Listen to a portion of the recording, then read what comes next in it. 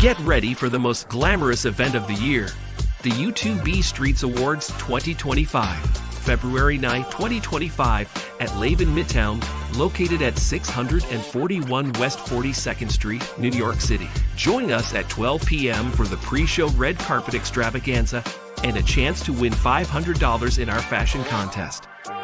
From 2 p.m. to 4 p.m., enjoy the Gold Tier experience with speakeasy confessionals, press interviews, and premium cocktails. At 4 p.m., the Platinum Tier includes performances, a comedic host, an award ceremony, dinner, and gift bags. From 8 p.m., the Diamond Tier features a VIP after party with a DJ, aerial dance, fire performances, and gift bags.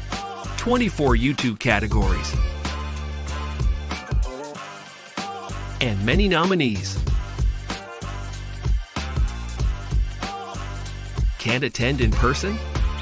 Stream the entire event live on Hush and Move Media via Uscreen for just $9.99. Get your early bird tickets before September 15, 2024. Visit now. Be a sponsor. Be extraordinary. Be there.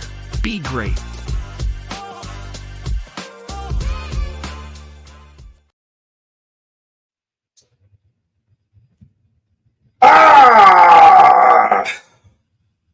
No. Welcome to the We-On-Loc Nation channel. I am your host, We-On-Loc Nation. Of course, welcome to the channel. Like, share, subscribe to that. And don't forget to become a member of the We-On-Loc Nation channel. Oh boy, I didn't think that was going to fall off again. Doggone it. So, I guess we're here to talk about breaking news. Breaking news, of course, everybody around the world has heard that Joe Biden has stepped down as president of the United States.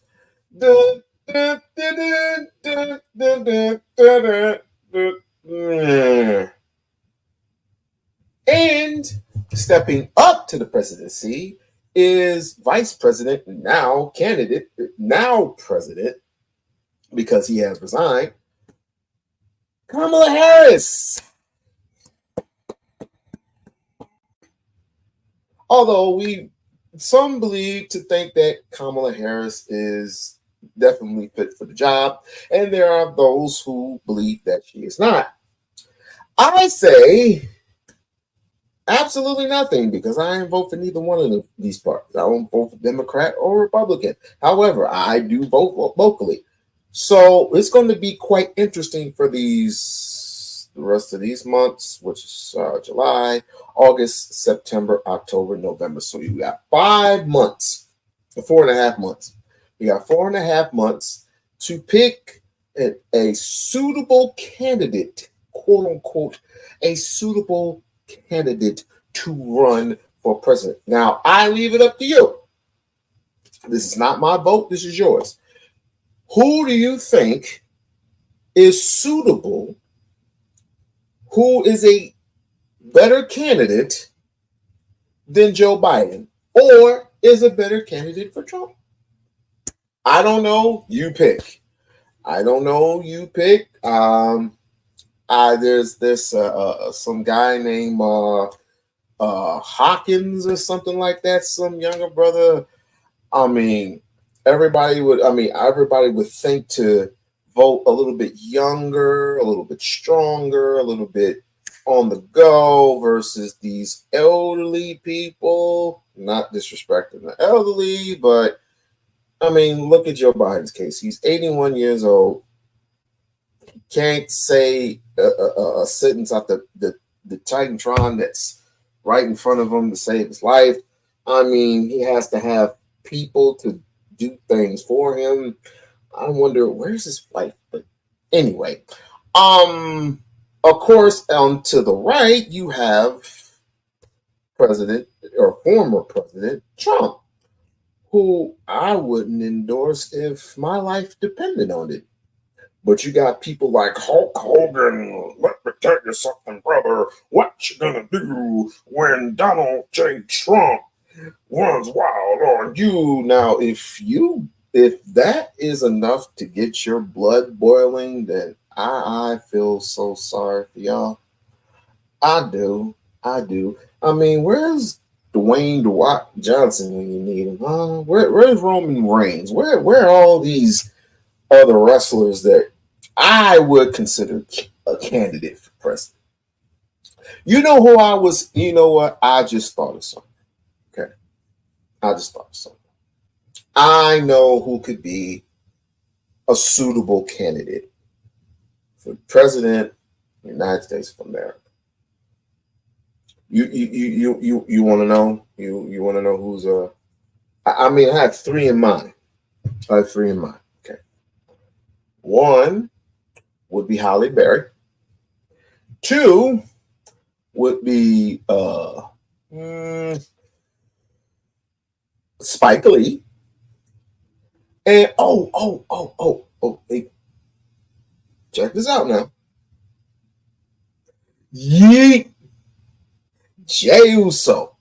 Jey Uso for president. Everybody, black, white, Latino, Mexican, Chinese, they'll all go, yeet. Presidency. Yeah. I vote for Jey Uso. Jey Uso. You go. Come on. Because they're all what? Actors. All these candidates are actors and just fakers. Fakers to the right, fakers to the left. Again, you pick. You pick what candidate. I don't give a damn anywhere else. Don't go with that bullshit because none of these motherfuckers are for reparations. I bet you none of these candidates to the right or to the left, none of them are for reparations. I might be wrong, but the attitude is we don't need another president, number one, who mumbles every other sentence when he's just reading straight from a script.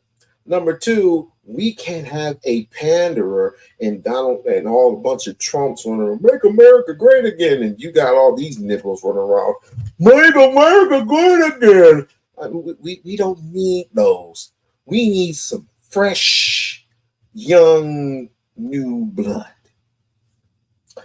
And to me, none of them possess the strength, the courage, and the knowledge, but know the truth. Because that's all we want is the truth. And us black folks, we definitely want reparations. And dumbass Myron from Fresh and Fit. They go, but you don't need to be paying anything. How the hell are they going to be paying for reparations? The government. They're gonna bankrupt. They're gonna bankrupt the United States. I don't give a. That's not my problem. That is not my problem. Yeah. But just in case that you're been under a rug, so if you think that Kamala Harris is a candidate for, maybe not. Just in case you believe that Kamala Harris, Mrs. I can't answer questions properly, Mrs. I don't know what a woman is. Anyway, so if you think you think she's going to run the country smoothly and surely, then I suggest before you go vote, before you go waste your time, right? Before you go to the polls, I just need to show you a little something, fair use. I just need to show you a little something before you get it all up in your feelings that this Indian, half African, half Indian, half Jamaican, half Native American, just saying. Like and share, subscribe to the channel. Like and share, subscribe to the channel. I had to go to a friend of mine that I haven't quite visited in quite some months now. I think it's time to revisit a good friend of mine. Don't you believe so? I think so. So here we go. Fair use. Hello, fam. This is Jay Cameron inviting you to join us in Ethiopia next March 2025. Experience of a lifetime. Back on board. This is not the one, but this is a little appetizer. Let's just do the appetizer. Go ahead. As you all know, Vice President Kamala Harris is making her rounds to various Black organizations trying to get the Black voter back on board, because we know that Black voters are not happy with them, and they have seen about a 20% drop in Black voters saying that they will vote for them in the upcoming election. Now, that drop is set to take place between 2020 and now. So, of course, they're concerned. So she's going to go out there and speak to Black people and say, hey, this is what me and Joey have done for you, right? Which is absolutely nothing specifically. So anyway, she sat down with 100 Black men organization, and she was interviewed by that of Steve Harvey, who is a comedian, a clown, if you ask me. And she said a whole host of things. But within that, Steve asked her about leadership, what advice she has for leaders. And this is what she said. Check it out. And don't ever hear it when somebody says to you, oh, nobody like you has done that before. Oh, it's not your time. Oh, you're too young. Oh, and then this is one I love. Oh, it's going to be hard work. Don't you ever listen to that. I like to say, I eat no for breakfast. That's right. I don't hear no. And don't you either. So as you heard her say, people are going to tell you it's too hard and you can't do this and that, and the other. She says, I eat no's for breakfast, so never let anybody tell you no. And you know what? I'm going to take her advice, because y'all remember when she said this? So I'm not going to sit here and say I'm going to do something that's only going to benefit Black people. No. So I'm not going to sit here and say I'm going to do something that's only going to benefit Black people. No. Because no. Of course, y'all heard her say, I'm not going to do anything just for Black people. Say it with me. No. So we're not going to take no for an answer. We're going to actually take your advice. And so we want our reparations, Kamala, and go tell Joe Biden we want our reparations. I know y'all them both told us no. I'm not going to be made to feel responsible for what my ancestor did 300 years ago. And of course, you told us no. So we're not going to listen to you tell us no. And in fact, what we're going to do is start telling you no more often. No, we will not vote for you. No, we will not show up for more of nothing until you give us our money. So I think that's some of the best advice you've ever given in your whole political career, especially Hell no, we won't. Oh, hi. We're back. So that's just a little. That's just a little appetizer, right? Just a little appetizer, just to see who's in office right now, who stepped up to the plate temporarily. Now, remember, voting is in about 5 more months. So if you have a perfect candidate that you think, or if you think that Kamala Harris will be enough to run the office, run the White House, and run the rest of the world, then you go ahead and you place your vote. Now, with that being said, I'm going to run another banger. It just to get your your thoughts going, your feet wet a little bit. And I want to make sure that you have properly thought it out. I mean, properly. Not like these little nuts that vote for Donald Trump just because he can give us a stimulus check. I mean, or throw paper towels at you. Or, Oh, people forgot about that. Oh my goodness. Well, live and you learn. Let's continue. Continues to be in the vice presidential slot, or she becomes the nominee, she's going to be, the president is, All right, let's go ahead and examine a few things here. You all remember years ago, we covered this when Nancy Pelosi was still in the House, Representatives, Speaker of the House, and Alexandria Ocasio-Cortez and her gang of 6 or 8 or 3 or however many it is Remember, they tried to buck up. They tried to make their little power move. And Nancy Pelosi said,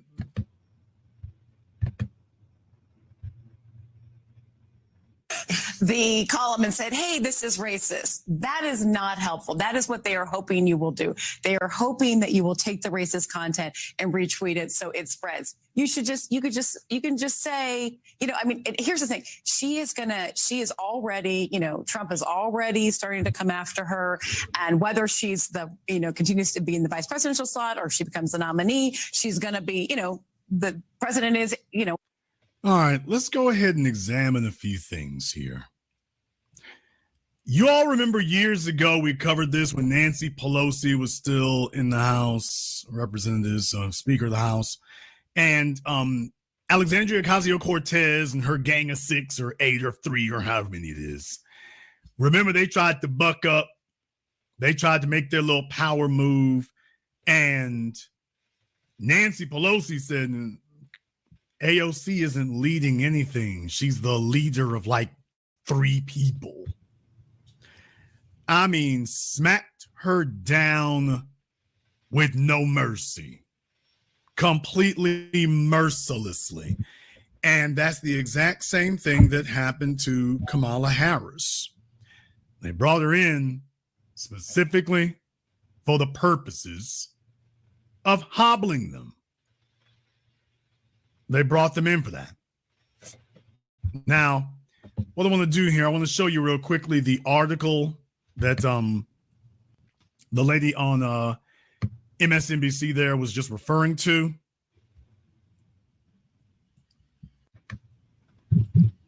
This is on your screen here is the article that they were talking about from the New York Post. So once again, we have these white supremacist code words. Once again, we have these white supremacist code words, but here is the problem. Kamala Harris is not qualified nor capable of confronting white supremacy. See, now's the time that you need to be able to put on your steel-toed boots and go stomping. But she hasn't built up any credibility to do so. She spent the last 3 years trying to be multicultural. And here's the problem. If you're a member of every tribe, you're a member of no tribe. You cannot be the spokesperson for the special needs of one tribe if you say you identify as a member of everyone. You can't do that. That's a little bit of intellectual masturbation that you play with yourself. It doesn't fly in the real world. So the problem is when you sit up here and say that Kamala. Now, it's quite interesting that every time the Democratic Party either gains or loses strength, why is this individual trying to be nice? Why is this individual, Roland Martin, always in the fingertips of everybody's business, so to speak, when it comes to voting? Like it's very important to him that every Black person votes for any type of candidate that's a Democratic. That's a Democrat. Excuse me. Now we're going to listen to a snippet of what this man, Roly-Poly Martin, has to say. Roll the clip. Black and that new Black media, they don't run anything. You just do as I tell you to, Kamala. That's the advice you're going to get from him. Why you got to be like that? As soon as I said I'm going to be nice, why, Jay? Why you got to do that, Jay? Why? And what I'm saying, folks, is that when you're at this level and it's a game of inches, you can either attempt to quarantine or inoculate. You have to be careful when you play that game. Let me explain that to you all. You must be careful if you're going to attempt to play the game of choosing quarantine over inoculation. Let me explain what that means.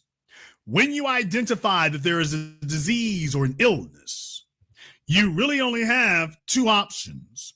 Option number one, you can attempt to close it off somewhere, leave it alone, and wait for it to burn itself out where it is. That's quarantine. That's isolation. However, if it's determined that quarantine is just going to be marginally effective or completely ineffective, you got to get to work inoculating the disease, which means you're going to have to find a way to confront it head on and defeat it. You cannot simply try to isolate it. The new black media, they attempted for years to isolate us. And they thought they were, let me say it like that instead. They thought they were isolating us. Well, Jason, how does isolation work? Isolation and quarantine in the political realm begins with ignoring your existence. Don't say anything about them. Don't talk about them. Pretend they don't exist, because your microphone and your influence is just so much bigger than theirs. And that brings me back to what you just heard the woman say here on MSNBC. I want you to hear what she had to say, because what she's trying to describe right now is the same failed policy of quarantine and isolation. She's already, Trump is already starting to come after her. And whether she's continues to be in the vice presidential slot or she becomes the nominee, she's going to be, the president is, will be 82 on election day or close to 82 on election day. So she's going to be a big part of this campaign. And, people need to know, she is tough enough. That stuff doesn't bother her. It's bothersome that that racist, misogynist content is out there. It might chill, I think it's bad for young girls to see that. But you know what it's going to do? Fire up a lot of women as well, and so, but just for people to know, you're not helping her when you actually share that stuff. Just call it out for what it is, but everybody needs to know she's tough enough to handle this, and she can, You're not helping her when you share that stuff. Okay, ma'am, but the reason that people are... My sis is in the building. Great. Who do you think is going to be the candidate for your United States of America? Who do you think? I think one of Bob Marley's kids could be candidate of the United States of America. I think Damian Marley. No, Skip Marley. I want Skip to be president. Are sharing this and condemning it, by the way. The reason that people are doing that is because your candidate is weak.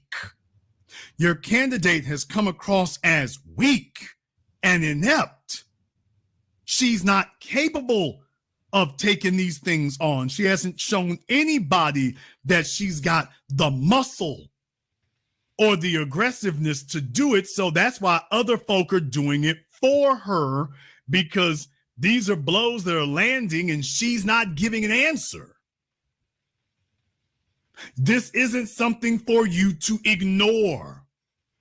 You can't let folks on major media outlets say things like this and you don't call that out. See, say whatever you want to about Donald Trump. He addresses anything and everything you say to him or about him. It doesn't matter what the newspaper is or whatever. If they print something, Trump is on your neck. He doesn't practice the strategy of isolation. No, you come at him, he throwing bolo. And that is absolutely true. Because anybody that comes at Trump, he comes at them with ruthless aggression. Case in point, the Capitol. Case in point, everybody who has talked bad about this man, including Kamala Harris, including Joe Biden, has suffered his wrath. Now, for all the so-called people out there who would like to vote for Donald Trump, I want you to think about the candidate that endorses him. Just think clearly with your head, not with your hearts. The type of candidate that endorses him, the type of people that endorse him, how much money will he be raising, and stuff like that.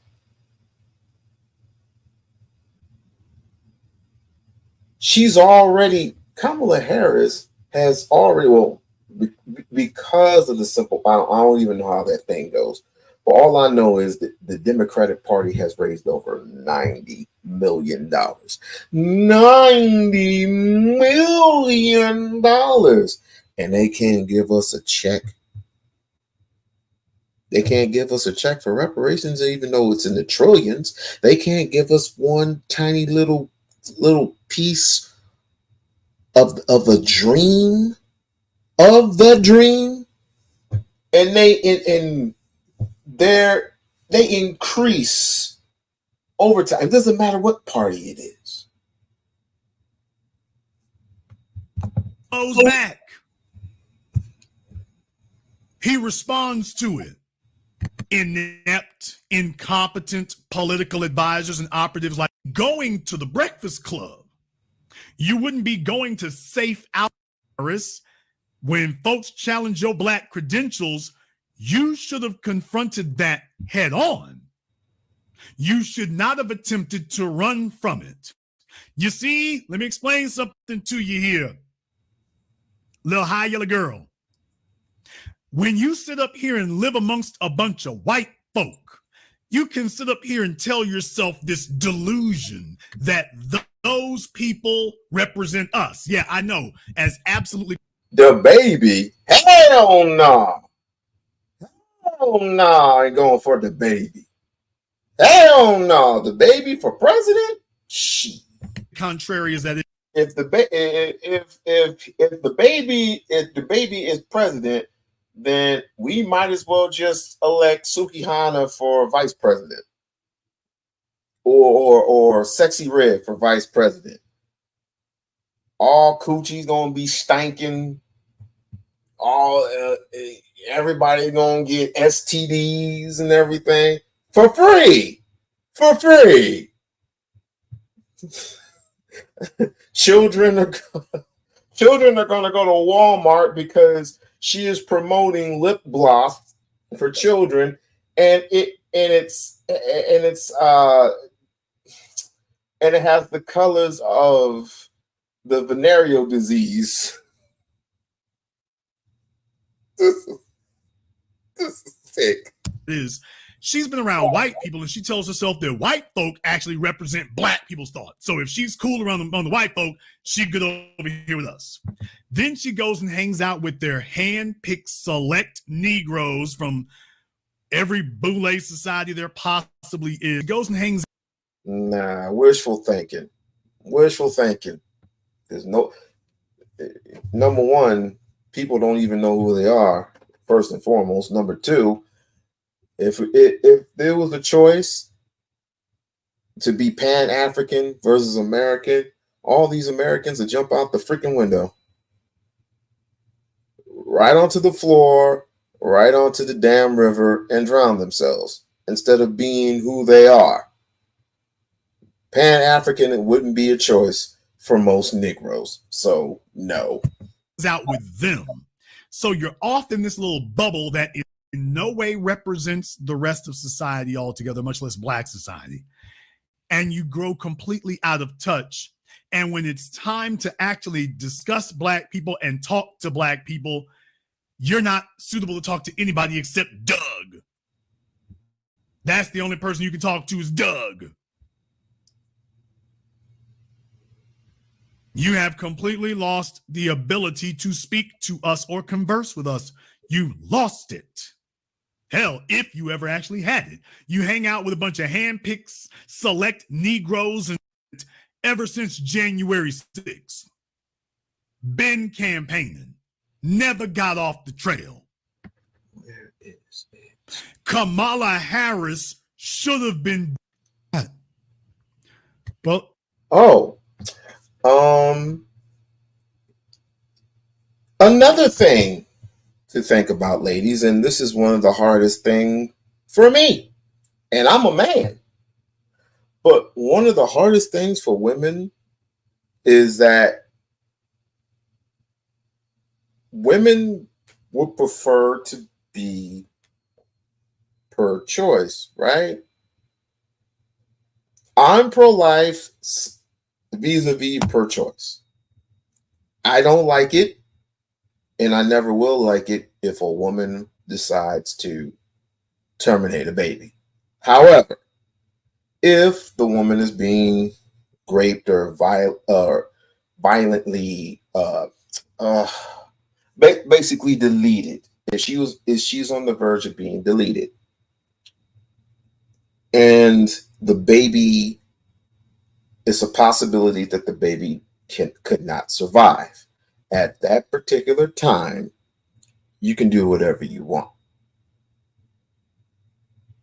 But at no circumstances would I believe. Let me just roll this, because it's a sensitive subject for women. It's a sensitive subject for women most, because they love Planned Parenthood, even though Planned Parenthood. I know all about Planned Parenthood and Margaret Sanger and everybody. They love it to death. But let's hear Kamala Harris's thoughts on abortions. Is there anything that she does actually stand for or believe in there? Well, actually, yes, she does. Oh boy, look, it's time for abortions. Oh boy, I'm telling you, she is stomping on the job for abortion. She's like, bring me your baby so I can throw this little bastard into a Cuisinart. We trust the women of America to make decisions about their own bodies. And then you start scrolling down through there and folks started asking questions. Simple things like, what is a woman? How can you trust women if you don't know what one is? So I remember that day. I remember that day when it was I think it was like a debate or something like that. And a woman asked her, what is a woman? And she did not, and she could not, would not answer the question. She just gave right through the question. What is a woman? How can you be a woman and not know what a woman is? If you can critique that sort of thing, how can you scathe past reparations, and then you scathe past the question, what is a woman? And this is your candidate. I mean, hey, she might have policies that people might like. You never know. She might have policies in place that might be comfortable for most Black folks. I don't know. That's why I asked, who would be comfortable for you? Who would be most comfortable? Or are you willing to hold your vote until you can find the proper candidate for them to be in the Oval House of the United States of America, the White House? Who do you think is suitable for you? Who's a more suitable candidate is what I mean. Is catching flack, and we are catching hell, and body blows are being thrown, and that was the whole thing. Do you notice? Here's my point right here. Do you notice that Joe Biden didn't go out telling you that he doesn't know what a woman is? Did you get that? Joe Biden's not out there saying that a woman is defined as anything you want it to be. You get that? Mm. You notice how the white men in the Democrat Party and the so-called liberal media, you notice that they push all their crash dummies out front to go say that idiocy, that it doesn't matter what a woman is. But you notice they're not saying the same thing about men First of all, they're not going out saying it about women, and they're not saying the same thing about men. You get that? What I'm saying is that they send their crash dummies out there to go say the ridiculous, stupid stuff. That's what they do. They send you out there to make an ass of yourself. They send you out there to make a fool of yourself. They send you out there to say ridiculous, dummy things. They'll send you out there for that. Because that's your job. That's your purpose. Your job and your purpose is to deliver the black vote. But it is also for us to send you down with the ship. Oh boy. Breaking news once again. Oh boy. I gotta go over here to Chaotic Truths channel. What the hell is going on over here? I gotta go to Chaotic Truths channel over here just for a second. See what the hell these two goofballs talking about. And choose a VP in a fast amount of time, and she does choose a woman, then hey, I called it because I see it. Go ahead, Flora. Ouch. All right, I'll stop. Go ahead. Go ahead, Flora. No, I can. And can somebody translate? Flora, let me ask you. CT understood where I was coming from. You don't, obviously. And it's hilarious. Let's be serious here. The only way that the Democrats have a Chinaman's chance is if they pick Michelle. If they don't pick Michelle, that pretty much seals the deal. If they pick Michelle, why does Michelle have to come in and clean up a white mess? I don't want Michelle to come in and do a goddamn thing. I'm pro-Trump. But what I'm saying is that Michelle poses an existential problem because of her popularity. Let's be honest here. Now, if the Democrats pick her or nominate her, we might be in for a hell of an August, September, and October. Yes. I tuned out. We more than likely will be in a hell of a August, September, and October up to election day. CT. Yeah. Flora, have you? There's another candidate, Michelle Obama, wife to Barack Obama. Barack-O-Drama is what I would call him. Barack-O-Drama. What do you guys think? Do you think Michelle Obama would be the best candidate for the job? Do you think she would be the best candidate to run the United States of America? Choice is up to you. Have you done drugs today, like weed or something? You seem kind of like, keep it real. Keep it real. All right, let me in lowering prescription drug costs for seniors and in expanding affordable health care to a record number of Americans. We provided critically needed care to a million veterans exposed to toxic substances, passed the first gun safety law in 30 years, appointed the first African-American woman to the Supreme Court, and passed the most significant climate legislation in history in the world or of the world. America has never been better positioned to lead than we are today.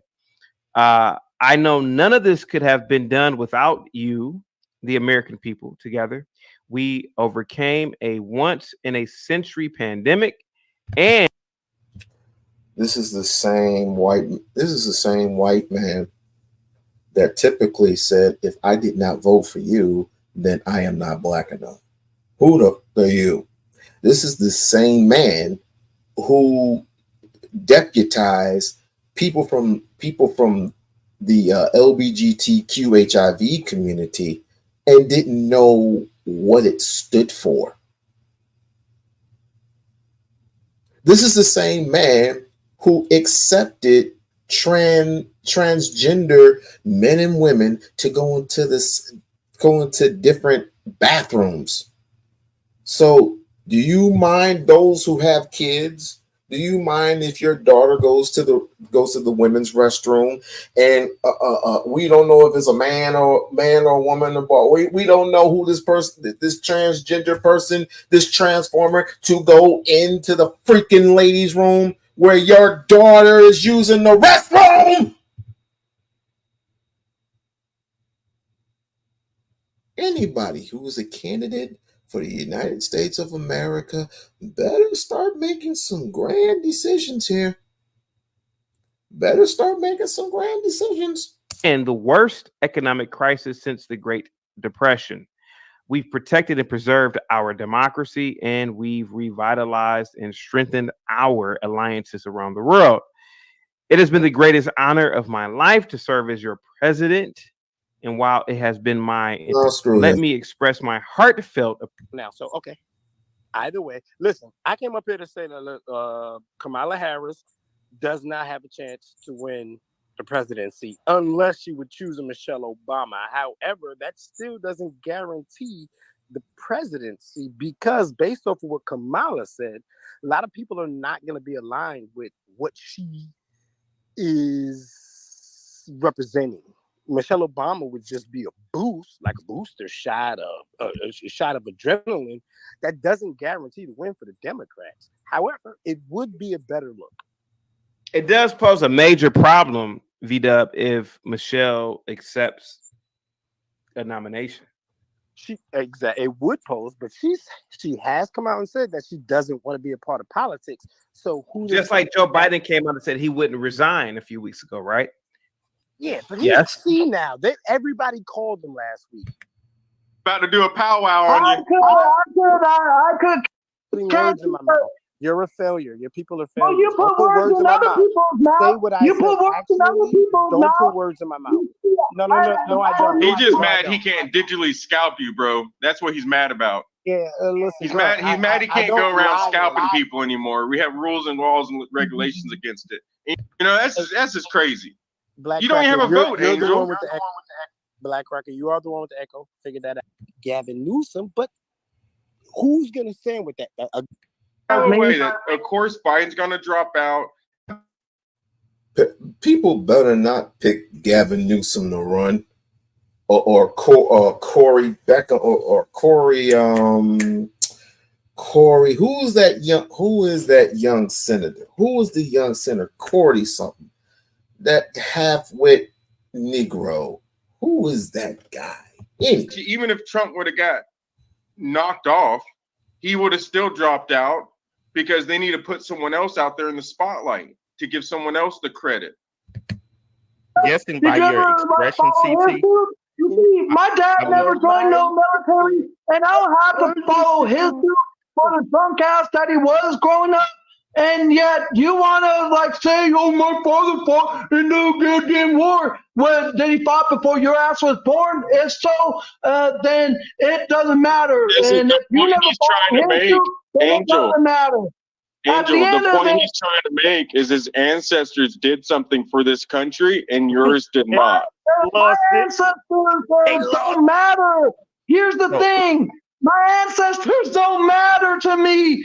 The only shit y'all bring up is, oh, did you know white people did this to your people? Okay, that's a whole big ass mess over there. That is a whole big ass mess. Shout out to Chaotic Truth. Punk ass nigga. Anyway, going forward, I think I just thought I'd just put out at least one more clip of the person that's in office right now since Joe Biden has stepped down, and I thought I'd just shed some light a little bit.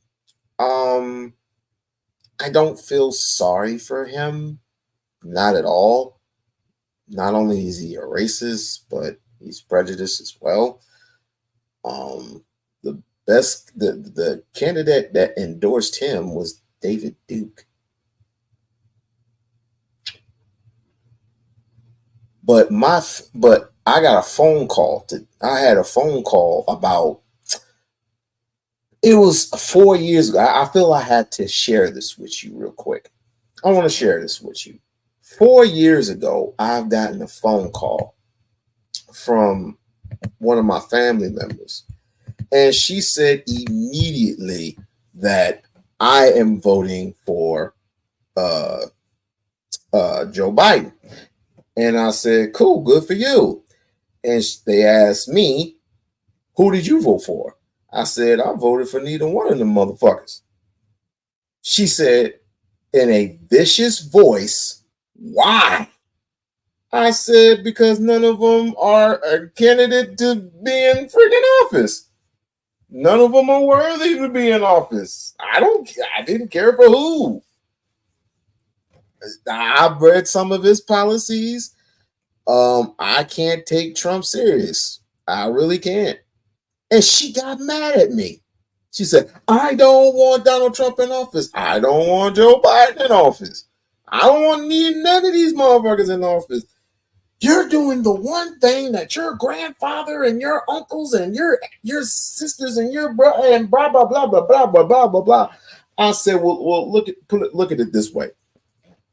I would rather jump off a bridge to another bridge, after the other bridge, full of water, and drown myself heavy than to vote for. Let's do the left real quick. If I voted for Biden, I would have set back thousands and thousands of years back where our ancestors fought, bled, and died for our civil rights. On the right side, I would have actually done with this. I would have done the exact same thing. I would have drowned myself heavily for a person, then rather vote for a person who is not only who used to be a leftist, but is now a rightist, and hates females, but likes to grab females in the pussy.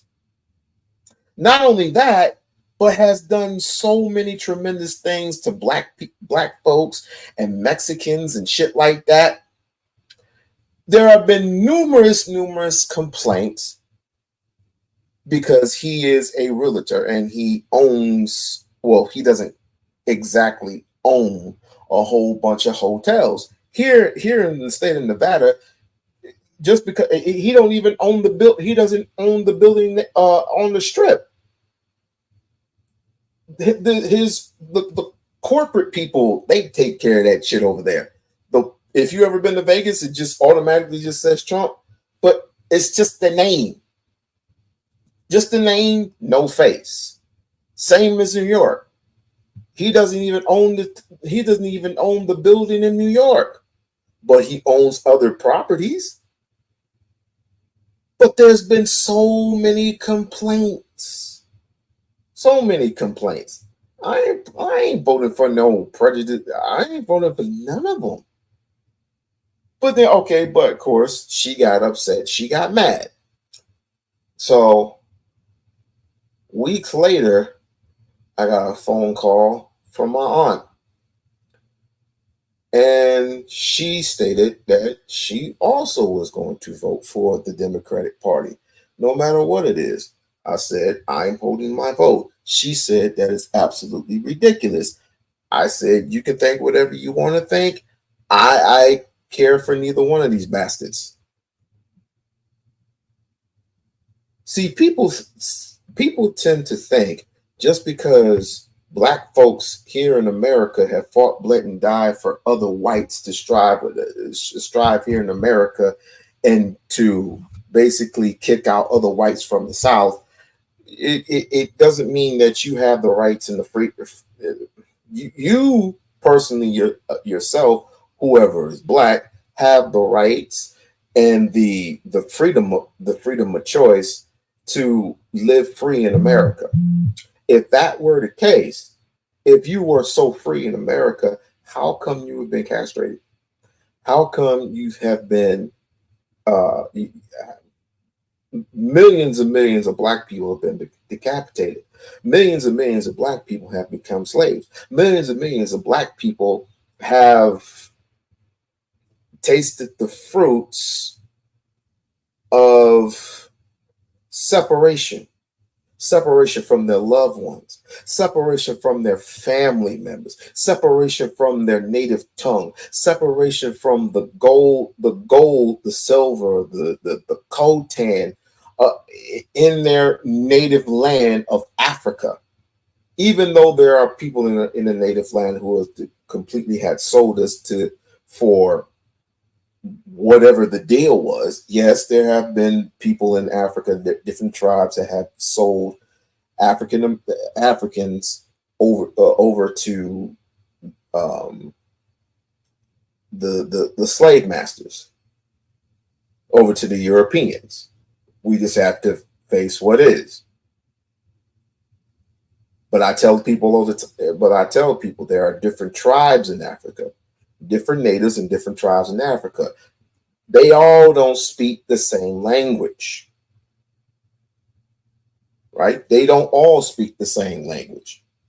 So, needless to say, make a long story long, I mean, we speak, but around this time, we don't speak because they know my stance. And often I get if your uncle was still alive, I was like, I would tell him the exact same thing. No disrespect, because I love my uncles. I love my Uncle Rudy. I love my Uncle Chuck. But I would tell them, just as I would tell you, the exact same thing. I would rather jump in a river full of green stuff and sewage and just die of a deadly disease than to vote for somebody who isn't for me. That's just it. That's it. That's all. I mean, sorry. That's the only thing I can say. Because I mean, I'm not a disrespectful person when it comes to my relatives. But at any rate, one last little thing about Miss Kamala Harris before we move forward. And it's California were so overcrowded that it constituted a violation of the Constitution. Without them having that shows clear and open bias ignores. Even did Kamala Harris at any point acknowledge the framing of Jamal Trulove? Did she ever express even a scintilla of regret for having praised a liar who perjured herself on the stand? Did Kamala Harris express any remorse or sympathy for Jamal Trulove? Did she so much as apologize, even once? No. What Professor Black Truth is talking about is merely half the people who Kamala Harris incriminated were innocent. Innocent. I thought it was innocent until proven guilty.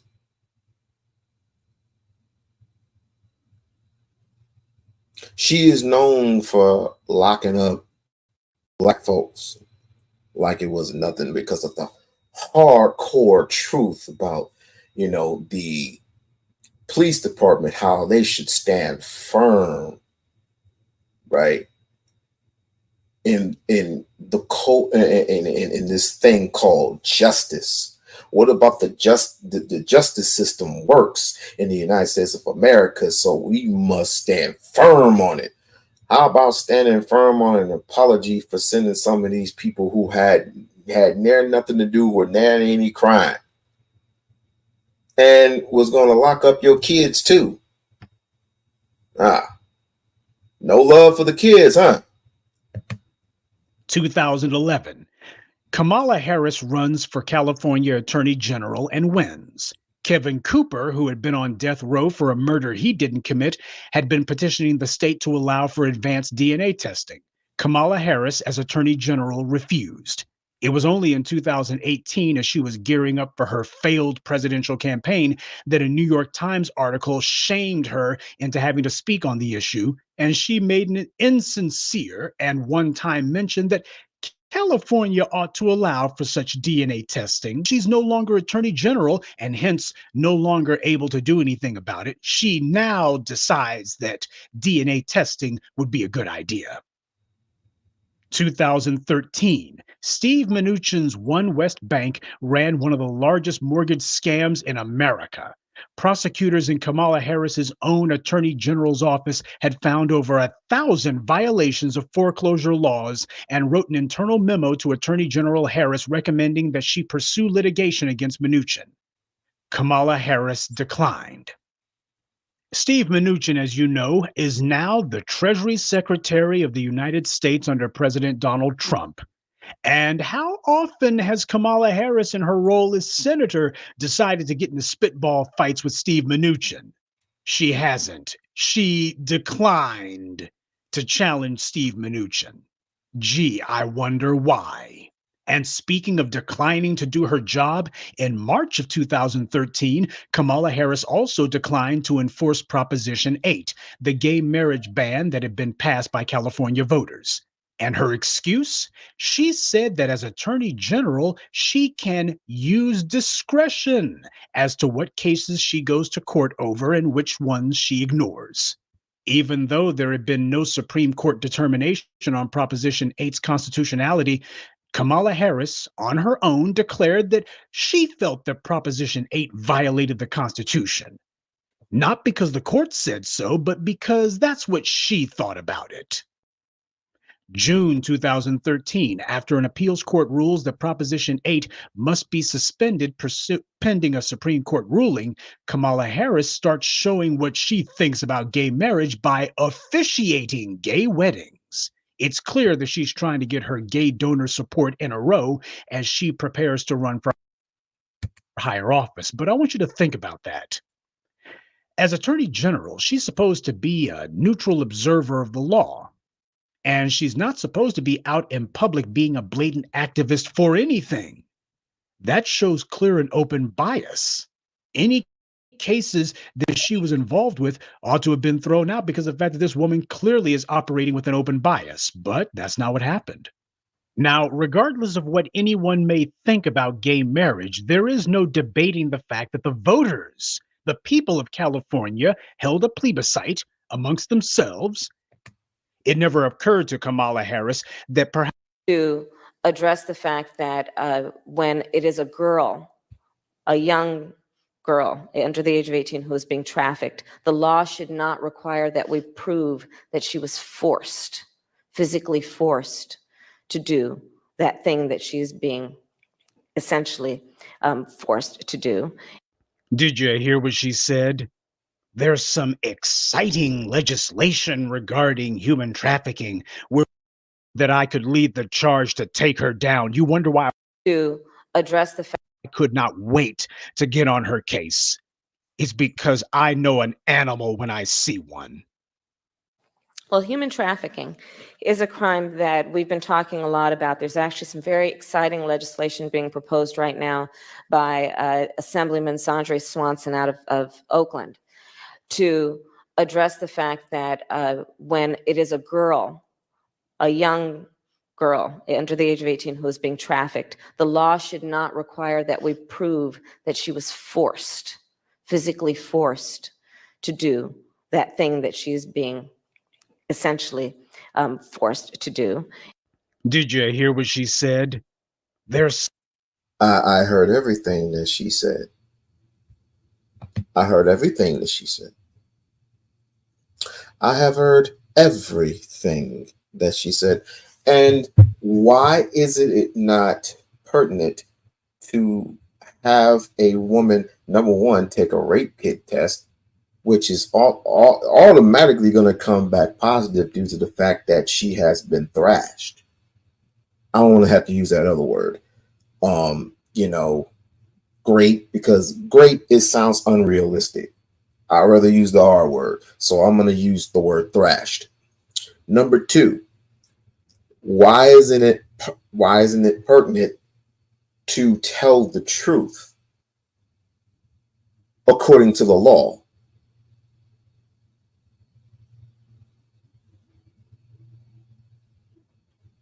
I think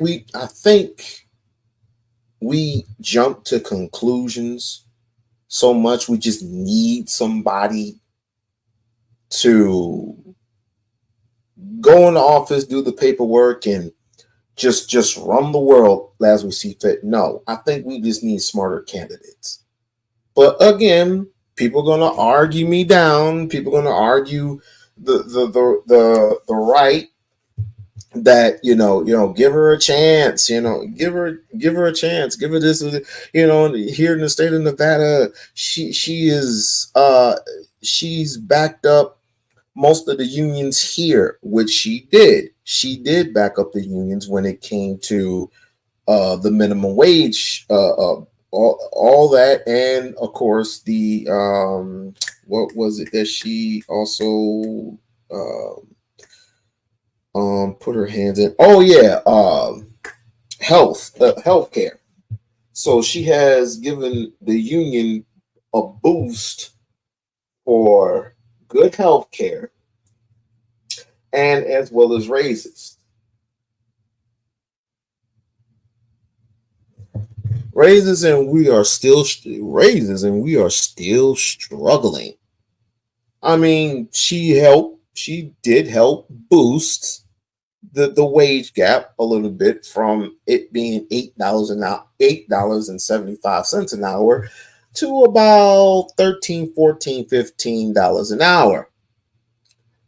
But you and I both know that things are still as high as it's ever been in the most hottest years. This is record-breaking, set-breaking years in the state of Nevada, in the state of Louisiana, in the state of Georgia, in the state of Arizona. It's a freaking 100. It's a freak 113, 14, 15 degrees outside. Luckily for us, we don't get humidity like that. It's just dry heat. But after a while, this is why I say it's very important for people just to drink water. Nothing but water. A little bit of juice here, a little bit of juice here, but nothing but 90% water. Even though we're 70% made up of water, all that is being instantly drained due to the heat itself. And you're going to die from heat exhaustion. It's very easy for you to die of heat exhaustion. So let's not play these games. If you're in the state of Nevada, if you're in the state of Georgia, if you're in the state of Mississippi, all those southern states, and including Arizona and in California, please, by all means, drink as much water as you possibly can. Now let's continue.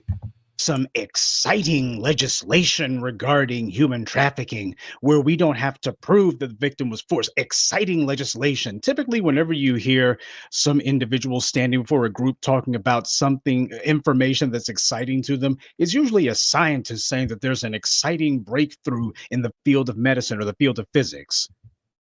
You got a prosecutor here who's holding all the cards, might I add, who's saying that it's exciting that there's some new punishment laws on the books. So I stand here as a career prosecutor, a very proud career prosecutor. And by way of background, I will tell you, I'm also one of two children who was born to parents who met when they were graduate students at the University of California, Berkeley in the 1960s. Do you know the challenge for every law enforcement leader, every elected district attorney, every elected sheriff? The challenge and the concern, the fear, always, is that we will do something with that low-level offender that might be about education and less incarceration, job training, mental health, and that person will go out tomorrow and kill a baby and a grandmother.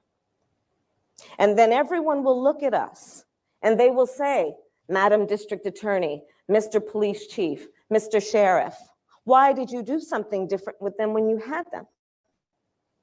Because you see, when we engage in innovation in law enforcement, it necessarily means we're doing something different with someone who's on our screen, on our radar. And the only reason they're probably there is because they committed some kind of crime.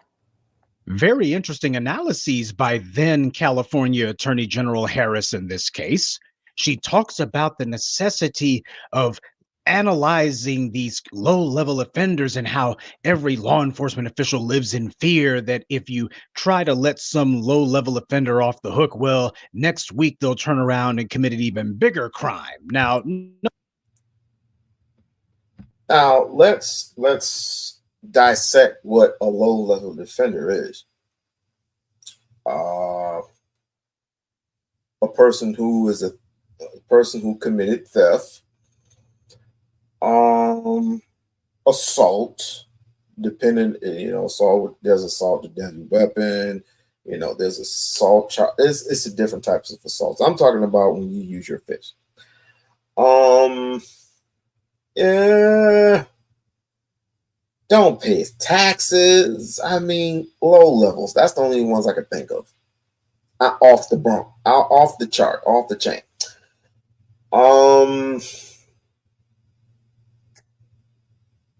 Yeah.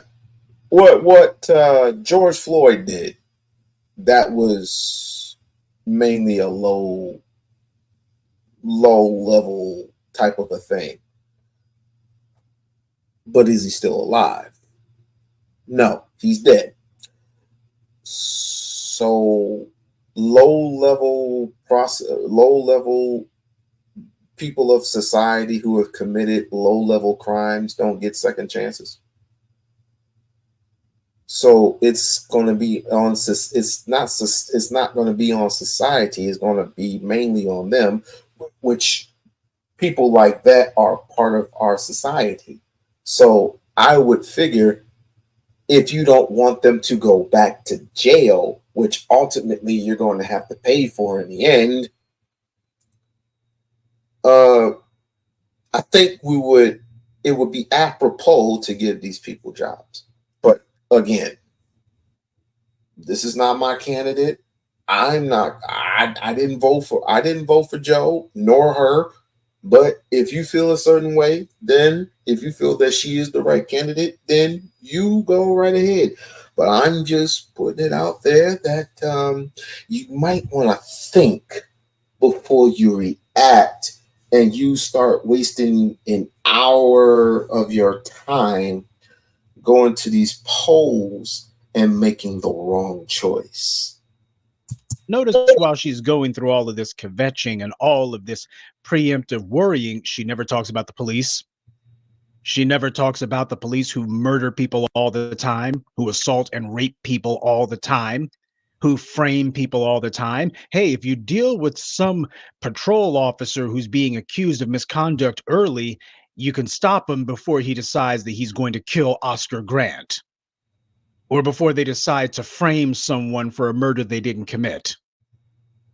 Notice how that never comes up, because apparently the police don't commit any crimes in Kamala Harris's world. In the imagination of Kamala Harris, the police walk on water and they only do good deeds, and we certainly don't need to look at the police through the exact same lens of criminality that we look at, say, the Black community. This is who was supposed to be the top cop in California. Now, this next part that Kamala Harris is going to be laughing and guffawing about is particularly important because she has tried and failed to rebrand herself as a progressive prosecutor. That's the phrase she liked to use, kind of like George W. Bush's compassionate conservatism, another lie-made slogan. Kamala Harris talking about herself as a progressive prosecutor, progressive prosecutor. Well, Kamala Harris is going to tell you exactly what she thought about progressives back when she was attorney general, because she didn't start talking that progressive prosecutor crap until she wanted to run for the Senate, and she needed to find a way to preemptively whitewash her 25 to 30 years of crimes against the Black community. So I'm going to let Kamala Harris tell you what she thought about progressive prosecutors when she was in front of other DAs back when she thought that she had a friendly audience and that nobody was going to dig this video up. Okay, so I say with all love and warmth. that part of the concern also for people who are progressive thinking and liberal minded, or just progressive thinking in terms of just fix it, is that we all have these posters in our closet that is attached to a stick that we sometimes will card out when we're talking about criminal justice policy and those statistics that you first heard when we opened it up, incarceration. And we run around with these signs, build more schools, less jails. Build more schools, less jails. And we walk around everywhere, build more schools, we protest, build more schools, less jails. Put money into education, not prisons. There's a fundamental problem with that approach, in my opinion. And it's this. I agree with that conceptually, but you have not addressed the reason I have 3 padlocks on my front door. See how mocking she was. See. Wow. So, in other words, she would be the type of person, if I were to meet her in the elevator, she would clench her purse. And she would put it on the opposite side of wherever I was on. Oh, okay. She would be the type of person, if I was in Walmart or something, and we obviously came out at the same time, and let's just say we were in the same park, we parked in the same parking lot. Boy, she will get to that car real quick and fast. Wow.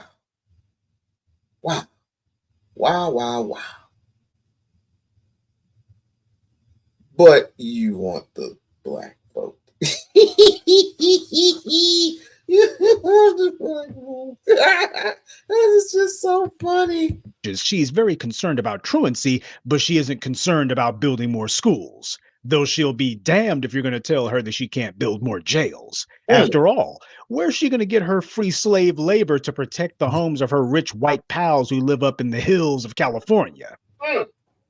So part of the discussion about reform of criminal justice policy has to be an acknowledgement that crime does occur. And especially when it is violent crime and serious crime, well, there should be a broad consensus that there should be serious and severe and swift consequence to crime. Unless it's the police, or Willie Brown, or Steve Mnuchin, or Brock Turner. 2005, in a secret memo, D.A. Harris's aides recommended that she enact a policy that many prosecutors have been enacting nationwide to disclose past misconduct by law enforcement in order to help ensure defendants received a fair trial. Kamala Harris refused. Her first loyalty wasn't to the people of San Francisco. It was to upholding white supremacy and to protect the enforcement arm of white supremacy. But notice that the police unions oppose defendants knowing the dirt that they've done. Gee, you know, if you obey the law, then you got nothing to worry about, right? But that's the entire point.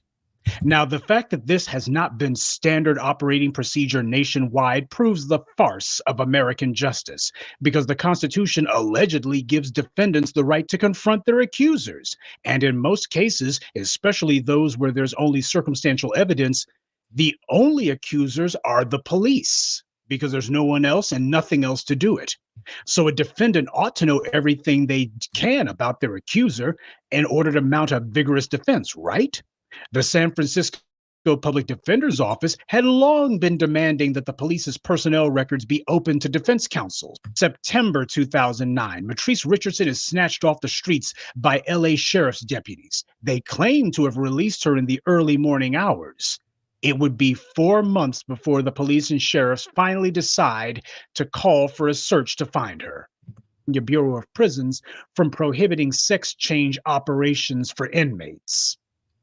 So I was, as you are rightly pointing out, the Attorney General of California for 2 terms, and I had a host of clients that I was obligated to defend and represent, and I couldn't fire my clients.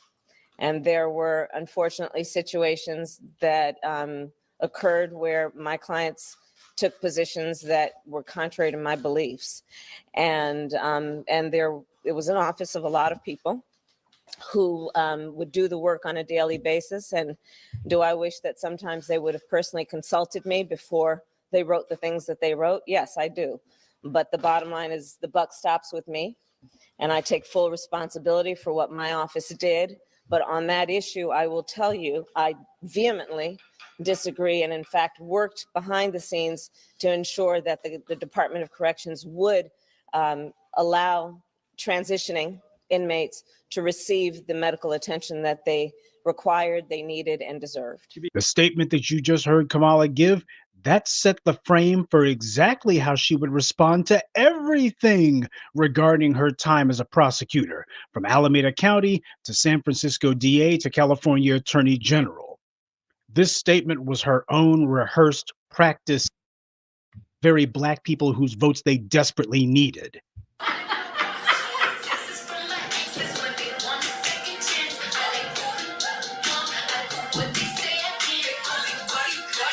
This is disrespectful as hell and deliberate. It lets you know what Kamala Harris really thinks about Black people. And it was as much a message to her white handlers and benefactors as it is to Black people.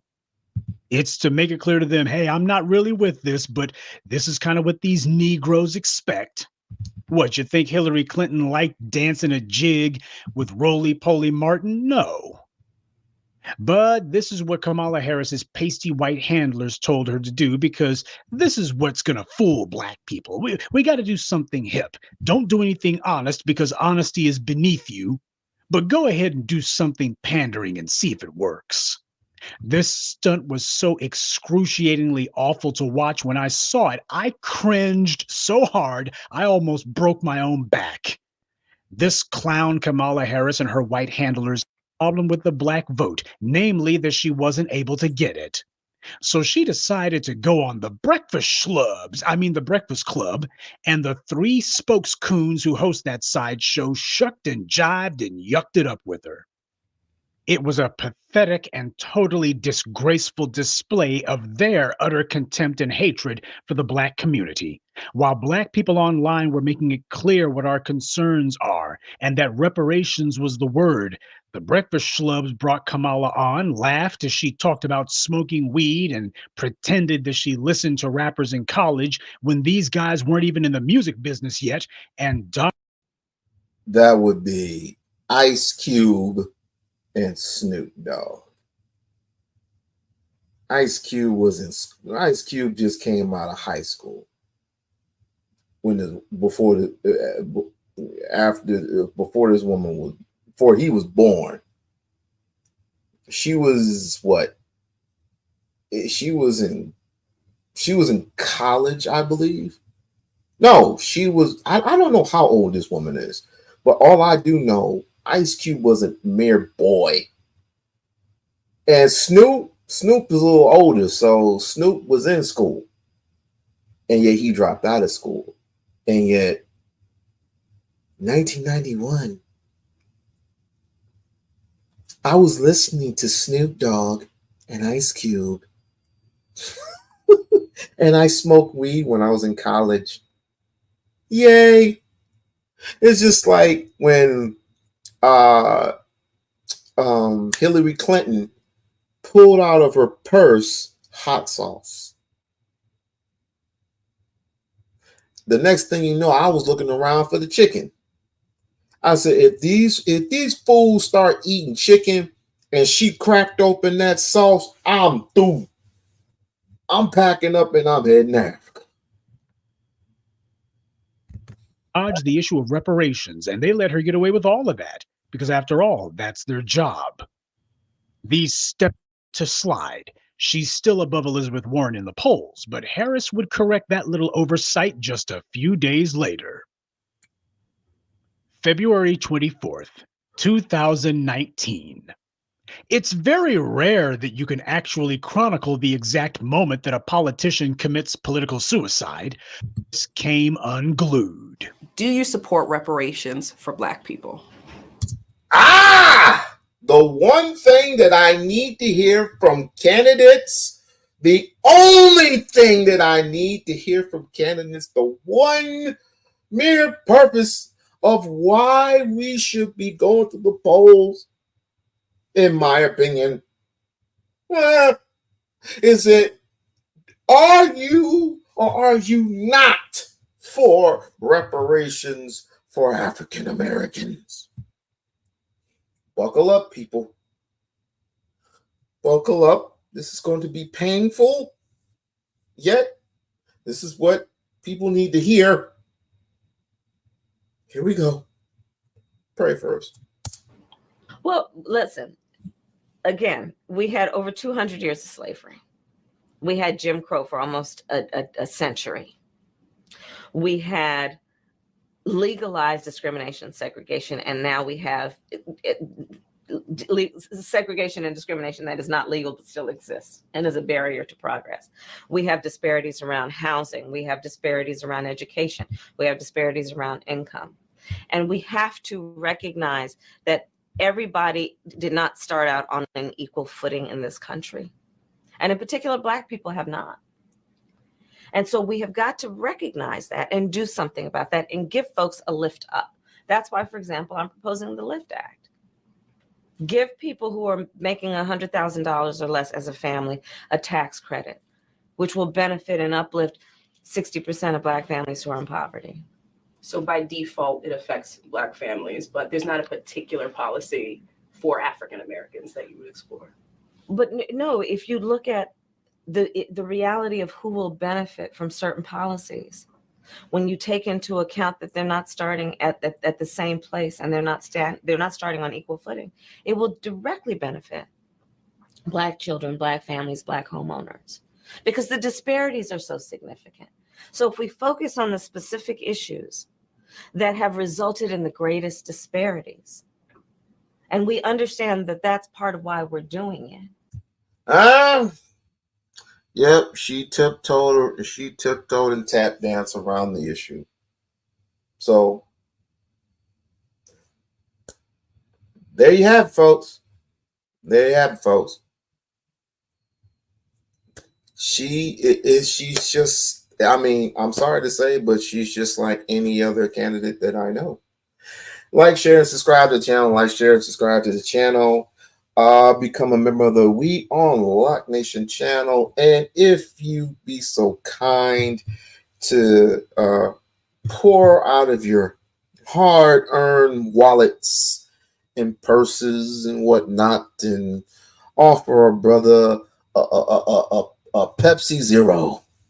Pepsi Zero is $3. $3! $3! Or a cup of coffee, whichever one. I don't mind a cup of coffee. I don't mind any. I was thinking about trying this cappuccino, but anyway.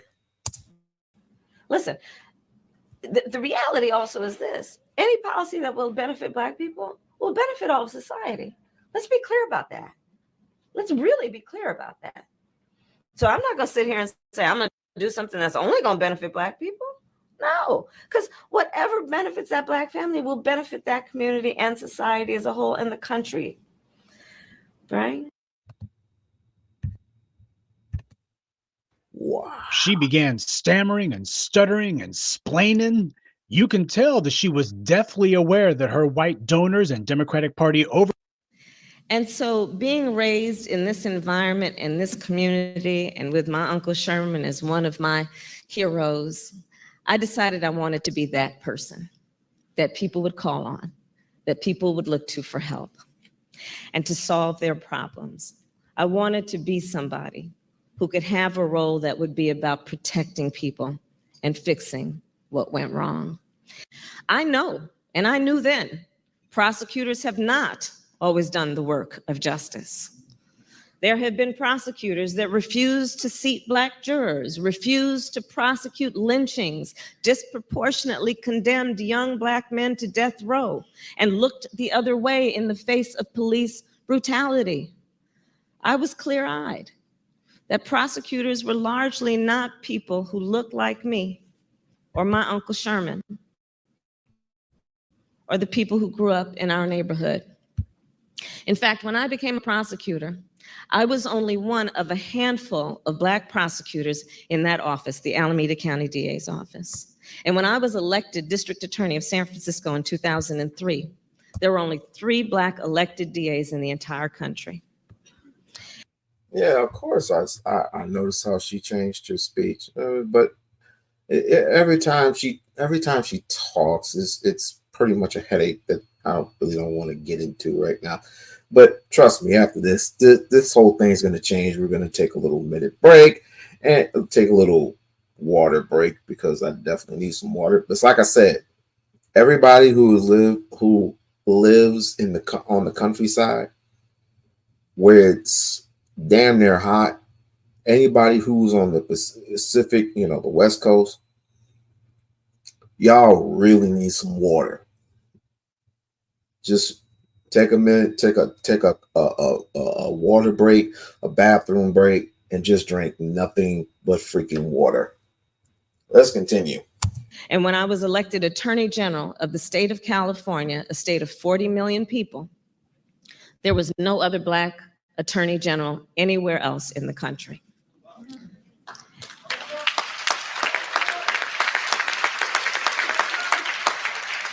And yet, I knew the unilateral power prosecutors had with the stroke of a pen to make a decision about someone else's life or death. Whether someone... Yo, T, I will be so glad when this election is over too. What up, homegirl? What up? What up? What up? But yeah, I will be so glad when this election is over too, because possibly, maybe, Donald Trump will be in office again.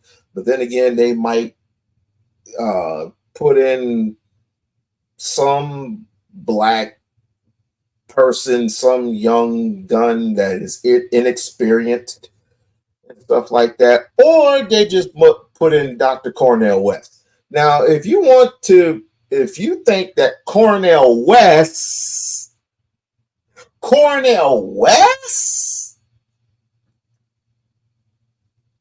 an actor, a philosopher, a activist. He is an activist. However, he is an activist. I did watch him in The Matrix. He was wonderful in The Matrix. We don't need actors. What's up with all these goddamn actors? You know what? I picked.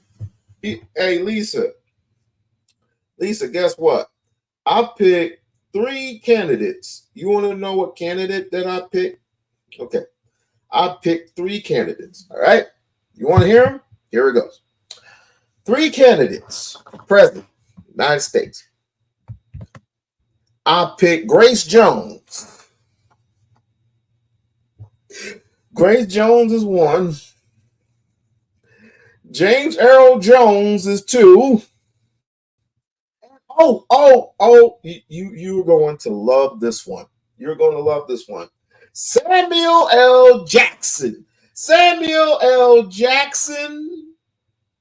Yes. Since Rudy, the dude that played Dolomite passed away, I appoint Samuel L. motherfucking Jackson to be the president of the United States of America, so we can all together say, motherfucker, is you crazy? would be charged or let off. Whether someone will be tried as a juvenile or as an adult. Whether someone is sent to death row or not. I knew that it made a difference to have the people making those decisions also be the ones who went to our church, had children in our schools, coached our little league teams, and knew our neighborhoods. In South Carolina, you know this well, which is why you elected prosecutors like Byron Gibson and Chip Finney, who, like the South Carolina NAACP, believe in what can be, unburdened by what has been. People who bring the context, awareness, and life experience to the job to make the system more just. And I'm going to give you just two examples of in my own career how I've seen this play out. And there are many, but I'm going to offer two. A few years after I left Howard University, I started my job in the DA's office. And it was during the crack epidemic in the 1990s. And it was also the height of gang violence in Los Angeles. And in California, then they passed a bunch of laws that were known as gang enhancements, which meant longer sentences if a person was affiliated with a gang. And because these laws were new, prosecutors at the time were trying to figure out how to prove the cases in court. So one day I was sitting in my office and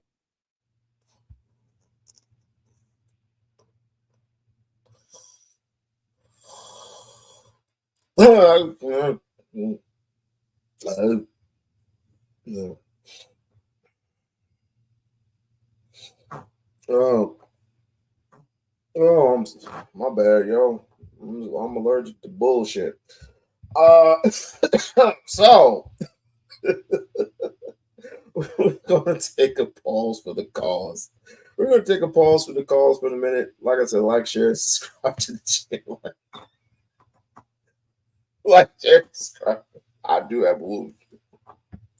Like, share, subscribe to the channel. Like, share, subscribe to the channel. Become a member of the We-On-Loc Nation channel. Please become a member of the Loc Nation channel. We want to make this channel grow for multiple reasons, and I can get this little space cleaned up. I had to take half of the things and put it in this room so we can clean out the living room, vacuum it, and then shampoo it out. You need to shampoo. It just needs shampoo. I mean, I got the products, I got the thing and everything, but we just need to do some rearranging, some adjustments. And if y'all can be so kind as to lend a brother a couple of dollars so I can give me a Pepsi Zero, I mean, it would be much appreciated. It will be much appreciated, much obliged. But let me go ahead and do my promotions for today. Get ready for the most glamorous event of the year, the U2B Streets Awards 2025, February 9, 2025 at Laven Midtown, located at 641 West 42nd Street, New York City. Join us at 12 p.m. for the pre-show red carpet extravaganza and a chance to win $500 in our fashion contest.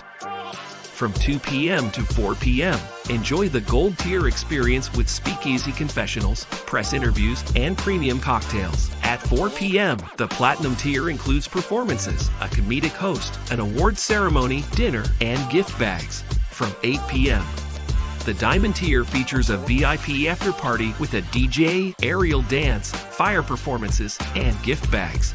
24 YouTube categories and many nominees. Can't attend in person? Stream the entire event live on Hush and Move Media via Uscreen for just $9.99. Get your early bird tickets before September 15, 2024. Visit now. Be a sponsor. Be extraordinary. Be there. Be great.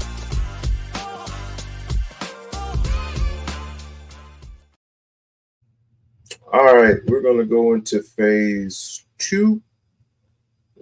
Phase two of what we really came for.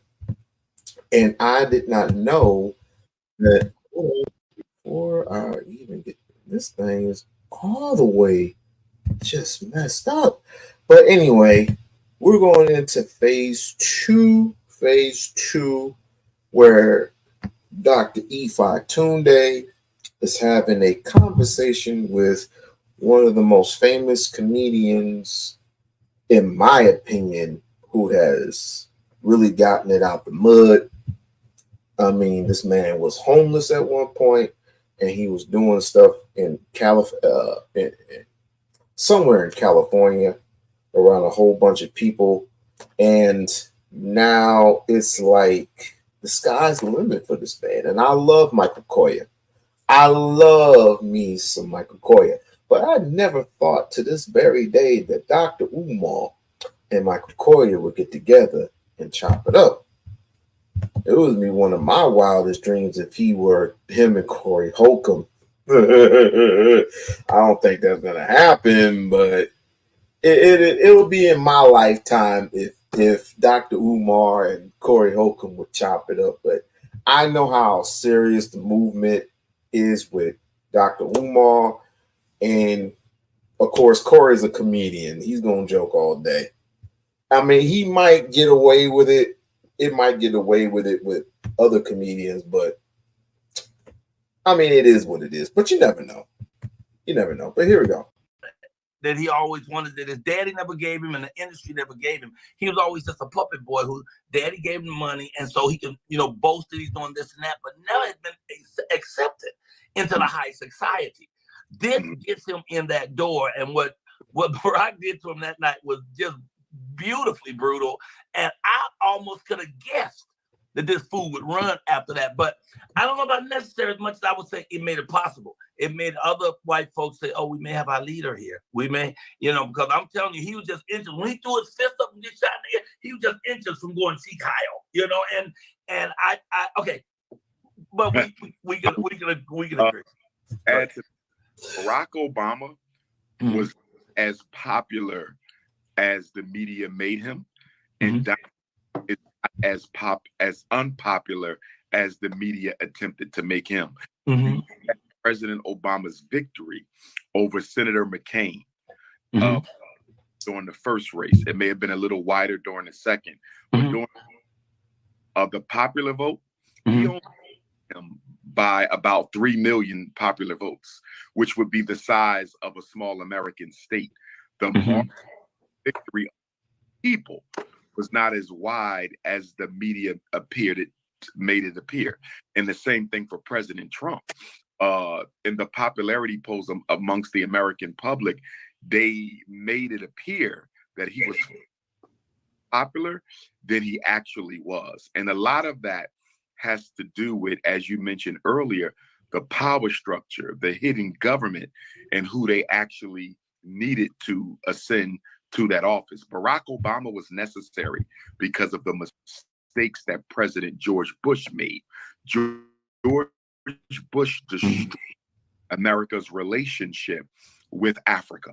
George Bush destroyed that relationship. Barack Obama was necessary because they needed someone who could go back into the continent and heal those relationships with African leaders to make African resources safe for exploitation from America again. Keep in mind, the United States government, although it is the United States people, the American people, although a small percentage of the global population, consumes no less than 25% of the resources that come out of Africa. So America is extremely dependent on African resources, and that is why Barack Obama had to be made president. There was another Black U.S. congressman, I think his last name is Ford, if memory serves me correctly. He was also a fair-skinned brother with green eyes. They were considering him as well, but they felt Barack Obama would have been the safer of the two picks because he was not a direct descendant of the enslaved African.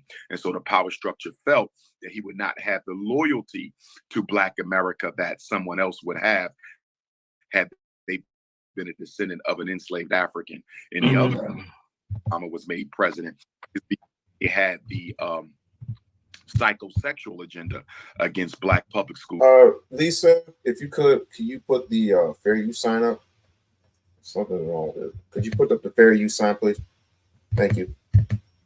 Students in the interest of population control. So they needed Barack Obama to get Black America to accept childhood transgenderism, to accept childhood LGBTQism. And so Barack Obama is the first president in American history to not only approve same-sex relationship, but approve the teaching of same-sex relationships to our children in public schools. So he became very, very necessary. And Donald Trump is necessary because, as you mentioned already, Baba, he is a warmonger. Donald Trump is willing to go to war. And as a business, he is very much about money over the best interest of the American people. So Donald Trump became necessary for corporate reasons and for military reasons. Presidents are always chosen for a domestic reason and an international reason. It's like I said, would you feel comfortable in a situation where a transgender, a transformer, goes into a arrest facility where your daughter is using the restroom and all is confusing? Don't know if that's a he or she. In actual all facts, it's a he pretending to be a she, and something happens to your daughter, but they can't say for what, because we don't. It's pretty much licensed at this point, and said that this person who is a transformer has a right to be in the same bathroom as your daughter. It's the same thing with your son. He can be in the son with somebody that turns into a woman, and he can be in jail for rape. Make it make sense. All right, I want you to try to see if your Wi-Fi will work. Okay. Only because I'm losing some of your work. Raggedy form, because we want you here. So I love me some Barack Obama, and I still do to this day. Now, when we talk about, I got back on you though, Bob. I can't let you get off that easy. Come on. Respectfully, Baba. Here's my Barack Obama supporters. Okay. Take the emotionality out. And when Black symbolism out of the Obama administration. It's one solid achievement or advancement that Barack Obama championed for the American African people. I can give you 3 laws he passed. I can give you laws he passed for immigrants. I can give you laws he passed for women. Can you give me one thing he did for the American African people? Nothing. Barack Obama did that. I wish I was more stacked up with my knowledge on that, but that's absolutely that's patently false. I don't agree with that at all. Okay, go ahead, keep going. It was you can't agree with what, Mr. Koya. This is what I would say, because I actually like this brother. I've been like, well, Mr. Koya, what is it that you don't agree on? If of course you can name, I can name at least one thing that Barack Obama attempted to do but did not do. I can name one thing that Barack Obama attempted to do but did not do, and that's give us reparations. Oh, and there's another thing. Remember the time where he said he was going to bail out certain rappers out of prison? We're still waiting for Corey Miller to come out of prison. Corey Miller, a.k.a. C Murder, a.k.a. Master P's younger brother. Where Mac at? Where Mac at? Where's C Murder at? C Murder's in prison for life. Where's the indictment? Where is that? That's all I ask. Where's the indictment for all these brothers and sisters who have been in prison and they're supposed to be out of prison? Whatever happened to that shit? Fuck that. Never mind. It's empty symbolism. And here's the biggest problem. And this is not Obama's fault. I want to be clear. This is on us. Okay. To his credit, President Obama never said he would do a single thing for Black people. To his credit. Therefore, I have to fault us as a community for acting like Barack Obama was some kind of a solution, because in doing that, we bought the American power structure 8 years of time to reorganize, remobilize, and re-energize. So as I always say, Barack Obama rocked us to sleep, and Donald Trump was the alarm bell that woke us up. Okay, here's a couple of things he's done. First of all, President Barack Obama made 62 lifetime appointments of African Americans to serve on a federal bench. First of all, this includes 9 African American. Let's hold on to that. African American, underline that. African American. Go ahead. Circuit court judges. That's token. That's not changing for the people. That's tokenism. But he did that though, right? You call it tokenism, but he did do that, right? Tokens. Don't give me tokens now. Okay.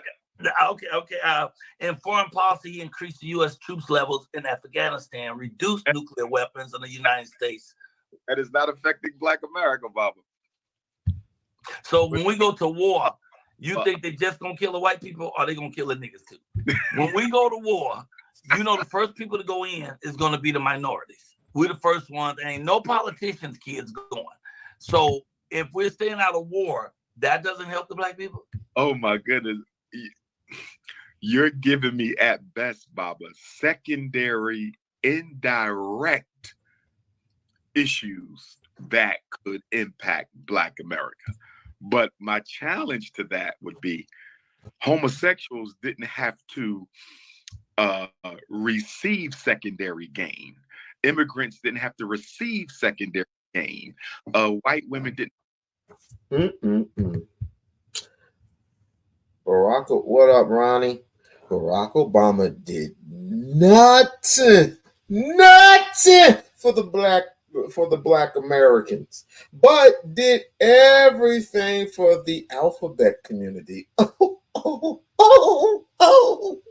the truth hurts. Oh, it hurts. Oh, well, what about the government shutdown? Everybody and your mama shut down the government for a little bit. What is that supposed to mean? Where's my money? Where's my it's kind of hard, because I do have bills I have to pay. So do I want reparations in money, or do I want reparations in land? Do I want reparations in money, or do I want reparations in land? Man, that's kind of hard to figure out. What would you rather have? Would you rather have land, or would you rather have money? Think wisely now. Secondary gain. President Obama targeted them directly, just like President Biden. And we can even zero out of President Obama alone, because I know a lot of your viewers, because of their emotional attachment to him, can't really participate in a non-emotional political assessment of Barack Obama's lack of support for Black America. But if we just look at the Democratic Party, let's just go from Clinton's 8 years and Obama's 8 years and Biden's 4 years. We struggled more, and I am no Republican supporter. Okay. Very clear. I don't support either plantation, but we struggled more under the Democrats than we did under the Republicans. It was the Democrats who criminalized child support.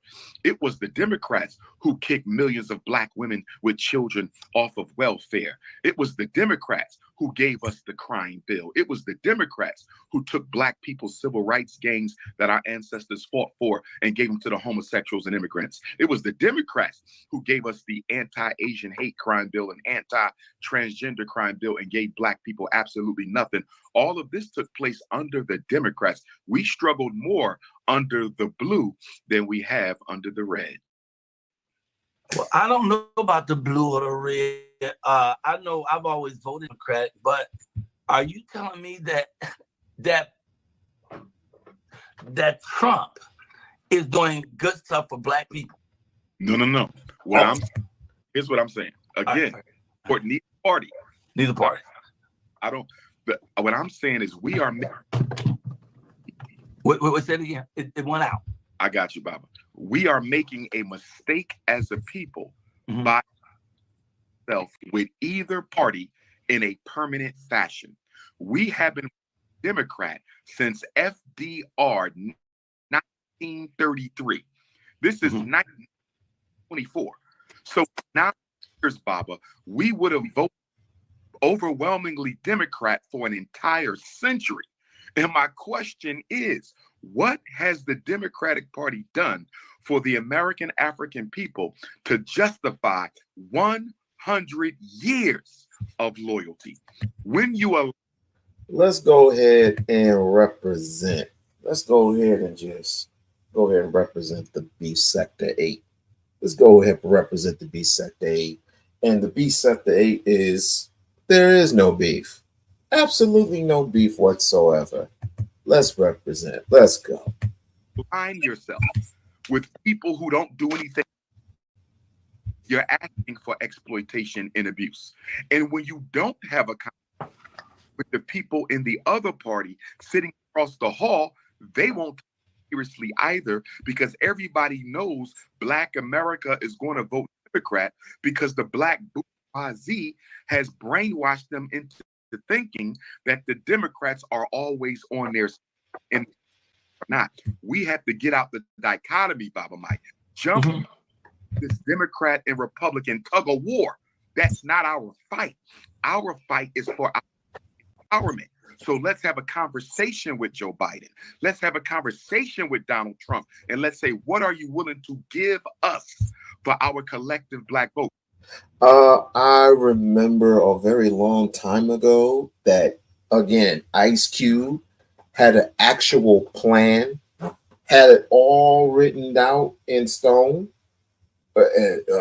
When I say written in case in stone, I mean written out on a piece of paper, signed in ink, and had Dr. Claude Anderson help him. Shouts out to Dr. Claude Anderson, wherever he is, him and his lovely wife, who have written me an actual letter, which I'm still trying to find to this very day in this junk of a pile. And he had gracefully helped Ice Cube with this particular plan, and he went to both parties with this particular plan. Both parties shut him down, basically. And merely he is on his own. Now, I still have a question of why he sold the 3 baller league or whatever. Why do all these Negroes want to sell their establishment? Why? I don't understand.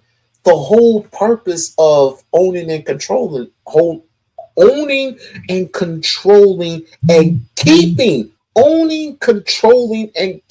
something is to give it to your sibling. It's not just about money. But I'll get on him on a later date. We never do that. We never sit down with them to discuss our concerns before we run out with no promises, no pledges, no concessions, and we wonder why we get nothing in return. You don't engage in politics in that manner. You get agreements up front. But in order to get agreements up front, you got to do 2 things, Baba Mike.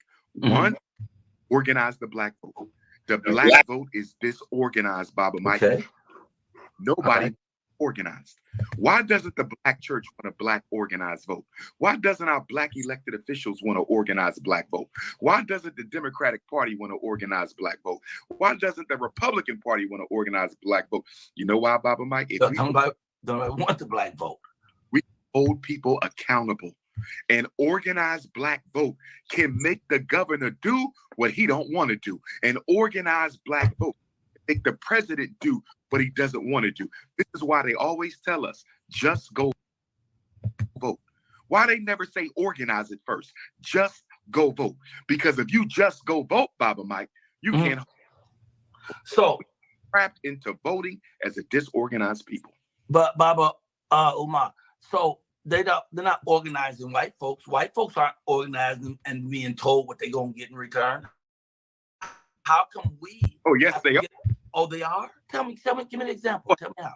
Action committees, Baba. They have lobbyists and they have political action committees who go to Congress and go to the Democratic National Committee and the Republican National Committee with money, and they say, "How you think the homosexuals got so much power?" They went with their lobbyists and their political.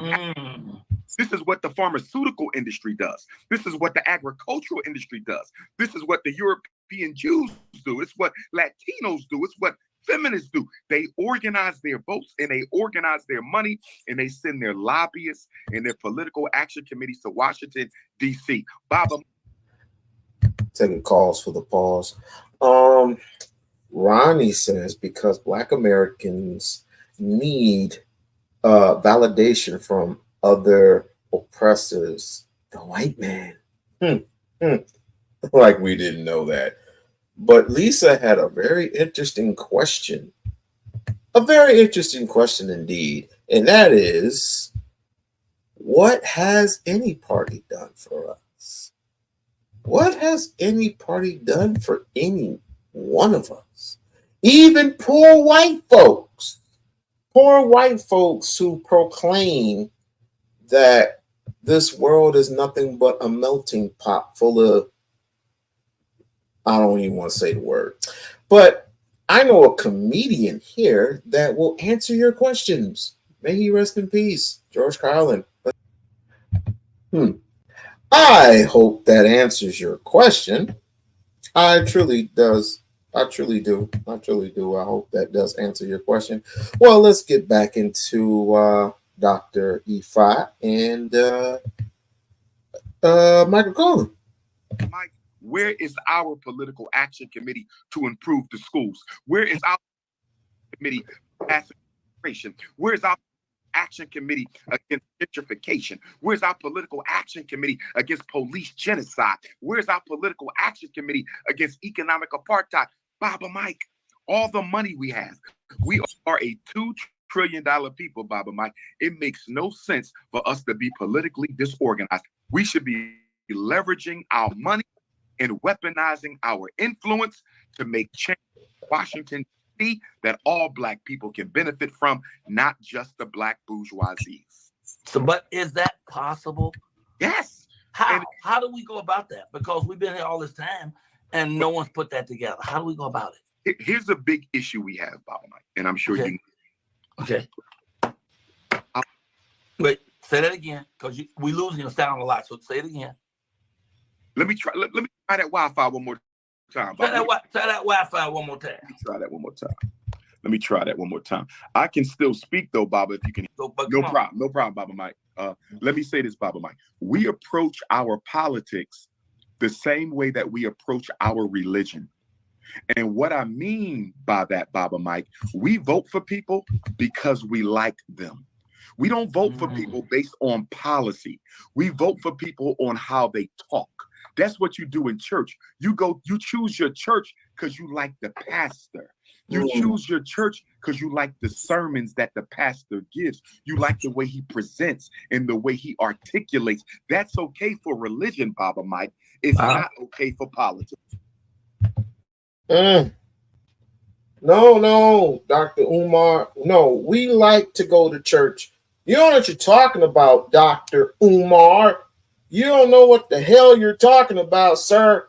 We like going there for the service and praising the Lord Jesus Christ, the Latter-day Saints, and we like to go down there, go downstairs after the service is over, because I ain't giving up my hard-earned money, no, sir.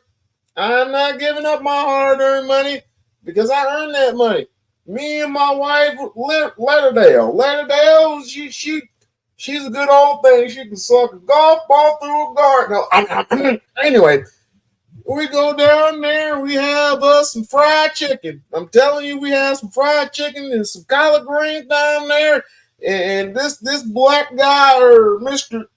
Umar or whatever he is, he don't know what the hell he talking about. No, sir. No, sir. No, sir. Bob. No, sir. No, sir. I vote for the orange man in there. The orange man. I call him the orange man because he likes painting his face.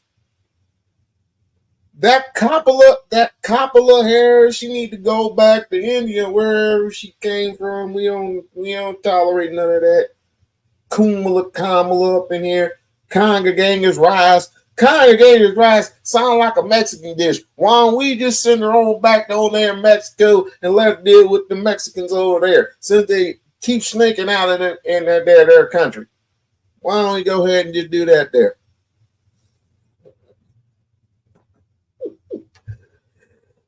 My stupid browser keeps shutting down. I don't know. With more like $2 billion company, you would think that Elon Musk could create something a little bit faster. But then again, I mean, who knows? I mean, if you cooperate and you get something in your right hand or something in your forehead, all you have to do is. But you know what the Bible says about that. But I'm gonna go ahead and I'm gonna shut my mouth. We on Wi-Fi now. How am I sounding now, Elder? Am I better? I'm hearing you clear right now. I'm hearing you clear right now. But doesn't everybody choose that way? No, sir. Serious people, when the Asians decide who they're going to vote for, they're looking at X's and O's. What am I getting? When the homosexual community decides who they're going to vote for, they're looking at X's and O's. What am I? So Kamala has to run for president. Yep, she has to take over for the remaining months up until everybody starts voting. And even though she is, I don't know how it works. I don't know how it works per se, but she's still going to have to be, or of course she has to be sworn in anyway because Joe Biden has stepped down. But in a permanent basis for the 4 years, she still has to run. She still has to run. I'm going to get for my vote. When European Jews, when Arabs, when Italians, when Irish. But I still remember that though. When I was coming up, the Democrats, but that's all I knew because we were black, and they always had all these different layers of people who would get the vote out. So they had the aldermen, they had the local people who had groups of people. All they did all day long was figure out how to get the black vote. All that's gone. Committee though, Baba Mike. That's the Democratic committee. I'm speaking of how ethnic groups use their money and their power on election day. We're the only ethnic group who does not organize, fight, and politically.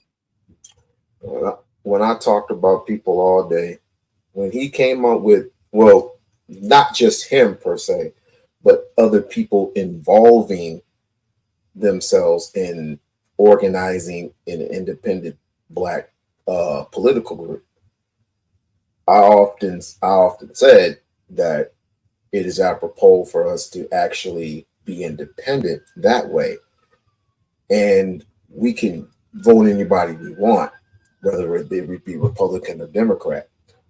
But it pertains to different candidates, okay? And different candidates in different categories, we can just vote anybody we want. The only thing is, we would like for people to read the list of demands that we all voted on. And of course, you're going to have to give up some money. You're going to have to give us some money for order to be heard. This is a land of capitalism. This is a land of capitalism, and no one is going to hear you kicking and screaming unless you coming up on a little bit of change. That's just the hook and the crooks of it. To make sure they gain something from their vote. That's why our vote is taken for granted, Baba Mike. That's why we have done worse under black elected officials since Dr. King's assassination. Then it's not because every black is a sellout. It's because they can only fight for us if we leverage our money and our votes to protect. Remix! Remix is in the building! Oh, shit! They let your ass out of prison? Oh, shit! Oh, I hope you didn't drop the soap while you were in prison, homeboy. Hope you didn't drop that soap.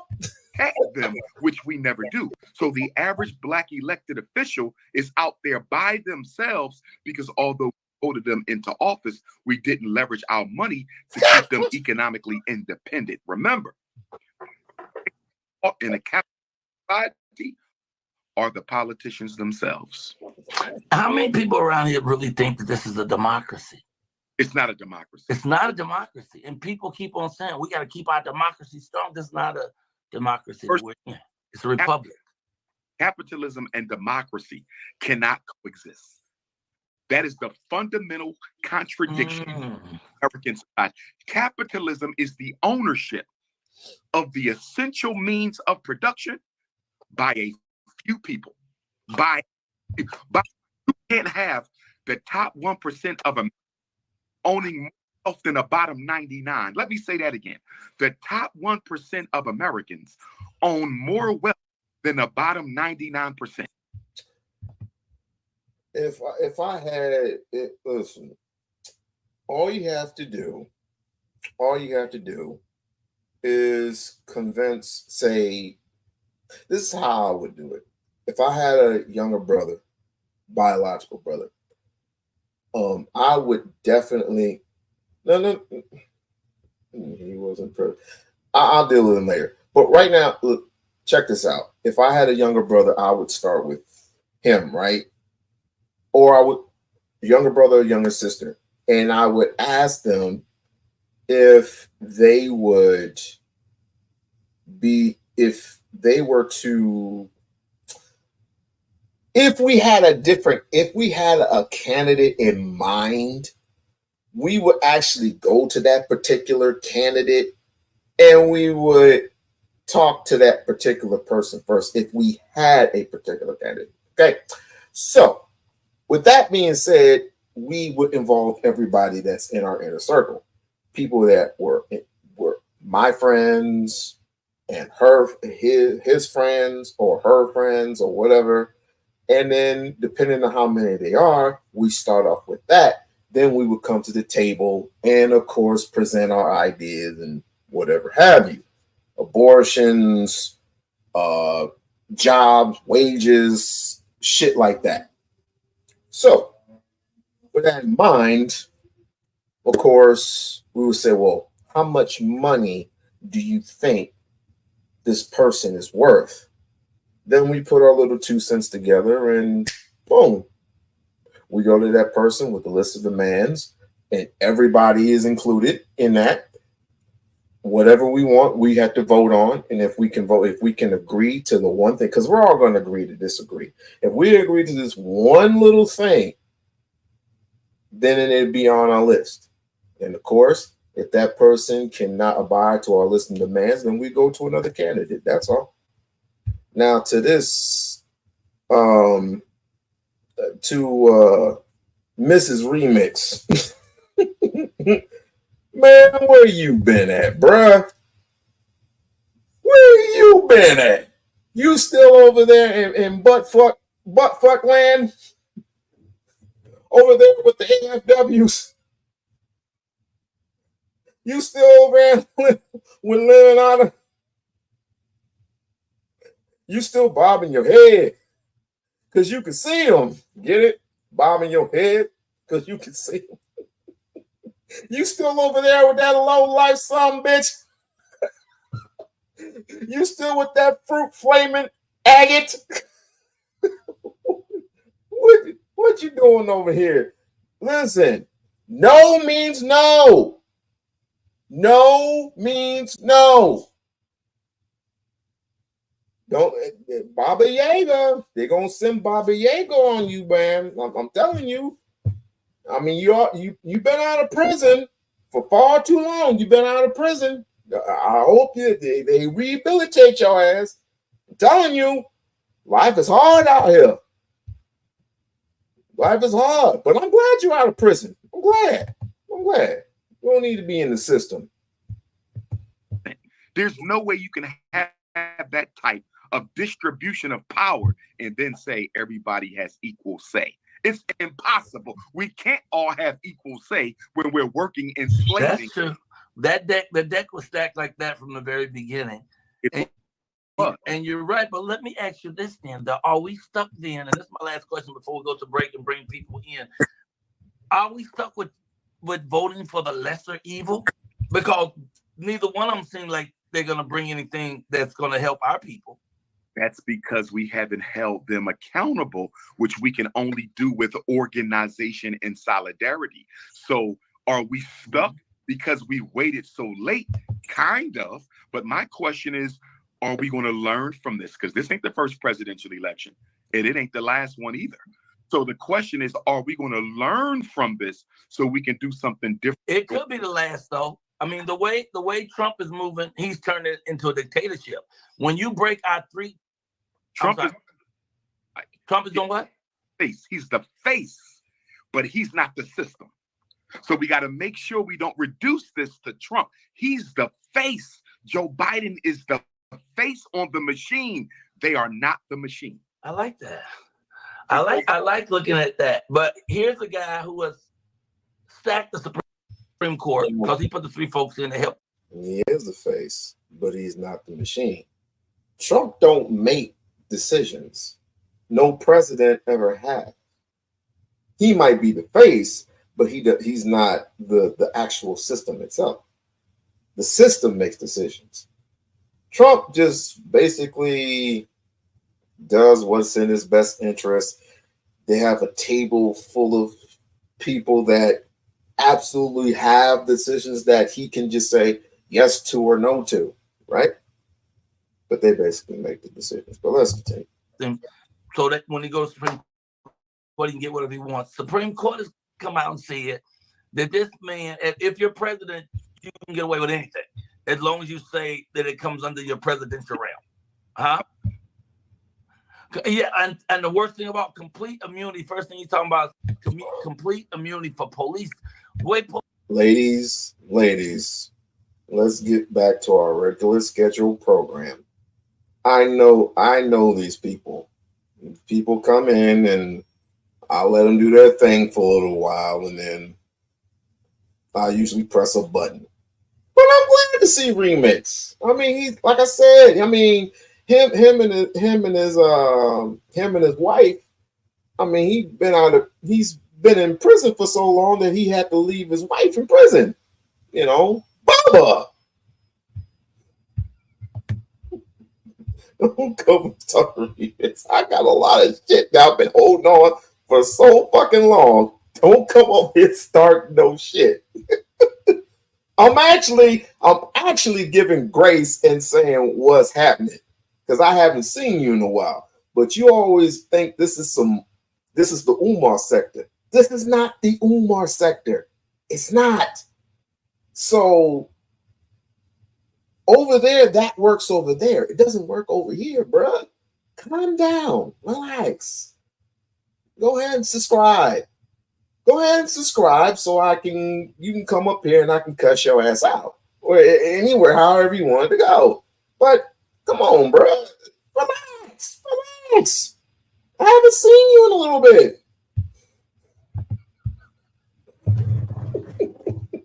Damn, I forgot. Police killing niggas now. And without, I mean, imagine what bloodshed that would be. And technically, it's not Bubba, it's Lemonada. But I'm a last thought on you. Just think about this. Because we're coming right back with a couple of folks who are going to speak with us. I invited others, but they got scared, I guess. The last thing I was going to ask you about was police complete immunity. Who's brainwashed the most? Is it black people or white people or the citizenry in whole? You know, because I see people say, man, I want Trump, man. I made more money with Trump. But Trump to me is like the worst. Oh yeah. By the way, you still trying to lock horns with D Darrell? You still trying to lock horns with Big Bro? You still trying to lock horns? Why did you let his channel get deleted? You some scumbum. Why did you let his channel get deleted? I thought y'all was cool with each other. Shame on you. Shame on you, Remix. Shame on you. Now let's go. Piece of mess in the world.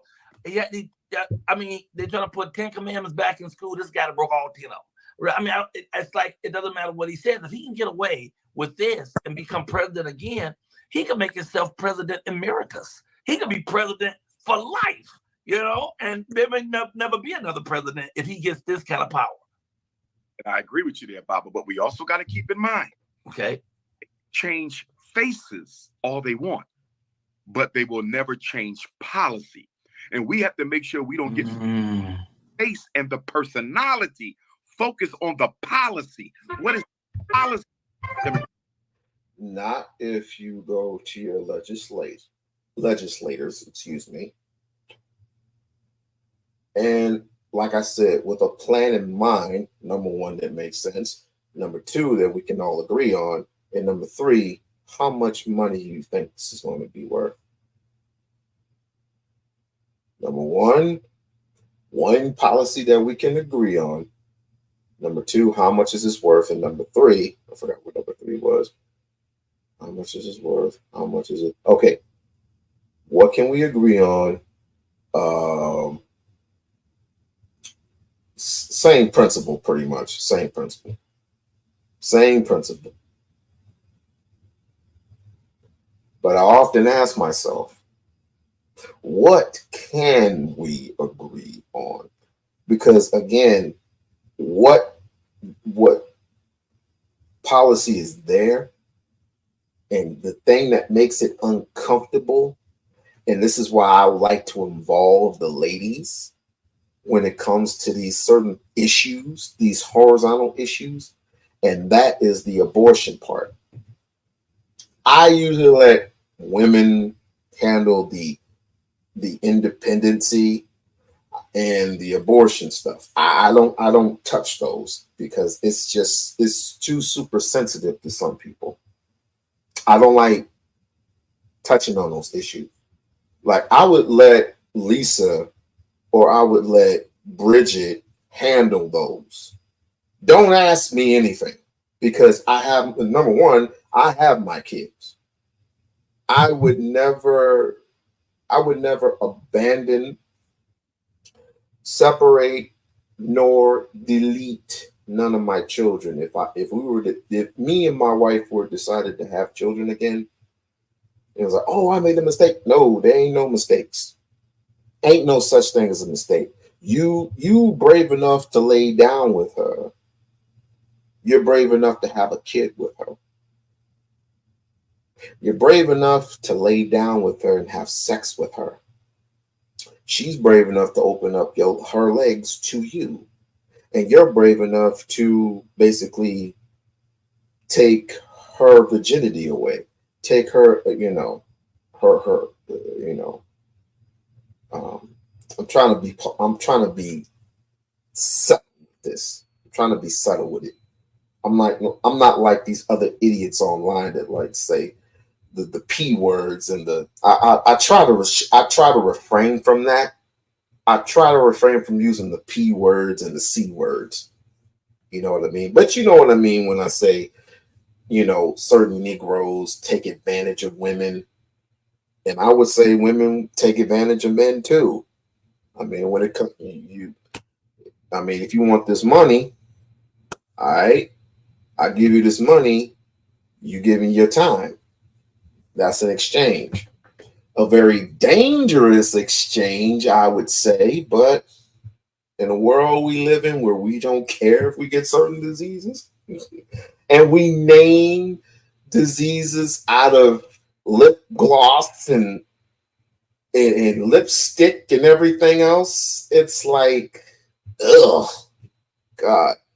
Don't forget to like, share, and subscribe to the channel. Like, share, subscribe to the channel. And please, please, I need a Pepsi. Y'all can just get a Pepsi. I just did a Pepsi. Wow. Policy is more important than personalities. Personalities change. Policies can stay the same forever. Well, listen, I want you to we're going to take a 2-minute break. At which time I want you to do me a favor. Go all the way out and come on. All right, I got this last little one that I wanted to play. I know there's going to be a part two. I'll be on it once. Once they go ahead and release it. But what do you call it? Pump. Like share says pump. What is that? Something that in the state, when it comes to the state of Black folks, I mean, it's a very sensitive subject. I mean, we have those who primarily agree that us as a whole, we are a problem when it comes to relationships and stuff like that. There needs to be a time, and of course, it's all going to come up in the award show. It's all going to come up in the award show. And I wish Trish was here, that I could absolutely ask her the questions that I know I'm qualified to ask her. But she's a very busy lady. The questions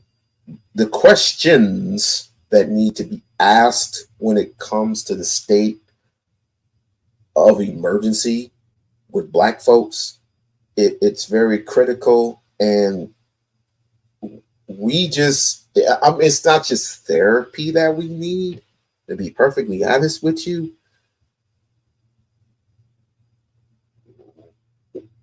We need, I don't know what we need. I don't know what we need, to be perfectly honest. And I could put up posts, I could put up shorts, I could put up videos and countless videos of Umar, and I could put up videos of Senator. I could put up videos of a variety of people. Dr. Eric Dyson. I could put up countless videos of these brothers just trying to spread seed of togetherness. Even though I don't rock with too much of Eric Dyson, I don't rock too much with him. I would rather listen to Cornel West, if you want me to be perfectly honest with you. I have no issues with Cornel West at all, because he does bring some knowledge. But we're too busy listening to other people, and I mean, of course, I know there's a purge right now. I mean, shouts out to Auntie. That's my nig. That's my boy right there. That's like my big cousin right there. But I mean, there's a time for this and there's a time for that. And of course, we there to play all day, and not knowing and not caring what, again, you're on the internet, and the people who own and control this internet part of it laugh in your freaking face. I'm just going to say it. They laugh in your face. Yes, they're losing money because they expect you to. Because they give you all types of perks. They give you all types of perks. They give you the commercials, which you get paid off of. They give you, the cash value bucks of how much money to your video does your video bring value, and all this other type of shit. It depends. If you've been to their will, if you've been to their demands. But of course, it's so biased that it's so biased. It's like, you're going to strike my channel for saying the word nigga, but yet you don't mind if a white person says the word nigger simultaneously, and has no care in the world, right? Has no care in the world. Just say it whenever she wants to say it.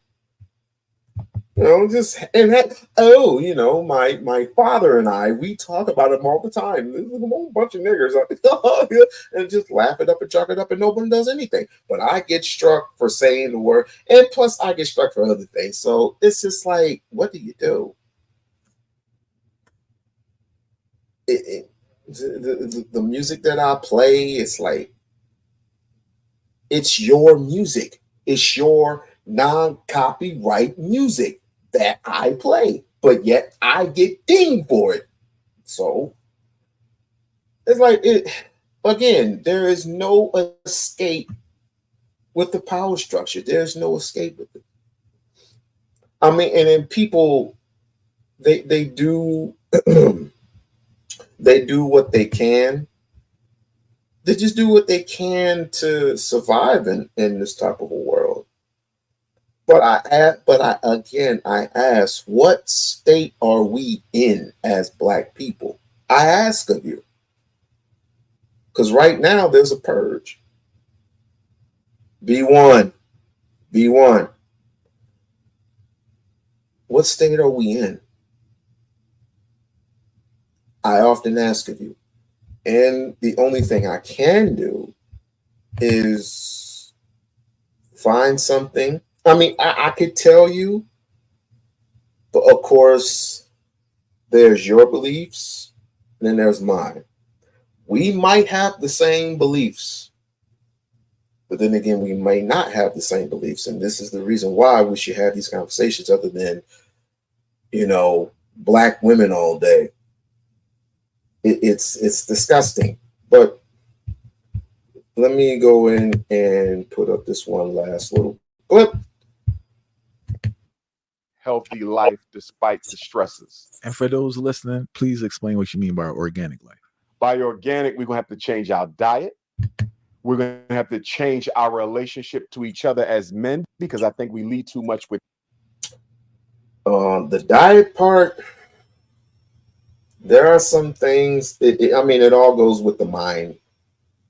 It all goes with the mind. I could say, I'm hungry for some Taco Bell. I'm hungry for tacos, right? And in my mind, I can tunnel vision straight through what I imagine me eating at this point because I'm so goddamn hungry. But I know it's not healthy for me. So what do? I go to the grocery store, get the meat. If you're a red meat or a turkey lover or whatever the case may be, and buy the ingredients, the shells, the taco shells, the soft shells, the bag of chips, the meat, the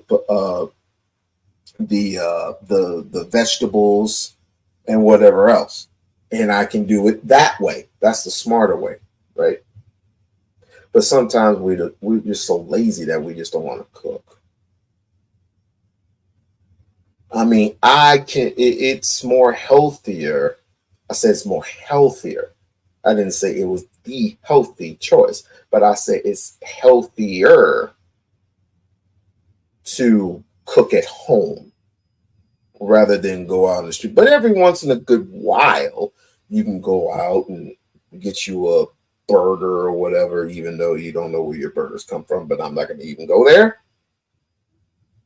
And we do need to slim down a lot. We do need to slim down some. We do need to watch our diet, try not to go over the waistline and stuff like that. But let me continue. With ego and competition, we have to become more collaborative. I think Black men could do a lot for ourselves if we work together as brothers, as opposed to always competing with each other. Like you see in the hip hop industry, it's all about who's the king, as opposed to we can all be kings. I think that whole egotistically driven, competitive nature of Black male culture, I believe that takes a lot of years off of our life, because stress itself takes years off your life. Facts. And we tend to be stressed a big deal because of ego competition.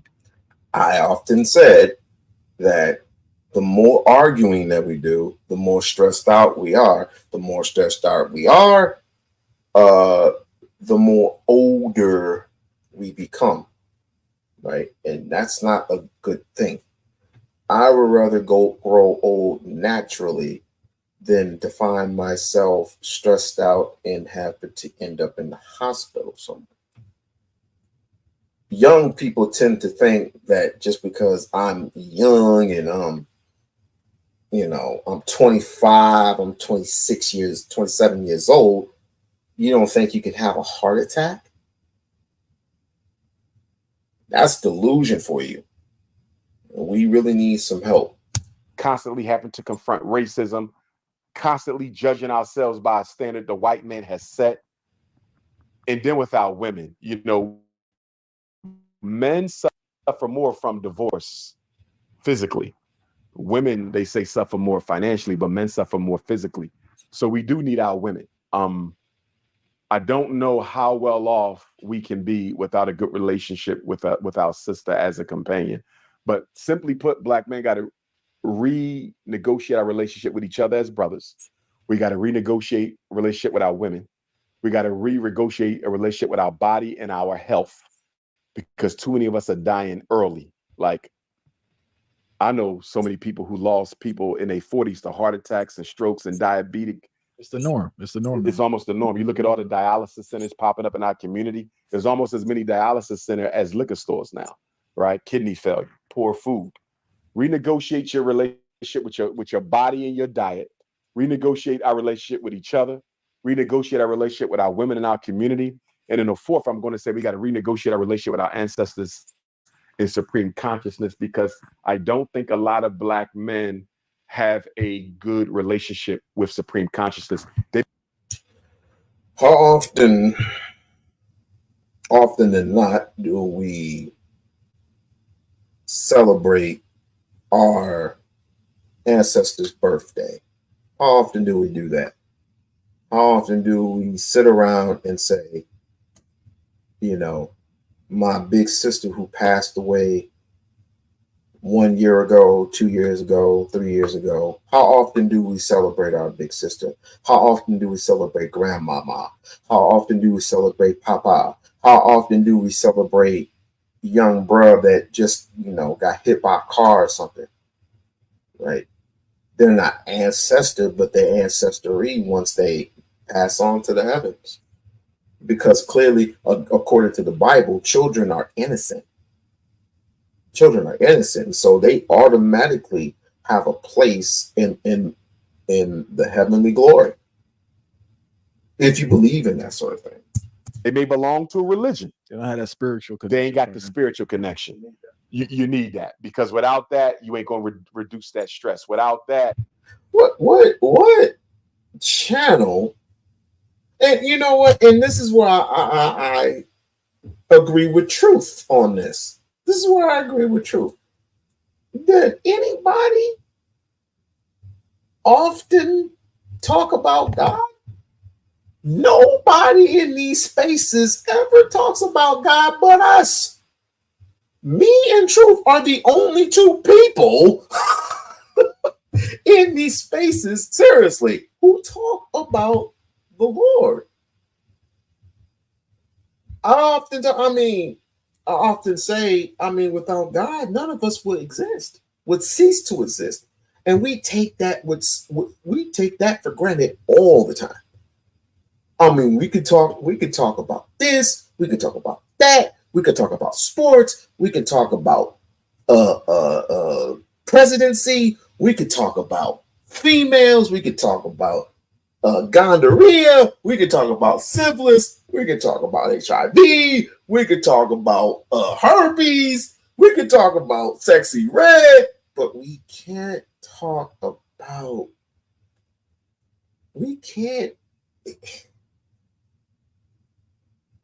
and wonder why we're so out of sort.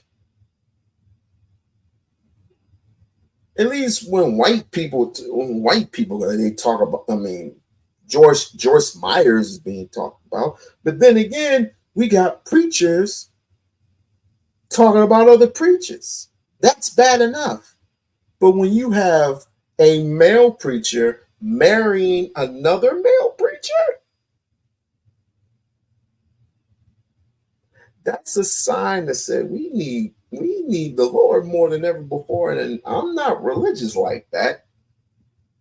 I'm spiritual. I know help when we need it. And we just end up shying away from the truth, and that is we're not in a spiritual mental mindset. We never were. we never were. But shouts out to, of course, Truth.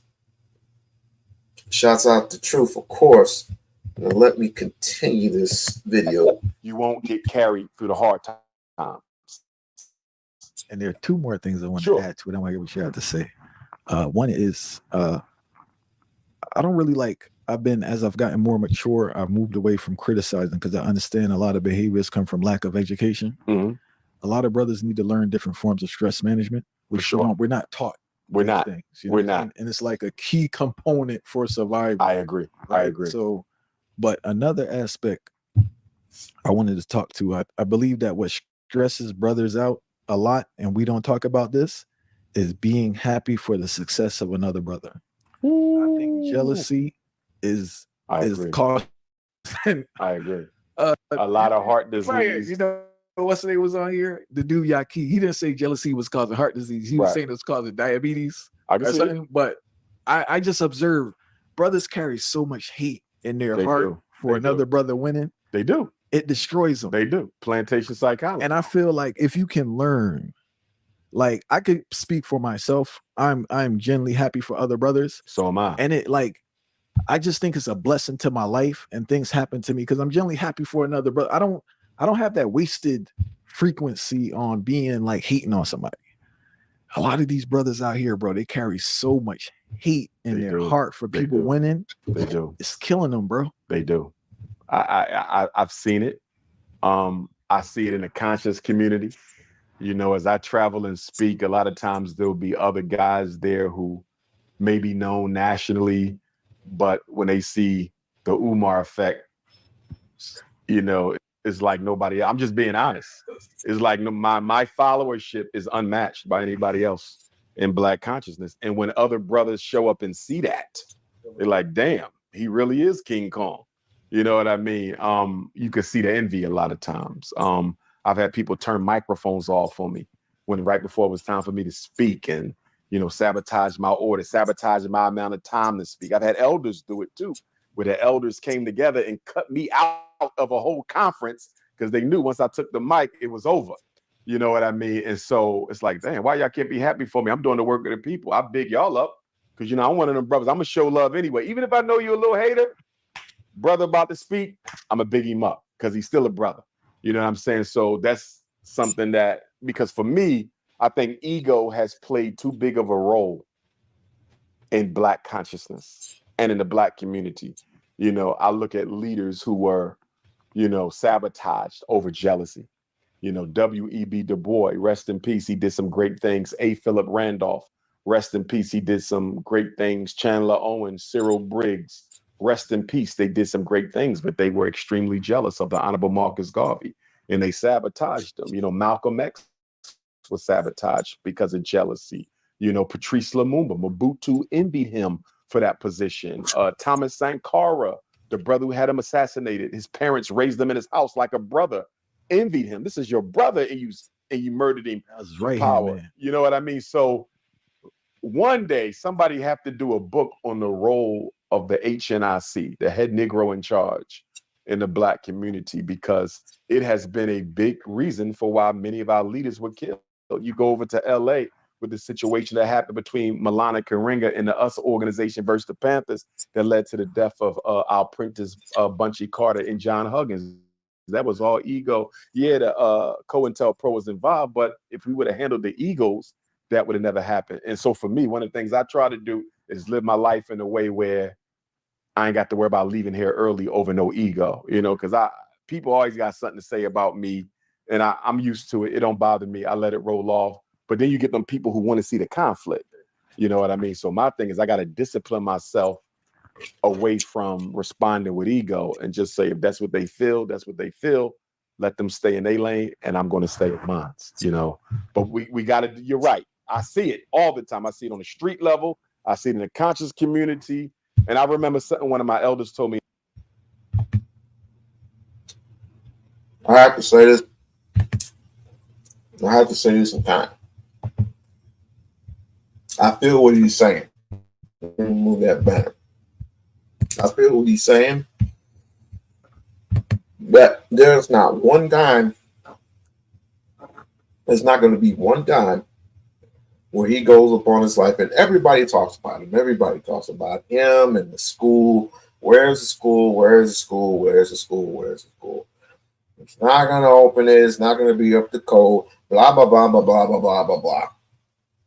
And poor little old me, I usually say the same. I usually say this. Y'all don't even deserve anything, which they don't. But I'm not specifically talking about them. Children need a school because of the miseducation in all, in if not all 50 states, I would say more than say 37 states who don't educate your children, who have teachers who are unappreciated and underpaid, so to speak. They're underpaid and underappreciative, and you have one guy who has proven himself to be very educated, very knowledgeable in a sense, and yet just because he wants to do the one thing, not just for himself, but for the sake of our children, you constantly and just, I just want this, and religiously, you make this, you turn this into a whole cult. You do.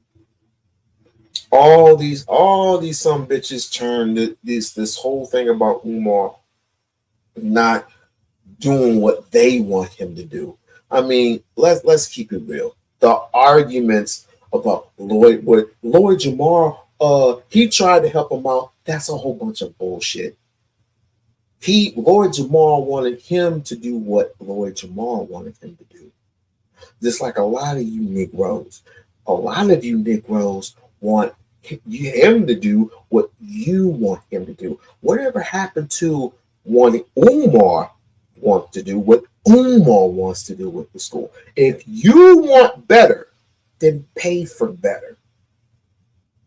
Each and every time you go up to that school and you start snapping pictures, I'm not saying all of you, but y'all start walking around and pointing to things. Well, this is so sad. If you want better, then pay for better. You stupid son of a bitch.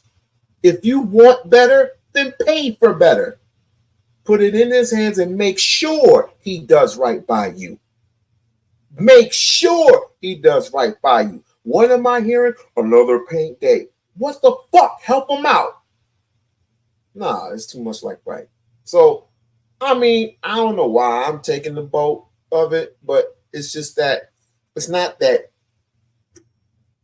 me being the supporter per se, because I am supportive, but I'm also supportive of good works. I am also supportive of good works. A person who likes to talk bad about somebody who's doing better than them, that's if it's going to help other people, if it's going to help our children, then we like to just talk so much, but do less. You talk more, but you do less. Right? You talk more and you do less. And this O'Shea Du Jackson, I could say so much about this brother O'Shea Du Jackson. It's not even worth saying because I could say so much, but then again, what purpose does it serve? What purpose does it serve? Umar can defend himself. Umar can defend himself, and I hope, and I hope for our sakes that he does what he says he was going to do. And if it's to the finish line, let's finish it. Let's just finish it. And even when he does, let's just say he does finish this year. Let's just say he does. It's never going to be the end of it. He's not going to win. He'll win with the people who helped him. He'll win with his donors. He'll win with everyone else. He will win. He will definitely win because I'm one of the biggest supporters. With all these other Umar, you want to be no. You was over there. You was shouting obsidians. You was shouting this and you was shouting that. Umar ain't gonna do a mother thing. You's a piece of shit. You's a piece of shit, and you always a piece of shit. So stay over there. Don't even bother to come over here. As a matter of fact, I'm gonna put you in the book of Negroes.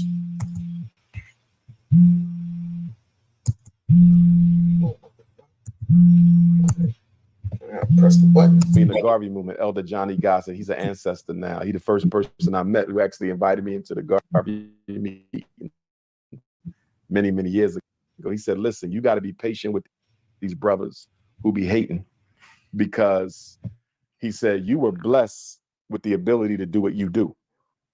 He said, if you did not have that blessing, you might be one of them.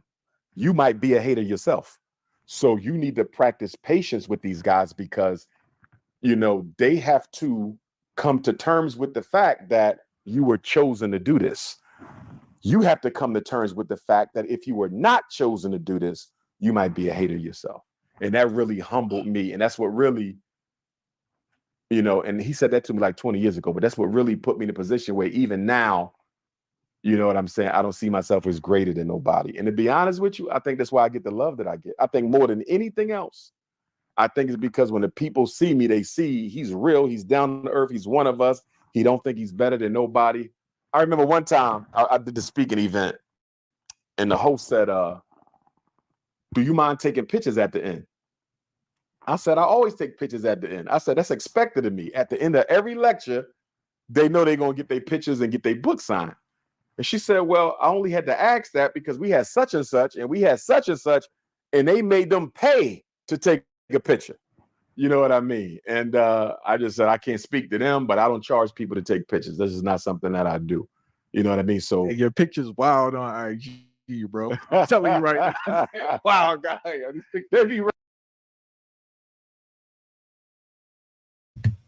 All right, somebody said I was on mute. Here's the thing, Bridge. He has been transparent. Obviously, he hasn't been transparent enough for people. But again, what is good enough? What is good enough? I put out an entire list of how much money I spend. Is that transparent enough? No, it's not transparent enough. Because you're going to want to know how much money you're going to be paying the teachers. What difference does it? What are you involved in any of this? Not saying you, Bridge. Not saying you, but when it's these other people that proclaim that he's not doing anything, or his main goal should be to focus on the school, and I often say, who in the are you to tell this man who is very passionate about his people? And every once in a great while, I ask a fool, what is it with people that often want him to do what they want him to do? If you're not putting any money in, then you have no right. If you are putting money in, how often are you putting money in? Because you forget, he had done this by himself for far too long. And now that he had gotten the help, consider, because I have videos and videos, countless videos all day of proof that people are helping him now, or help them then. But what right do you have when you don't even support? You don't even support the cause. You don't even support what he's. You often attack the messenger and not the message. You often attack the messenger and not the message. And this is where I get, again, this is none of y'all, but Again, I get sick and tired of you niggas. I get sick and tired of all of you. And to me, y'all don't deserve anything. To be very honest with you, because I hear nothing but complaining. Nothing but complaining, no doing. All right? He's had the help. Yeah, what they want him to do.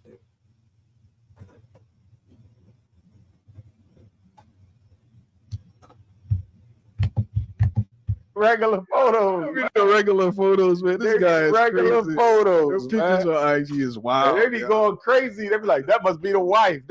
I'm like, I'll never see these sisters again. They Dr. Umar supporters. They got their picture. Some of these angles, bro, and some of these poses. Nah. You know I they think are. they look These guys. Now, I think from the picture, it may look like more than what it is because when I'm behind the queens, right, I'll be holding their waist because it's better for the picture.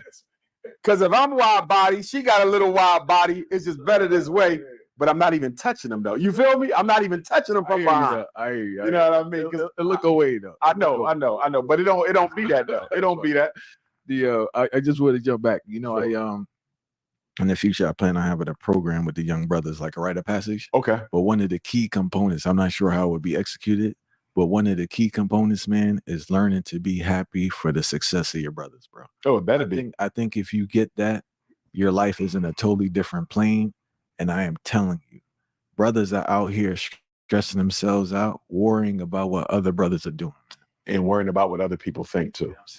You can't be happy in this world. And here's what I say to that. This is what I say to that from a spiritual perspective, because, I practice Ifa, the Yoruba spiritual system.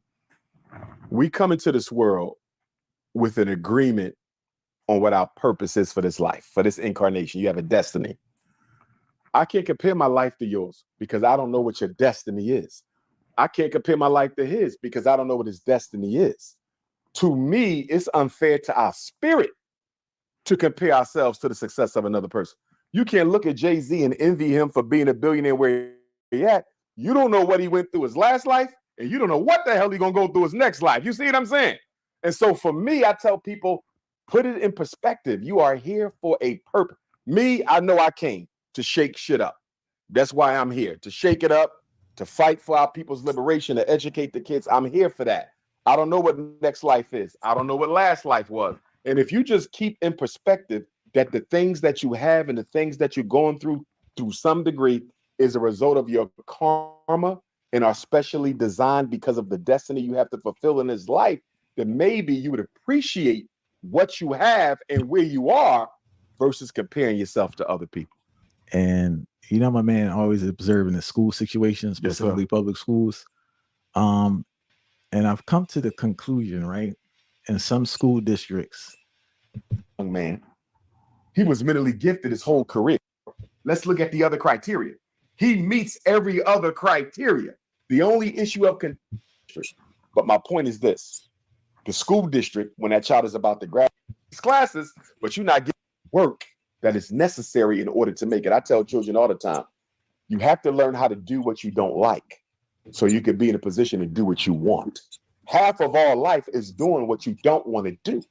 If you cannot get comfortable doing what you don't want to do, you'll never be in a position to do the things that you would like to do. And that delay of gratification, that hard work before the payoff, a lot of our children don't have.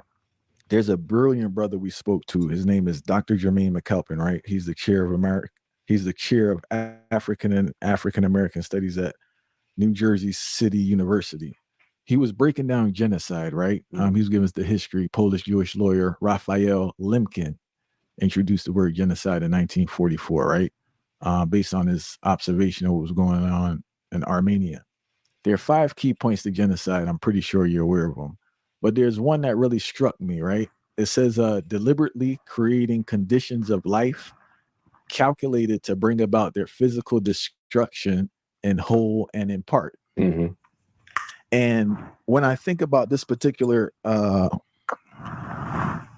categorization or criteria for genocide, I think about employment, right? And in our environment, like, we don't talk about enough availability of a livable wage for black men in this country or lack thereof. And I'm starting to wonder, is this a part of the genocide? Is this another tactic of genocide? Because if a man is unable to provide for himself, he's unable to provide for a family. And the narrative I'm starting to hear now is that a lot of men are anti-family.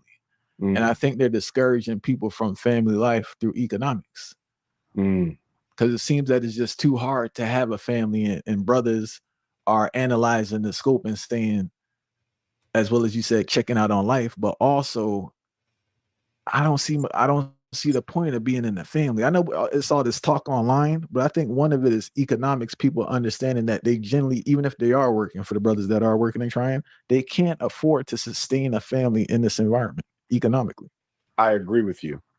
Now, I'm going to take this back to the 1967 Kerner Commission report, which I believe, through my analysis, is part of the big reason why Dr. King was murdered when he was murdered, because the Kerner Commission report came out a few months before the assassination, and it had all the statistics and all the evidence Dr. King needed in order to substantiate his breadbasket campaign and economic justice movement for Black America.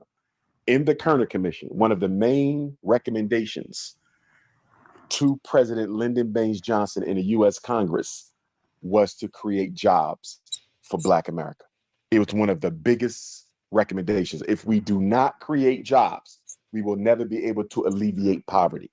And the most famous quote from the Kerner Commission report was what? They said, quote, "What Black America can never forget and what white America doesn't seem to understand," and I'm paraphrasing, but I'm almost about 90% accurate, is that white America is deeply implicated in the ghetto. White institutions created it, white institutions sustain it, and white institutions condone it. This is coming from a presidential committee that was put together to study the 1967 riots. The 1967 riots, which was one of the most expansive episodes of racial conflict America had seen. Probably worse than the red hot summer of 1919 was 1967. And then you had the Dr. King riots in 1968. In fact, one of the reasons Thurgood Marshall was made Supreme Court Justice was to placate Black America after the 67 riots.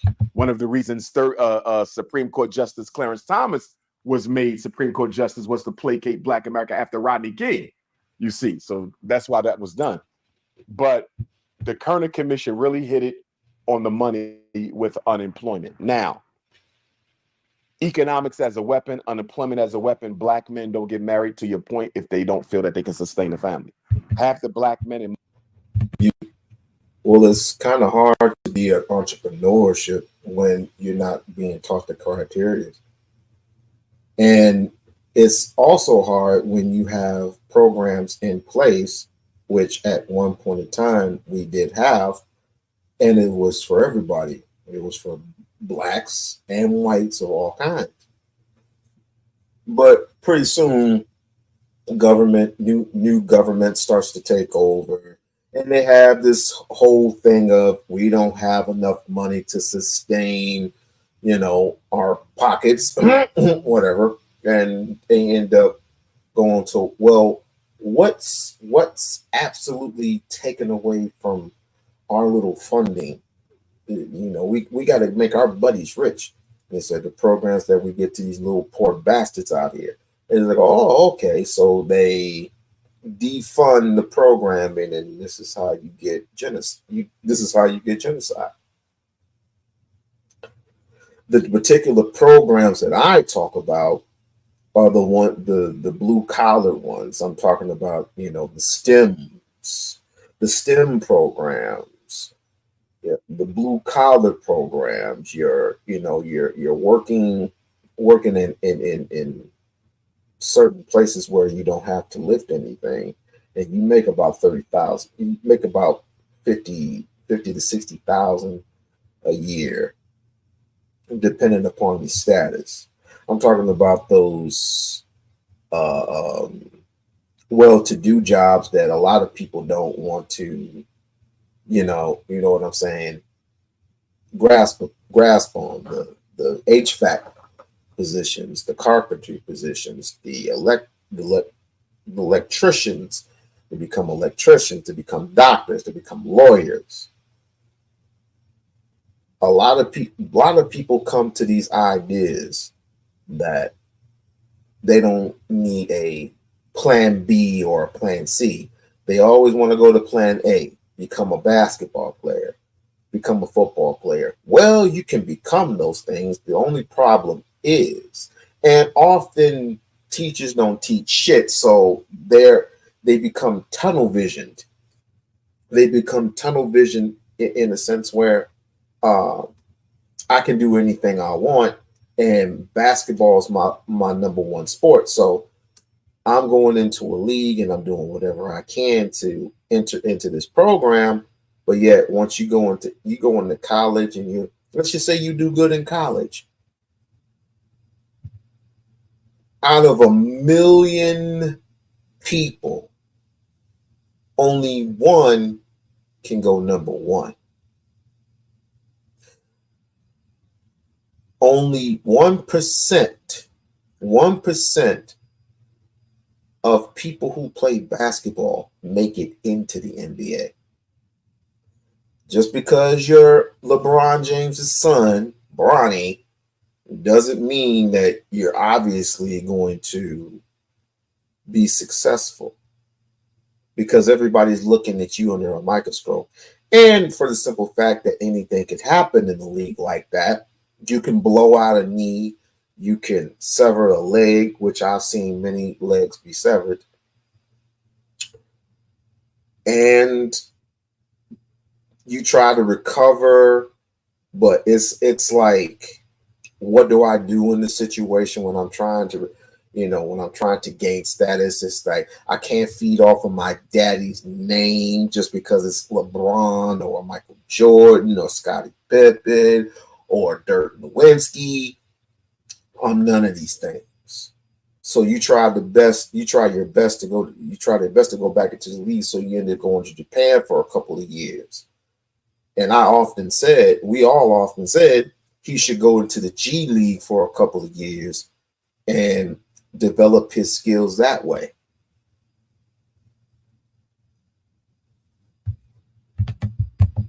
Most major cities in Black America have been unemployed consistently for the last 30 years. Consistently unemployed. 50% for the past 30 years. Philadelphia, Baltimore, Detroit, Chicago, go to any major city and your unemployment rate for Black males has been at 50% or greater. Now, whenever they have this conversation on crime, the narrative always is we need more. You often say, well, there's always a joker in every live stream. I'm going to say that. More police, and we need more jails. You never hear anything about we need a stronger economy in the inner city, because America has no plan to employ Black men. You can't destroy your people by giving them economic opportunity. So they will not do it. And our elected officials, Congressional Black Caucus, Urban League, NAACP, Black leadership, Black church, none of them advocate for economic employment either. So that has been that economic empowerment for Black men in America has been the elephant in the room whenever we talk about our political progress. And it must be tied to the violence, because most of the violence that we see in our community is in a large part an outgrowth of the stress that is associated with not being able to provide. And it's demeaning when you can't work and provide for yourself as a man. Absolutely. And the fact that you can't provide for your queen, your children. A man can protect his family even if he's unemployed, but you cannot provide for them if you're unemployed. Look at child support and the weaponization of child support.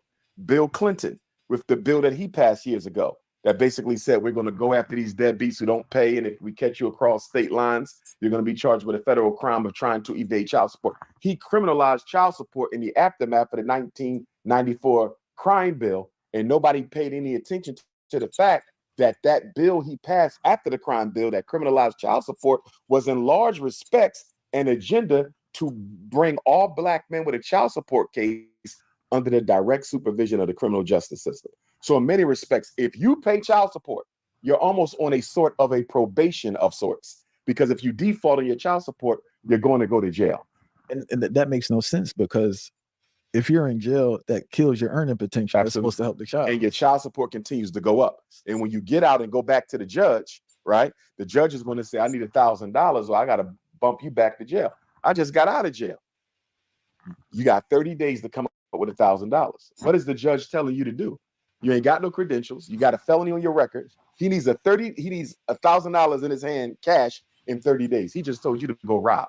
The judge just told you to go sell dope. He didn't say it, but he said it, because the judge knows the only way you can show back up here in 30 days with $1,000 in cash is to do something illegal. Thank God I am not in that category. Thank God.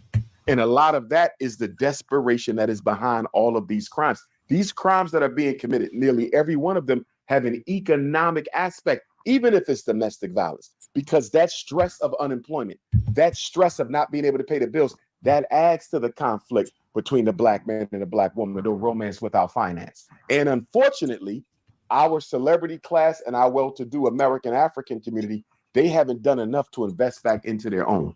We on the same page. You know, and this is important because I was reading an article talking about white startup companies, right? And it talked about how a significant amount of white startup companies don't get their funding from banks. They get their funding from private white capital. And I think that black people who are lucky enough to succeed in business, in order to avoid responsibility for pulling another black person up with them, they will push the propaganda that capitalism works. They'll say, I worked hard and I got here. Bourgeoisie. Because America no longer has college-trained, university-trained black elites that can influence the behavior of the masses. And talking about a negative situation that gave birth to a positive consequence, if such a thing could exist, the police genocide wave that began with the presidency of Barack Obama carried all the way through to now. It was horrible. We lost so many of our people: Trayvon, Breonna, Michael Brown, Freddie Gray, Philando Castile, Alton Sterling, George Floyd, Amir La, the list goes on. Horrible. The one thing it did, inadvertently, was it showed Black America that most of your so-called leaders had no plan for liberation. It exposed Al Sharpton to the point where people were disinviting him from certain cities. I believe he got uninvited from Charleston, South Carolina, after they murdered that brother down there because he had no solutions for the people. None of them do. Like I said, most of your black politicians are bought, paid, and sold down to the highest bidder. And once they start speaking up for, and once they quote unquote start speaking up for black people, it's pretty much over with. It lets you hear what they want you to hear, and not hear the voice of the people, not holding them accountable, so to speak, economic or otherwise. So that police genocide wave, I believe it effectively destroyed the influence that the traditional black elite and the college-trained leader had over Black America. So in the aftermath of Obama, in the aftermath of the first Trump presidency, the white power structure rushed to reorganize the black bourgeoisie, and they went over to the celebrity class. So now it's the basketball players, it's the actors, it's the comedians who are now the spokespersons and are now the vehicle through which the white power structure continues to exert its influence on Black America. The black elites are the new black bourgeoisie, which is more dangerous because our children actually look up to them and they want to emulate them. And most Black Americans could not really look, American Africans can't really fathom that these entertainers who they love and these actors who they love will act. Yep. Your Will Smiths, your Dave Chappelle's, your Floyd Mayweather's, yes, I'm going to mention him. All these Negroes, these so-called Negroes that do very, very little. Do very, very little. Because I know Mayweather, he's very successful in what he does. However, it's not about the black community. It's about all people. About all people and all walks of life and all races and all that. That's all fine and dandy, but that's not where you came from. you came from the heart of Grand Rapids, Michigan, and you know how hard it was for you and your father struggled, Mayweather Sr. struggling, and you came on your own, and he's taught you a lot. Mayweather Sr. has taught you a lot. Roger has taught you a lot. And for you to do all this and do all that, that's all fine and dandy, but you know the state of emergency that Black people are in. You know the state of emergency. And you building strip clubs, and you got real estate, and you got you got like your own personal gym, but I know you have your own personal gym, but you have like these gyms for like when everybody has a membership, everybody can join a membership. It's like, that's all fine and dandy, but how is it going to help our situation as people when people are actually dying every day and not eating the proper food? What about owning a grocery store? What about owning having Black real estate? How about radio stations? We used to have thousands of radio stations. Now we just have hundreds. We just do social media, but we don't own none of this shit. We don't own none of this here. Right? I just believe we can just do better. But a lot of these people, they look up to the Sexy Reds, the Meg Thee Stallions, the Nicki Minaj's, the Lil Nas X, and that's a very dangerous thing. That is a very dangerous thing. All because you see dollar signs, all because you see money that depreciates each and every single day. It's days now. There are 6 countries. 6 countries. I can't even name them. One of them is Africa. The other one is Russia, China, and I forgot the other 3. I think it's Czechoslovakia. I think I don't know, but it's 3 other countries I have not mentioned that want to turn the currency into digital. We have digital now as we speak. Not each and every single restaurant, but watch and see. You think I'm bullshitting now, but watch when you go to your favorite restaurant and you go to order and you see no customer service there. There's no customer service. There are only robots. They're servers. They're called servers, and you can purchase anything you want from the server.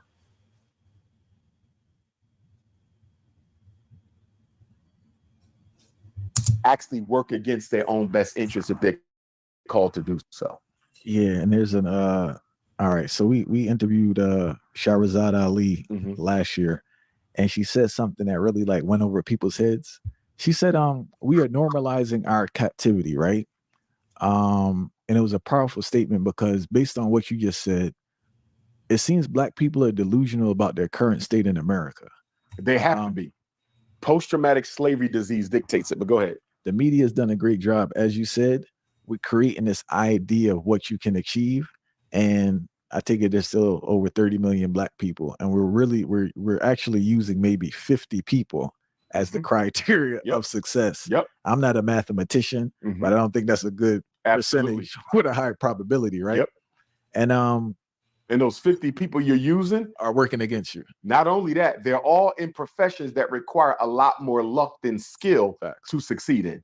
They're football players, basketball players, actors.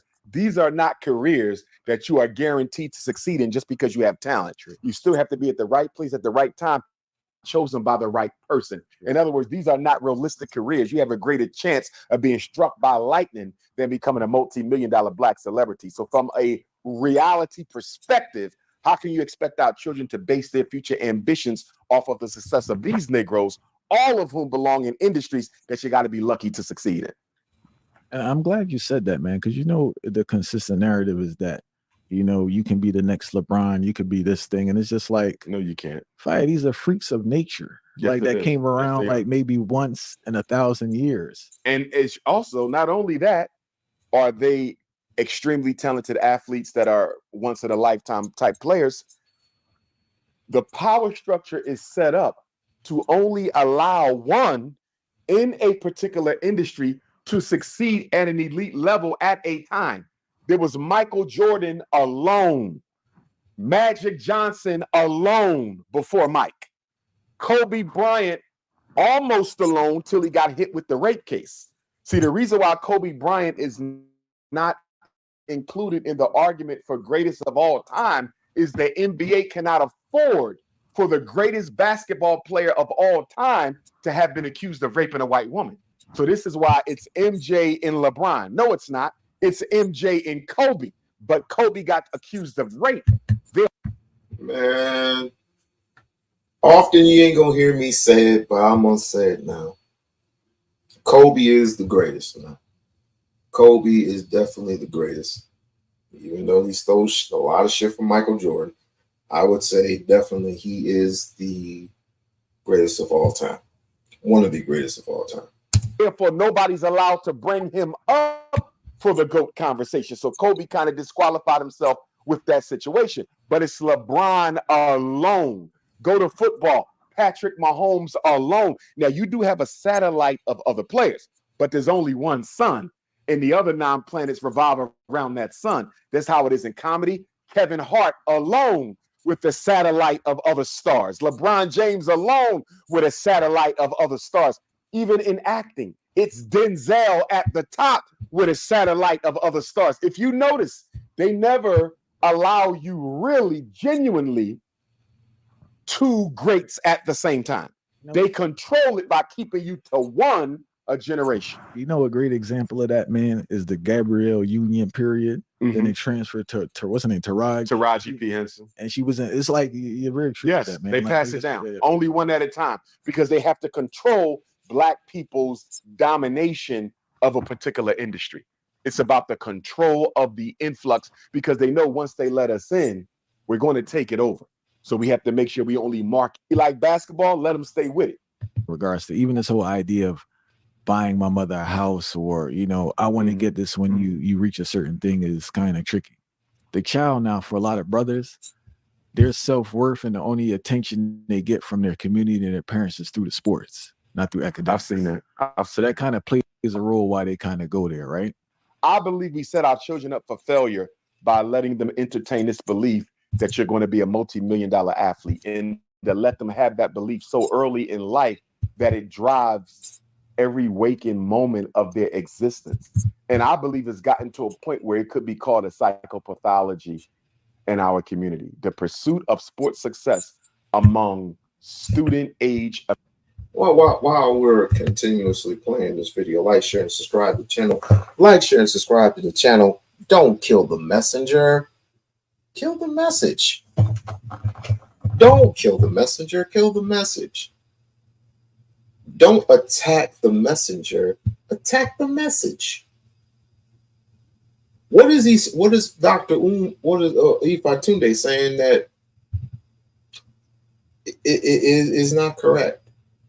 That rarely anybody expresses or states. What is he saying that's wrong? I would like to know. Put it in the comment section. I had some retard earlier come up here and say, what did he say? Not the guy that doesn't like mixed race. He doesn't like mixed race. Or he didn't say he liked mixed race. You got it misplaced. You was so retarded you didn't even stick around for me to rebut. You didn't even stick around. It's not the fact that he doesn't like mixed race. It's the fact that he doesn't like when mixed race mixes with, when it comes to their nationality, they said that their nationality is this, and this, knowing that your nationality is either African, European, Chinese, or otherwise. You're happy to be Polish, you happen to be Irish, you happen to be this, you happen to be that. but you're not happen to be one thing. You're all of these things. Just be in true to form. Your ancestors, the ancestors were raped by the slave owner, but you got to pick a struggle. That's all I'm saying. It's just pick a struggle. American Africans, in my opinion, is a form of psychopathology. There is no balance. There's no reasonableness to it. There is no type of psychological insurance put in place by the parents or the community or these coaches, half of whom I don't feel should even be coaching, with the way in which they manage children, because for a lot of them, I've seen them destroy self-esteem. I've seen coaches destroy self-esteem. This is about wins and losses. It is not about character. It's not about team building. It's not about working together. It's about what you can do for me. And if you can't, I'll drop you. Not to evoke Deion Sanders, but I saw a little clip from one of the students who just entered the portal leaving Colorado. You know, and he said something to the effect that he was never a person. I'm paraphrasing, but he said he never got to know me. I was not a person. You know, I was just somebody who was here to help him look good or do better or something to that effect. Whether the charges are true or not, I don't know. But that speaks to that narcissistic sports personality where I don't see them as children. I'm not here to develop men. I'm here to develop athletes who can help me win. And when you're talking about black boys coming from broken homes with no dad, with a black coach, self-esteem already hindered, and you don't invest in him as a man, you destroy that child twice over. Because this year, I think I've seen more parents attack referees at games than I've seen at any time before in my life. Now, most of the ones I've seen were white parents attacking referees. But the point that I'm bringing up is America is a culture that is extremely competitive. In fact, from a psychological perspective, and I'm probably evoking Queen Mother ancestor Dr. Frances Cress Welsing when I bring this up, European culture is so competitive. In European culture, part of being healthy is the ability to dominate another force. Life right in front of our face. So it was wrong for Puffy to do it, but I gave my uncle a pass. For years, you thought your daughter was going to become a megastar.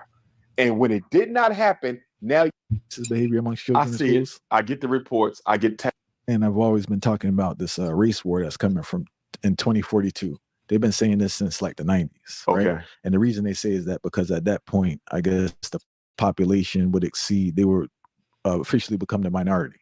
Numerical minority. All right. Okay. But I've been observing a lot of stuff lately, and it's not 2042, specifically the rise of racist behavior amongst white children, right? And a lot of times when we observe these actions, the critique is on the child, but like, let's be for real.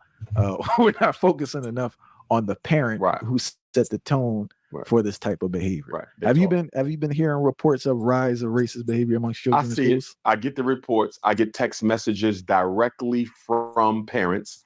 I'll give you an incident we had in Kansas, or was it Missouri? A white boy beat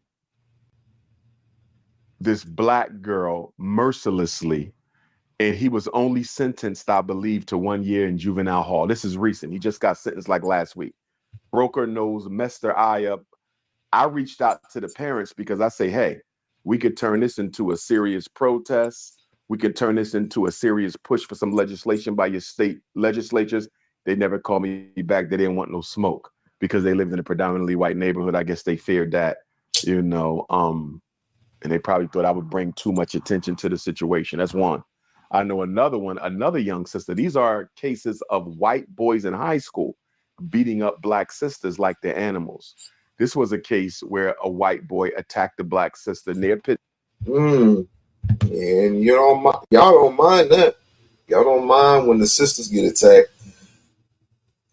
Y'all don't mind when the sisters get attacked because, well, if the white people are attacking the sisters, well, maybe they'll come back and they'll listen to us.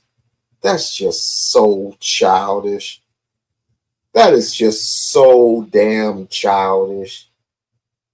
Just because a sister won't listen to you, thinking you know better than everybody else. It's like all they had to do is just act feminine and they won't have to get their asses beat. But even if they act feminine, they're going to get their ass beat either way. They love it. They love that shit. They love it when a woman is vulnerable. But the one time they smack motherfuckers upside their head, just so they can do it. Just so they can do it. You got one individual who will smack a dude upside the head.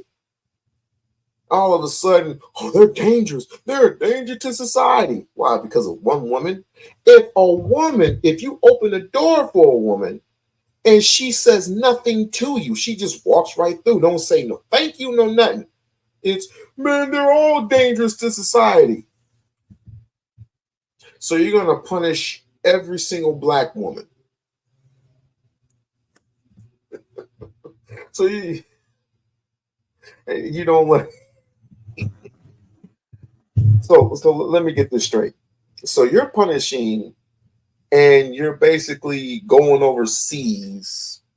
In my estimation, you're going overseas, right? You're getting your little passport, your little crunkly little passports or whatever, and you let a German white bitch go ahead and basically dog out a whole bunch of black women and project this, or astral project her life and her living with another black man who's a passport bro onto other black women and say, this is how it's supposed to be.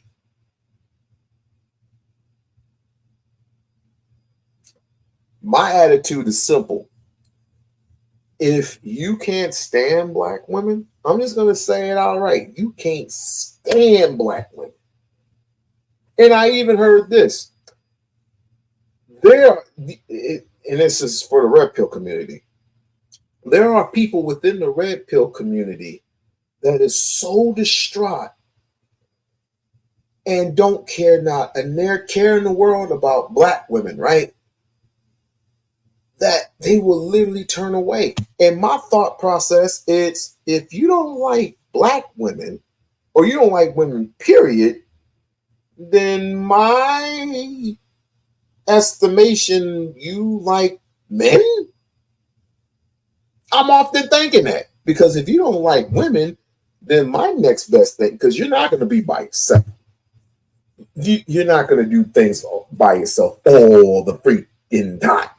You're going to be with your boys, okay? And you yelling homies over hoes all that damn day. That's what you're doing. You're yelling homies over hoes.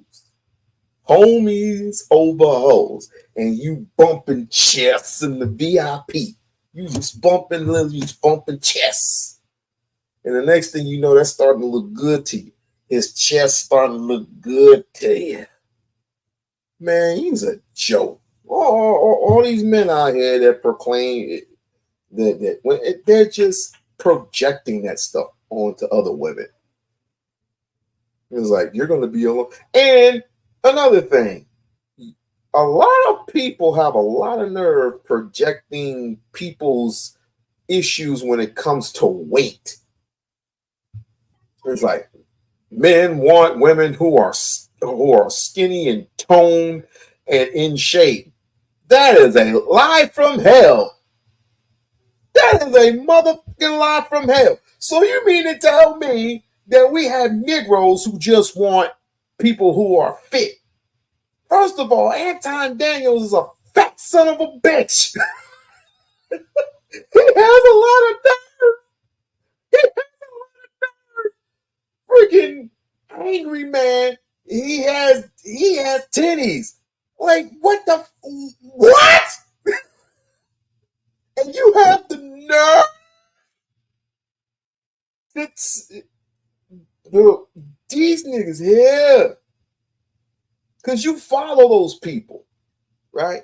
You follow those individuals who also have weight problems. Not each and every single one of them, but they have weight problems. So you're going to tell a woman that she has a weight problem, but you're not looking in the mirror at yourself and saying that I need to lose this gut. Nigga, please. Pittsburgh. This did not make the news. The mother reached out to me directly. I haven't heard from her in a while. And he beat her daughter mercilessly. She had to be hospitalized. In fact, I know about 3 cases like this personally, where the parents reached out to me or I tried to make direct contact where the white males are beating black women like they're men. And nothing's really being done about it. So I do see the rise. I do see the increase. But and on top of that, the ratio, since y'all like to pull up numbers and all these numbers don't even exist in my mind and in my head because they're made of the power structure, but y'all don't give a shit about that. When it comes to all these women that you proclaim that are single mothers and you're not in, we don't have a care in the world for them, then why are you fucking them? Why are you fucking? Please explain that to me. Why is you in them? You see it in society in general. I mean, look at the 2 or 3 cases we've seen of white men dating black women and then beheading them and dismembering their body and spreading it all over. There was a case in Ohio. There was another case in another city. And just the other day, I learned of a 3rd case of a black girl who was attacked, murdered, and her body. I believe, and I'll help him out. Of course, everybody knows about Sade Robinson.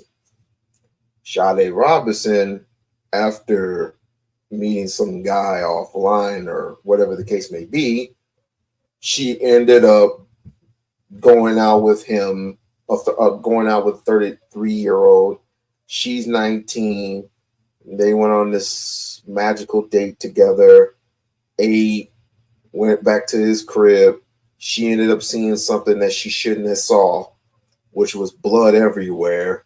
And he had a quote-unquote sex dungeon down at his basement, which, by the way, his father is known to be rich as hell in the state of Milwaukee. She ended up finding something out she should have never found out. She ended up getting murdered and basically having her parts scattered all across Lake Michigan. Yeah. Interracial dating. And we allow I really want to interview the mom. I really do. She hasn't got back with me per se, but I definitely want to interview the mom because I know it's still fresh. It's been some months now, and I know it's still fresh. You can't, there is no, when it comes to those particular memories, knowing that you're never going to see your daughter again, you're never going to see your son again. I'll even add in this, the brother that was in the gymnasium and he ended up going to the bathroom, I guess, and I guess it was never found again until the very next day. His body was replaced with a whole bunch of newspaper because they took his vital organs. Human trafficking. So I think we need to have these conversations on a whim. But we don't, because the most important thing in a man's life is a vagina. Oops, did I say that wrong? Dismembered and spread all around the town. So I think femicide, not to limit it to that, because black men are being attacked as well, but women are much more defenseless in the face of an assault by a male. And I just think femicide is a very big issue in the black community, and I don't think it's getting enough attention. I think partly because of the friction between black women, they're not uniting enough around protecting each other. And I think black men are too accusatory and condemnatory of our women to. No, if they would just kowtow to us and just be feminine and just make us a sandwich. Just make us a sandwich. We just want a sandwich. We just want you to just spread your legs and just stop talking so much. had a bad day. Oh, poor me. I don't want her to work, but then again, I want her to work. But then again, I don't want her to work. But then again, I do want her to work. Which one is it? To really stand up for them and speak out against this femicide campaign, because it's not limited to the murder. We see it with the infanticide or the what do we say, the death on the birthing table. So many Black women are dying in the process of giving birth. Infant mortality, their children dying in the process of being born into this world, outside of the material, outside of education and income, because Black women exceed Black men in education. You know why they're led by their second head? Simply put, because the first head, which is up here, does not dilate enough strength, enough, what I want to say, well, whatever the case may be, whatever makes the head strong, whatever makes the brain strong.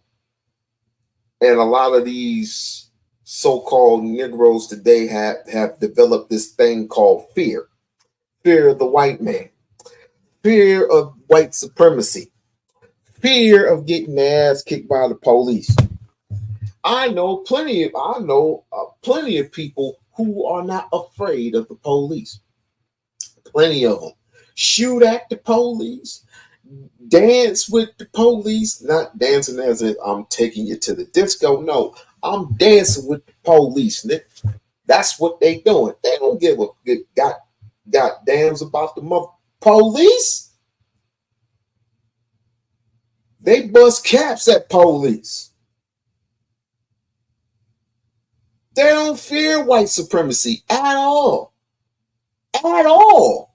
At all.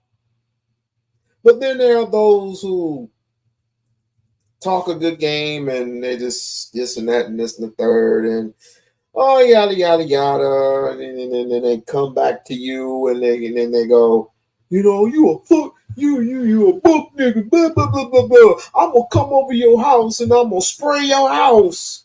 Oh, you're willing to do that to him, but you won't do that to old Tommy. You are willing to do that to him, but you won't want to do that to Tommy. No, I'm not acting up. I'm just proving it. I'm just proving a case in point, right? I'm just proving a case in point. It's like you literally have a freaking fear of white people. White people ain't done nothing to me. Who said anything about them doing anything to you? You're supposed to. You're the one that built this country by hand. You are the one that made the sacrifices. Not just you, but her too. But you have that Willie Lynch chip stuck in you.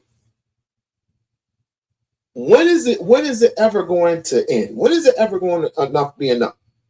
When are we ever going to say, let's just stop with this gender war shit? Because it doesn't exist. Gender war, it doesn't exist. You don't know what it's doing to you. You don't know what it's doing to us. It's separating us even further, especially with this little German girl shit.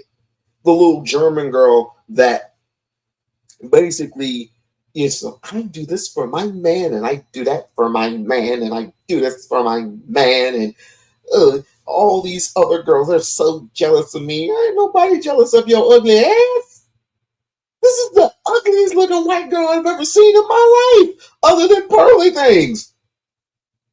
Why should a black woman who grows in stature and ages so gracefully, why the hell would a black woman be jealous? I gotta do a fatty real quick. Why would a woman be jealous of a black woman? Pearly is a lovely woman. Yeah, you got issues, dude. Yeah, you got issues, Truth. You got You definitely have issues. I know. It's the truth. The one thing you were right about, the one thing you and I do give you credit for is that no one in these spaces talks about God. I'll give you that. But the other thing you said about Perth, no. I'll give you the God part, the spiritual part, yes. But pearly things, nah, bruh. You still my brother in the faith. But we had to separate there. We going on opposite roads. I hope you uplifting black me man make woman. Yeah. I know what you're saying. Yeah, that's my boy Truth right there. That's my boy Truth. Even though he loved white folk, he loved to smell that white folk. He loved him some white folk. He loved him some white folk. The white folk love him. And boy, he had some time to kill. No negativity for the rest of the year. I'm trying. I am trying. I just had a birthday. I had a birthday not too long ago. I had a freaking birthday not too long ago, bro. This whack. What are you talking about? But anywho, let's continue. We got too far to go. Education and income.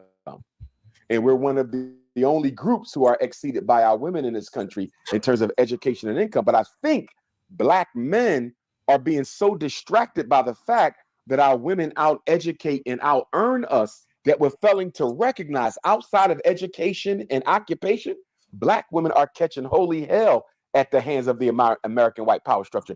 But we can't see it because we're so caught up with the education and the income and the expectations for romance that we're not looking at the fact that black women, just like black men, are an endangered species. I just want to jump back to the behaviors of young white kids. I heard numerous reports throughout New Jersey where children have white-only groups. That's like the new thing at the school.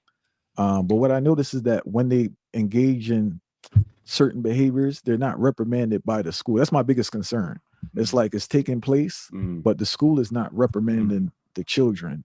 So it's creating an issue now because the child is receiving a message at home and the child's receiving another message from the school that what they're doing is not that serious because they're not being in trouble for it. And the black child is suffering now psychologically because they're being exposed to this behavior and they're seeing that the administration has not reprimanded the child. That's like my big issue from a psychological level. Abby do. Would you like for me to call you a bitch? Would you like for me to bitch you out? Or would you like for me to reason with you? Would you like for me to bitch you out? Or would you like for me to reason with you? Would you like to be logical? Or would you like to be ratchet? Is what I mean.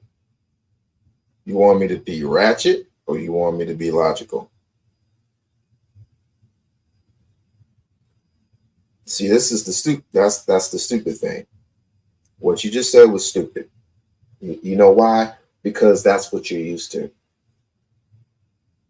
You're used to the what do they call it? The fight clubs. You're used to the fight clubs and the what's going on, the purges and stuff like that. That's what you're used to.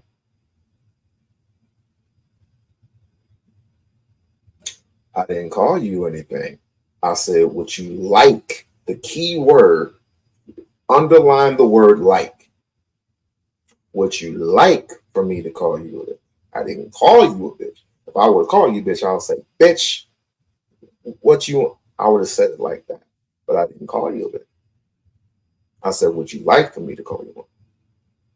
And the answer would be yes or no. Ugh.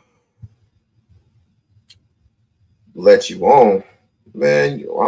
We about 4 hours in. I'm about to jet in a minute.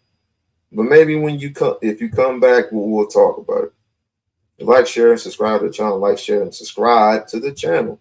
And I will definitely let you know when I'm on next time. But we about 4 hours in. People got shit to do. But that's what you're used to. That's what people are used to. They're used to all this drama going on. That's what they like. That's what they're tunnel vision to. I mean, it's cool every once in a great while. Scared.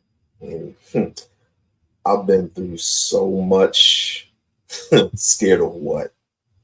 I've been through so much. Lisa, should I let her up? I don't know if this is a her or a him.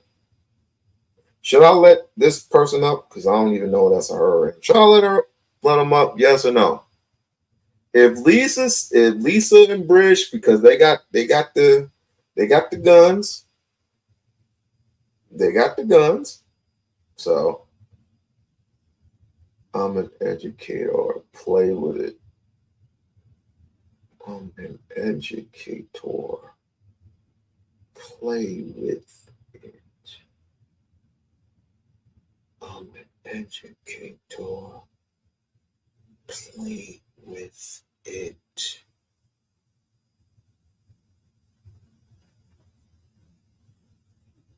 I'm an educator. Play with it.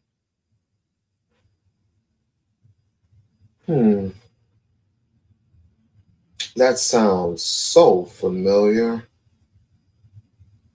That sounds so familiar. Wait a minute. I got one person saying yes and the other person saying no. Anna Betty Crocker. Maybe next time, and next time I'll bring you up. But I am an educator. Please play with it. Okay. Like I said, coming in next time. Nah, for real. But for real. When I come back next time, I'll let you up. I promise. Scout Signer, I promise. I will definitely let you up. Let her up. I'll give her a couple of minutes. I'll let her up.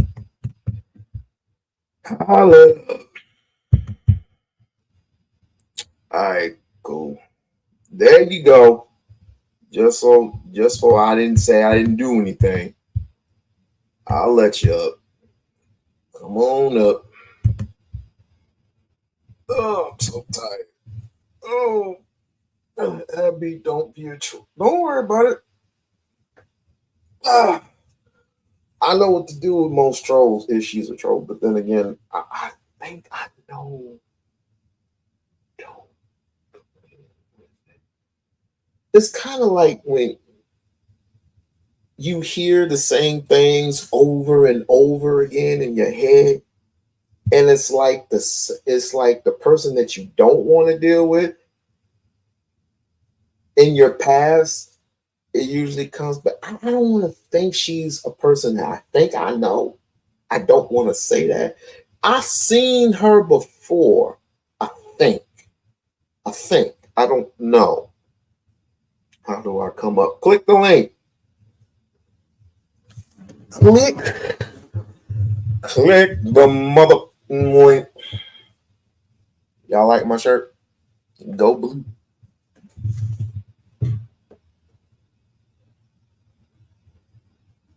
StreamYard. Hit the StreamYard. I'm gonna go do it one more time. Here. Right there. All you do is hit the StreamYard link. Under my name, it just says StreamYard.com. Just click that link. Yeah, it does sound familiar. Sound like there's too many ghosts. It's too many ghosts. I don't feel like dealing with no ghosts. Nothing negative anyway. It's like you try to put the past behind you, but nearly the past it catches up to you. It's like, I don't get it. Certain people just need to leave certain people alone. I'm trying. I don't know what you're doing wrong, but all you have to do is just click it. I'll give you about a good 3 minutes. I'll give you about a good 3 minutes. But go ahead, like, share, and subscribe to the channel. Like, share, and subscribe to the channel. Tell a friend to tell a friend, tell a friend. I have StreamYard podcast myself. Okay, then you know how to work a link.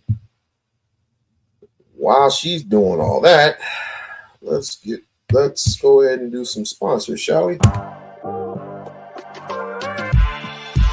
Get ready for the most glamorous event of the year, the U2B Streets Awards 2025, February 9, 2025 at Laven Midtown, located at 641 West 42nd Street, New York City. Join us at 12 p.m. for the pre-show red carpet extravaganza and a chance to win $500 in our fashion contest. From 2 p.m. to 4 p.m., enjoy the gold tier experience with speakeasy confessionals, press interviews, and premium cocktails. At 4 p.m., the platinum tier includes performances, a comedic host, an awards ceremony, dinner, and gift bags. From 8 p.m., the diamond tier features a VIP after party with a DJ, aerial dance, fire performances, and gift bags. 24 YouTube categories. And many nominees. Can't attend in person? Stream the entire event live on Hush and Move Media via Uscreen for just $9.99. Get your early bird tickets before September 15, 2024. Visit now. Be a sponsor. Be extraordinary. Be there. Be great.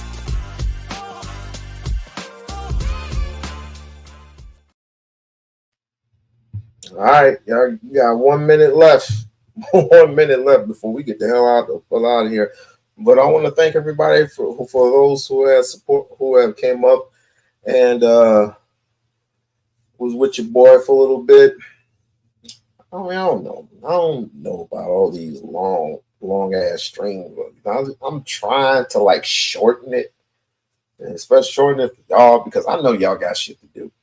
And again, shouts out to Aunt Auntie holding it down with the purge, and he's a host. And why do people want to purge Auntie? He's the host. He's the host. You better leave that boy alone. Shouts out to all the people that be at the purge. They're having their little fun or whatever. I don't have the energy for it. I don't have the energy. It's finished. It's finished that quick? Damn. Hello? Oh, hold on.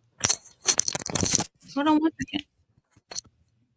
You look oddly familiar. I'm sorry. Hello. Hi. Hi. So I just You look familiar. I've never seen your show, and I'm so glad to see your show. I seem to no. No, okay. All right, you're here. I'm glad you're here. So what's happening? And I'm not trying to like be an adversary to you. Okay. Oh, Do you have a question? I'm sorry. That's better. I didn't realize I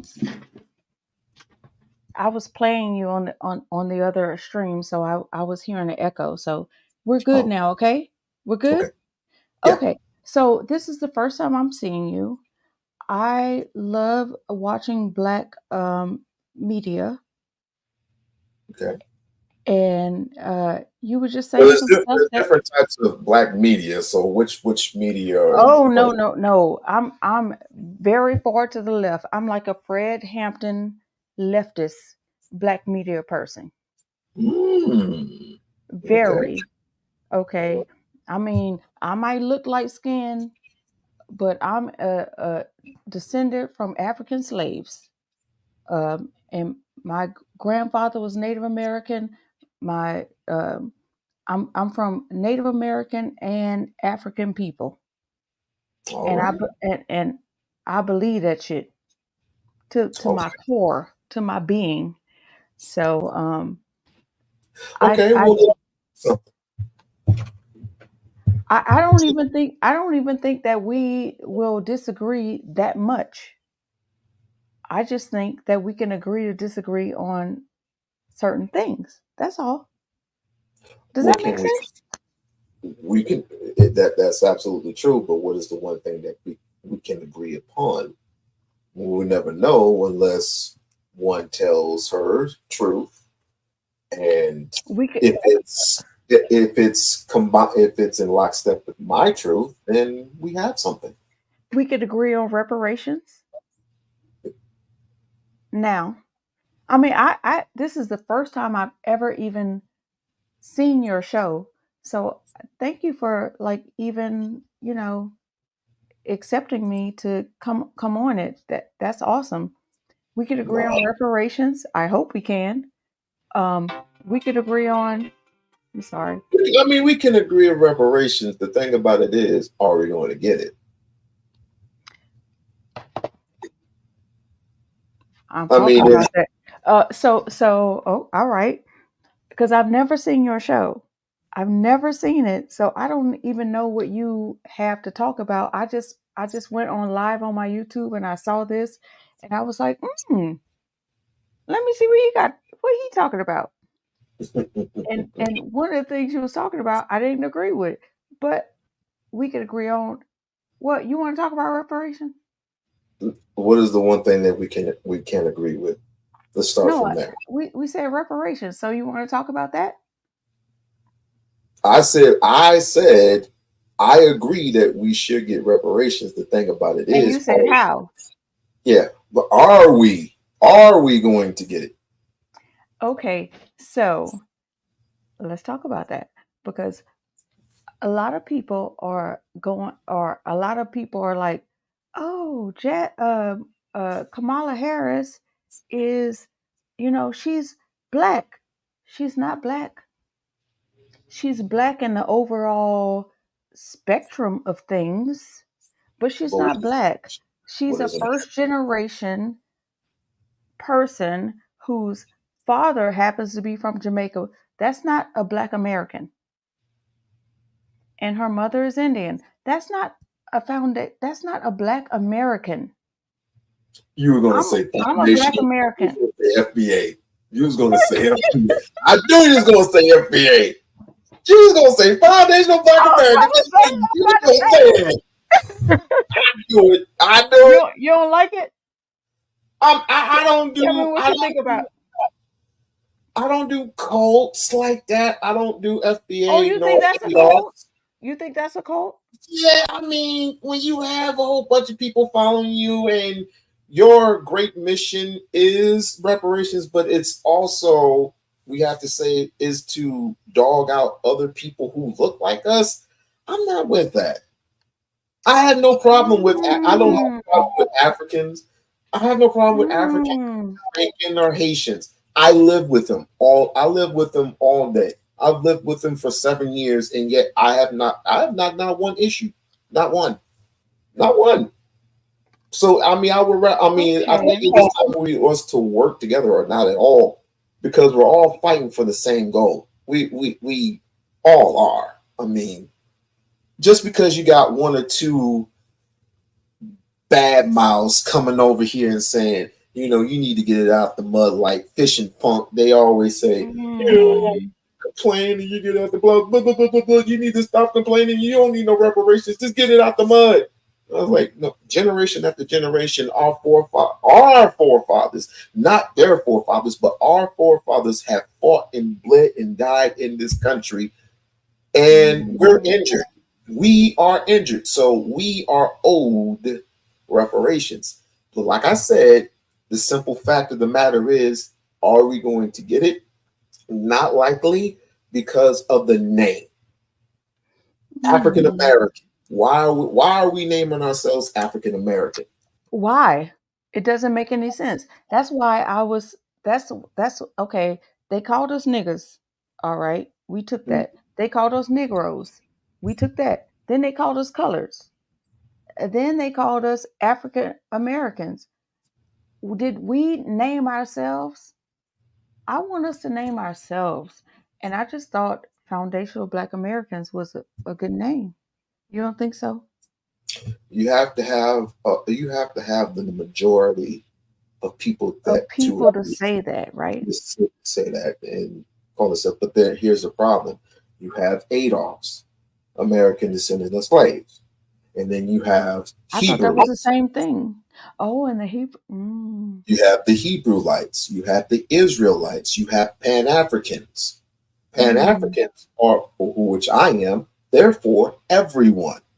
You're Pan-African, so that means you think you In that, training. that you In training. in training. So you think you need to flee Flee from where?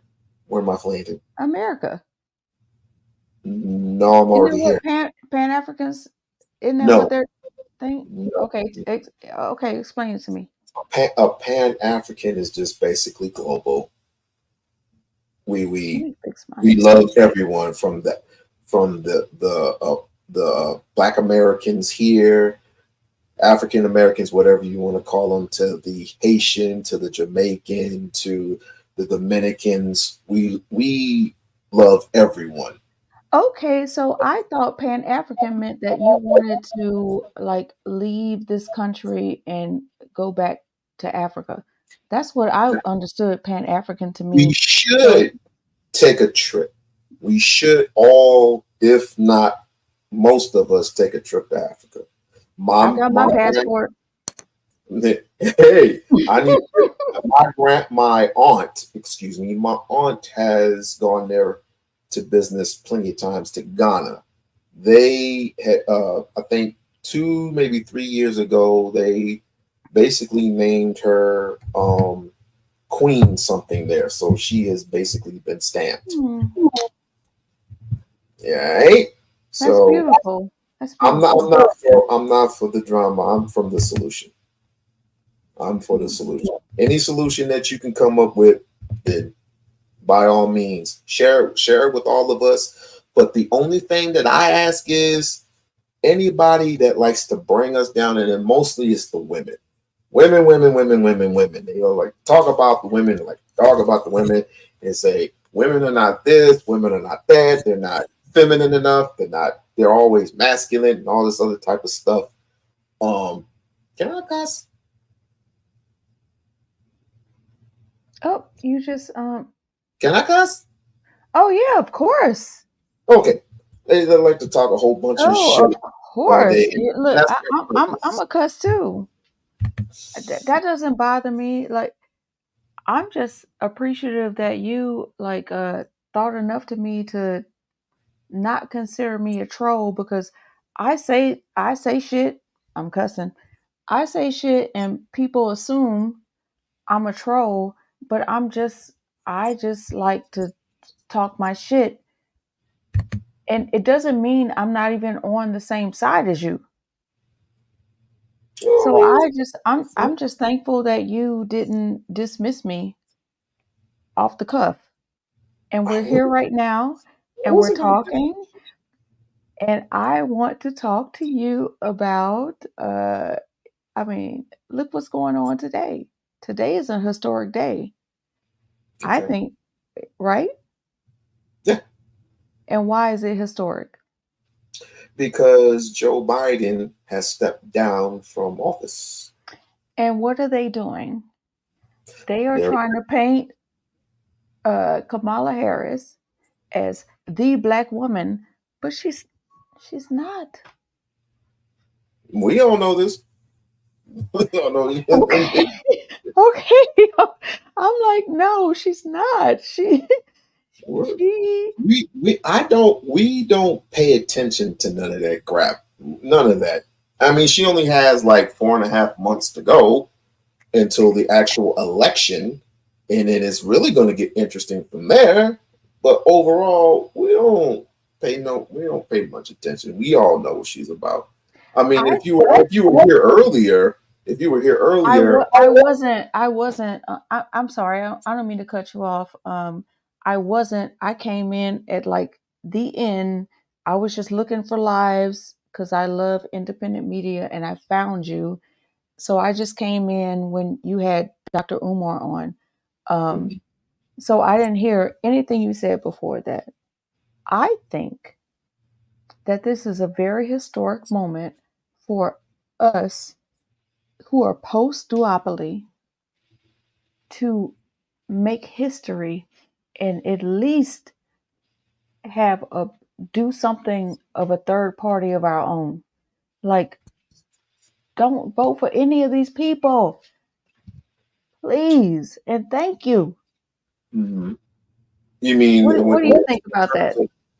In terms of, are you talking about in terms of just being independent, having their own political party? Is that what you mean?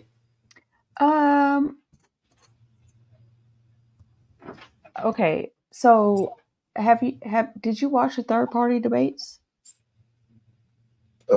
The one with Donald Trump versus No, I said third party debates. No, okay. Okay, I did a podcast on the third party debates. I interviewed the woman that I thought was the best candidate that a lot of people don't know. Her name is Jasmine Sherman. She is fat socialist on X, Twitter, at fat socialist. Just so you check her out or whatever. She's a black woman, a socialist, and she's rather large. So she's like, let me get this out the way. I'm fat. Okay. Are we done with this? So now we could talk about the issues. JasmineSherman.com. I mean, go look at her platform. It is extremely extensive. She goes over all the policies. Okay. And you should have her on your show. Jasmine Sherman. Black lady, short, kind of stocky. Not kinda. She big.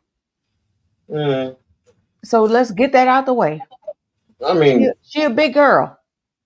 It doesn't mean anything to me. It don't mean anything to me. I like big girls. Oh, you like big girls? I like big people. I like small people. I like all people. Okay. So what do you like about her as far as her policies and stuff like that? Oh, you want to share it? Go on JasmineSherman.com and pull up her policies. Let's look at it. Okay. While you do that, keep on talking. Okay. So, she's for reparations, of course. Of course she is, because she's pro-black. I mean, we are pro-black people, and that doesn't mean we are anti anything. That just means don't Asian communities do for themselves. Don't Indian communities do for themselves. Every other community does for themselves. It's only when black people try to do for themselves they got a problem with it. Like we are being reverse racist or something.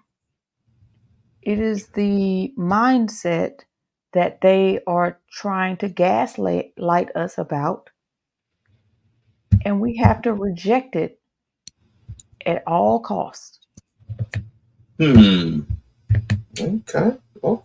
And she's running up against some She is Mexican she lady or something. she was so the Green Party, it's July, so I think the Green Party had their nomination, and I think they probably, they had their primary, and I think they probably voted for Jill Stein, of course. Okay. But if you watch that third party debate, it was Jasmine Sherman, Jill Stein, two libertarians, and then I think one or two other independents. I think. Okay. I think Jasmine Sherman knocked it out the park, in my humble opinion. Jasmine Sherman wants to help the at-risk and vulnerable communities by providing guaranteed housing, land mass, universal basic income, free education, and universal health care for all. They also believe that in the rights of the child, that right to gender affirming care, ending in disability restrictions, restorative justices, Is etc. that a summary? Yeah. Oh, I'm looking at the website. I don't like that summary because I'm a queer person, okay, but Okay.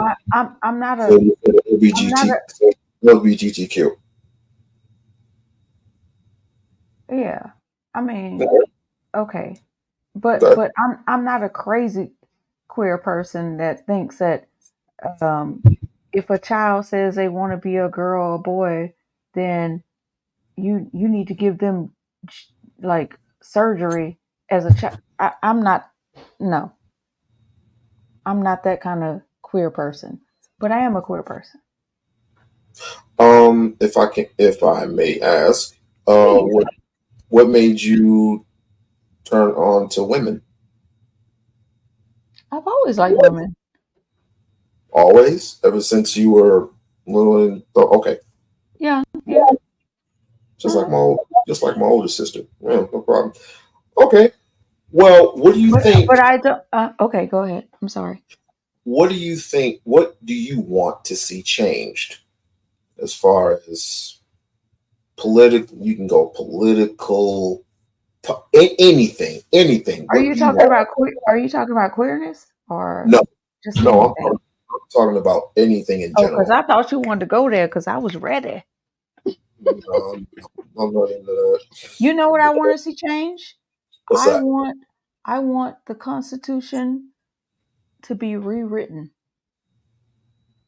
Like the Constitution was not supposed to be a living document that went on forever. The Constitution was supposed to be written every 19 years.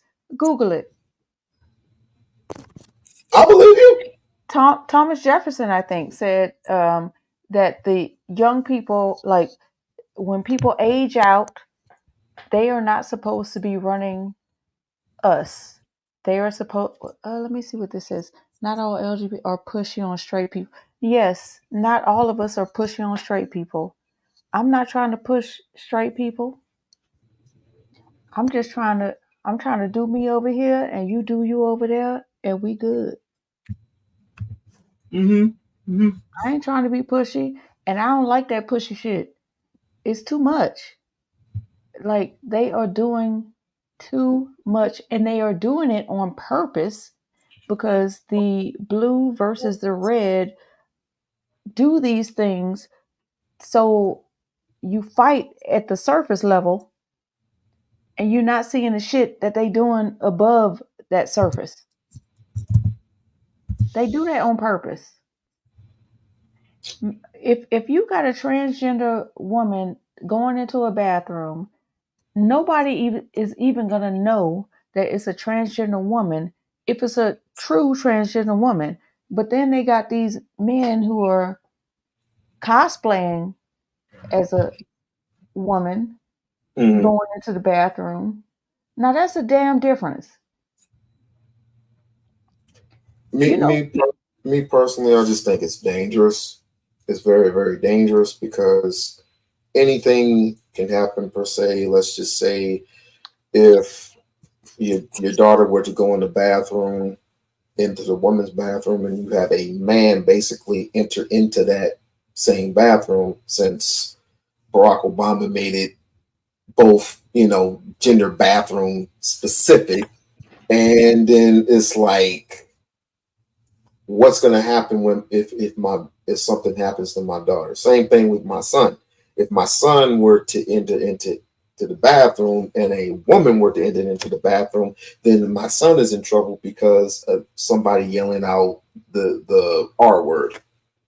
May I say, like I said before, if there is a transgender woman who has entered the bathroom, most transgender women, they have gone through so much of the work, you don't even know that is a transgender woman. And they not checking for you. They just trying to go in there, do their business, and get the fuck on. I lived in New York City for 20 years. I lived in New York City for 20 years. I'm telling you, the way they're trying to portray it is as if, and some of these men who look like women are trying to go into women's bathrooms. They are the problem. And I don't believe in transgender women playing women's sports either. Nope.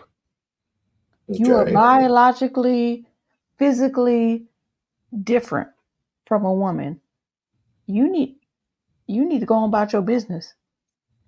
You need to have a transgender team, or you need to, something else need to happen. But you do not need to be playing against, like competing against biological women. No. And I love transgender people. Y'all my people. Just like everybody else is my people. But that's a no-no. Am I going too far? Wait. No, you just we're two different people in the same little pod here. But here's what I want to ask you. Yes. Straying away from all that, because those are horizontal issues. Okay. I want a very vertical issue of how we can change from within when it comes to the Black community. How do you see change when it comes to that? That is a great question. There are a lot of Black people that, okay, first of all, there are different classes of Black people, as in like age, right? Mm-hmm. So like my mother is a boomer. Okay. She has a pension.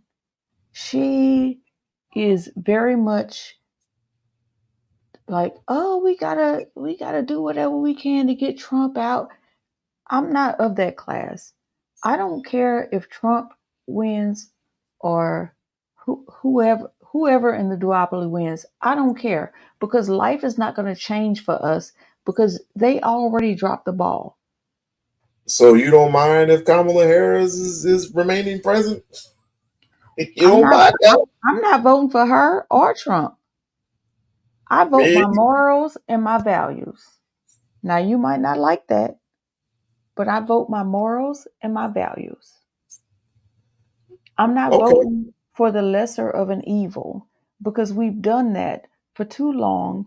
And where has that gotten us? That has gotten us nowhere. Mm. Thank you, 111 Theory. Facts. No, but here's the thing. I would pretty much like it if we were independent. That's where I'm at with it. And we were pretty much go to. It doesn't make a difference if we go to the left or go to the right. It's who will. No, that does make a difference. Who will listen? Who will listen to us? You see, there's this rapper named Ice Cube, right? I'm sure you know when The he black drew agenda. The black. Black Okay. Agenda. Well, He you drew know, up- that Black Agenda. It started out because I was with him on that Black Agenda, but that Black Agenda, it trickled down to it was just him worried about a Black Agenda for his basketball team. Not exactly. Not exactly. Okay. Even if it did come to that, it meant jobs for Black people, and of course working on And his basketball team. for independent people. So not particularly, not exactly. It's just like if I drew a plan for you and I to live in the same system of under the system of white supremacy or whatever, what have you, and of course I presented to Trump or I presented to Biden, none of them would listen to me anyway, right? So it's like, what do? You just do your own shit until it forms, it gets stronger and stronger, even though he sold it. It's like, but I'm gonna get to him later. That's a whole nother live stream. I'll get to his ass later.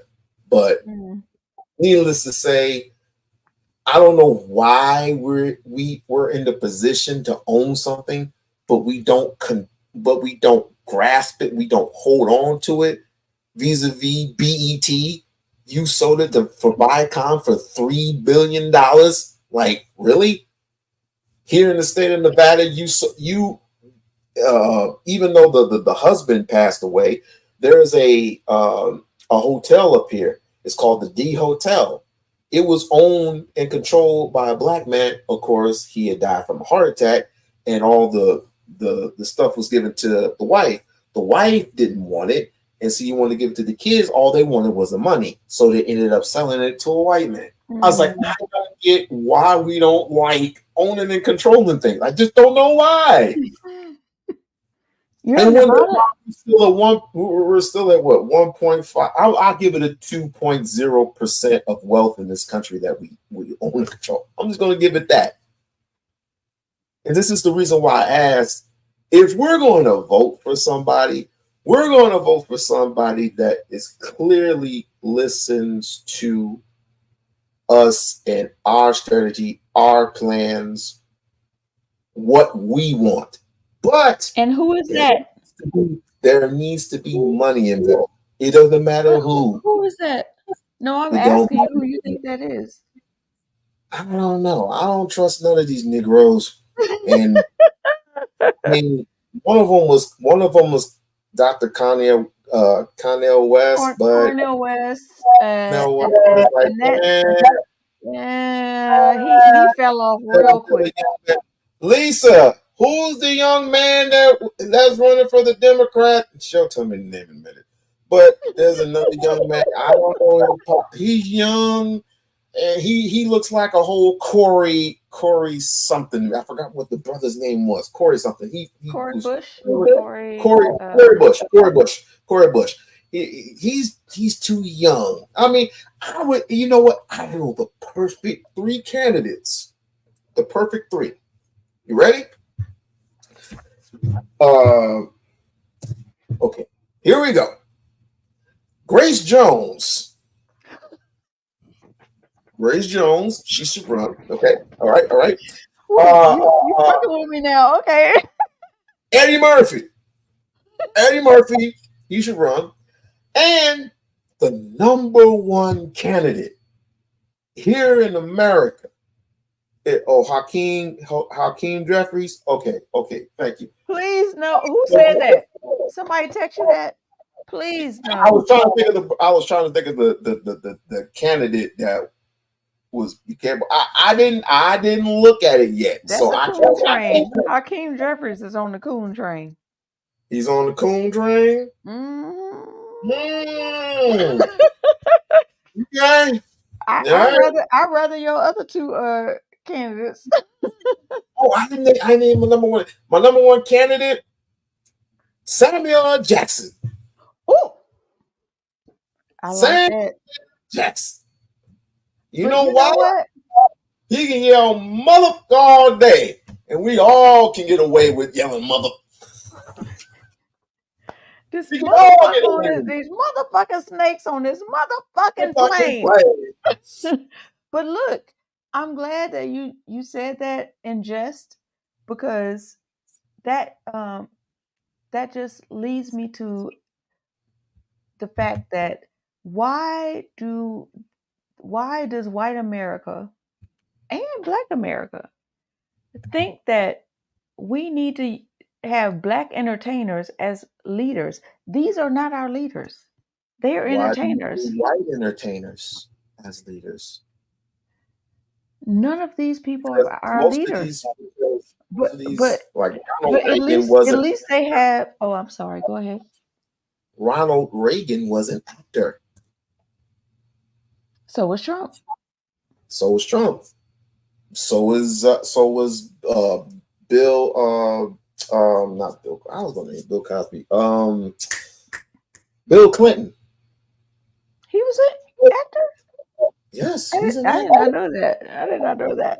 He was acting like he was down with the black folks playing the saxophone. Playing the saxophone. He was the first black president, and The first. also Obama isn't. I can't believe I was so young and dumb. I can't believe I fell for that. Me either. He was on the Arsenio Hall show at the time, and he was just playing the saxophone like it wasn't nothing. We were And when young. it came to black issues, he had no clue. None. Look, but he did without the scratching your eye rule. Look, we were young, dumb, and full of cum. Pretty much. I'm so glad that we have evolved. What was No, I you didn't. not like us. Shut your mouth, Bridge. Shut up. So politicians are failed actors. They are like too ugly for Hollywood. So they went into, they plucked them out of obscurity.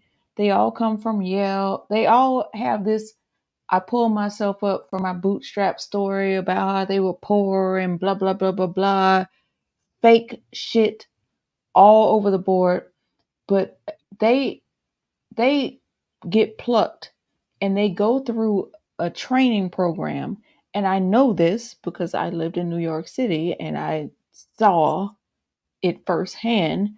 They put them through a training program to groom them to become who they are. And they're not real. It's like the WWE. Okay, they're fighting, and it looks like a great story, but in the end, they get paid by the same people. That's the Democratic and the Republican Party. They are actors. Speaking of WWE, don't say Hulk Hogan. Yes, these people are online and they are serious about Trump.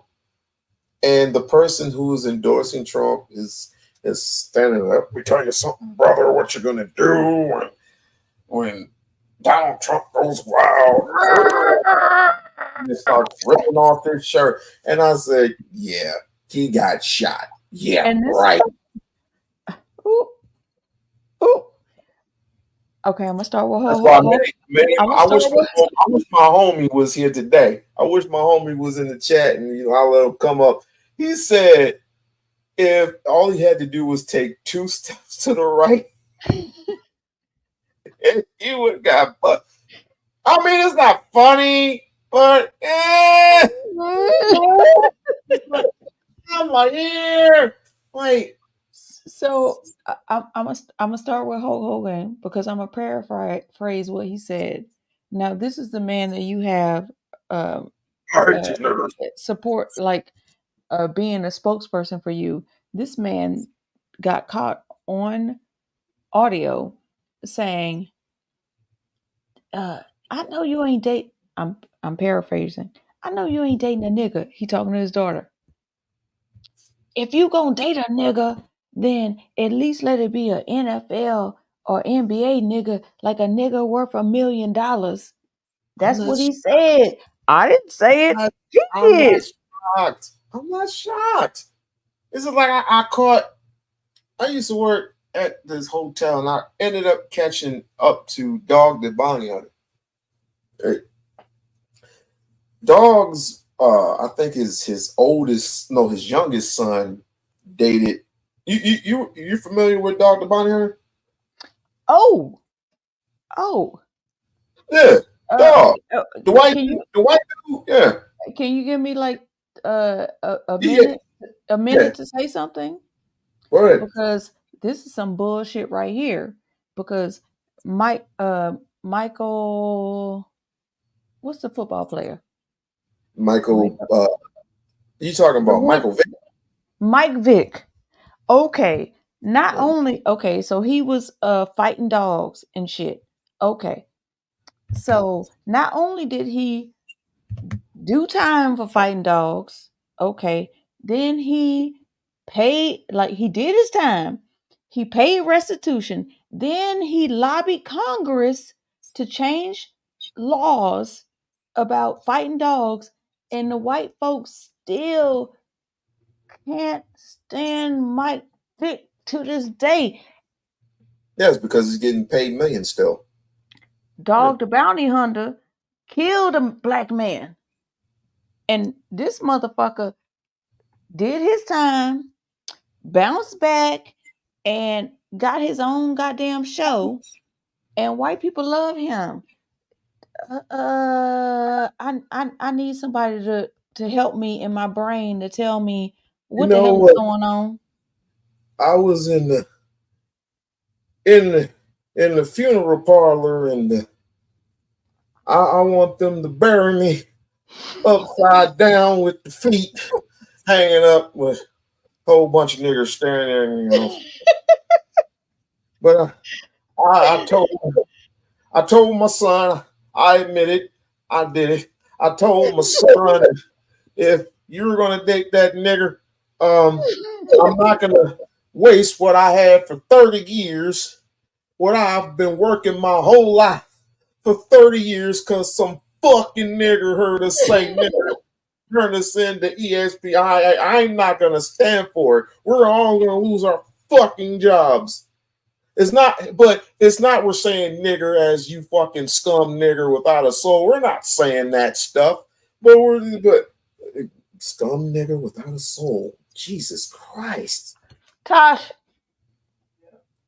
can you bring me some wine, please? I'm sorry. Yeah, you're gonna need it. I'm gonna need it. Look, I appreciate the fact that, like, you know, people just call you a troll for any goddamn thing. They'll just be like, "Oh, they must be a troll because you don't agree with one thing." That don't mean we don't agree with a lot of other things. It just means that one thing I took up issue with. Now all of a sudden I'm a troll. I'm not a troll. You see me right here. Like this brother that it became controversial the first couple of minutes, but then I brought him back up, and then it pretty much slowed down to a crawl. I give you like the benefit of the doubt the first time, and then I appreciate you. And then afterwards, if you want to come trolling, then I have an option to either bring you down and to block you, or I can just cuss you out. But I'm trying to turn that thing that's called a corner, which is kind of hard to do, especially in spaces like this, you know. But it's all good. This is an app. At the end of the day, when I cut it off, I'm with my family. So, and as you should be, and just may I say, guys, don't forget to like, share, and subscribe to We-On-Loc Nation's channel. because that helps with the algorithm. Because YouTube they be on Oh, some other shit. they don't like me because I'm too pro-blackish. I know. And even Look. though I you know know. I'm And look, pro-black. I'm pro-black. I'm a simp, a panderer. I don't even know what the next words are going to be. I don't know. But you cater to women a lot. What's wrong with that? What am I supposed to do? Ain't we supposed to cater to our men too? But you don't cater. And I'm queer. You don't cater to them I'm like queer, and I want men to be catered to. Oh, okay. And I'm queer. So Okay, would you cook and clean for a man? Yeah. Okay. Would you make a okay, let's just say you came home from work or whatever and the man is hungry. Would you make him a sandwich? Yeah. I'm not giving these okay, so but let me be clear. Let me be very clear. Okay. A lot of men want women to behave like traditional wives. And it's not a traditional household. Women go to work just like men. So if a woman goes to work just like a man does and contributes to the household bills just like the man does, you cannot expect the woman to be a trad wife when you ain't giving trad. That's too much. Because now it's not 50-50 anymore. It's 80-20. While bending you over while you're tired.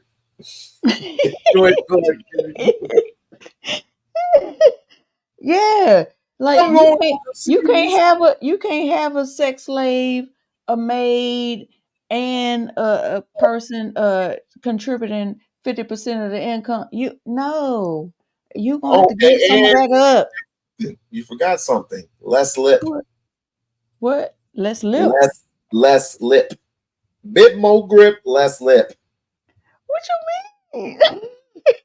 You're supposed to, according to these dudes, you're supposed to cook and clean and shut the hell up. Just I see what you're saying. Pick up the mop and the broom. I mean, that's why we have housewives. I mean, we're doing all the work as men, quote unquote. But there's too many women in the world that's just too masculine. Excuse me, my mother worked for General Motors for over 30 years. I think she had to be masculine. She had to be masculine what she was doing.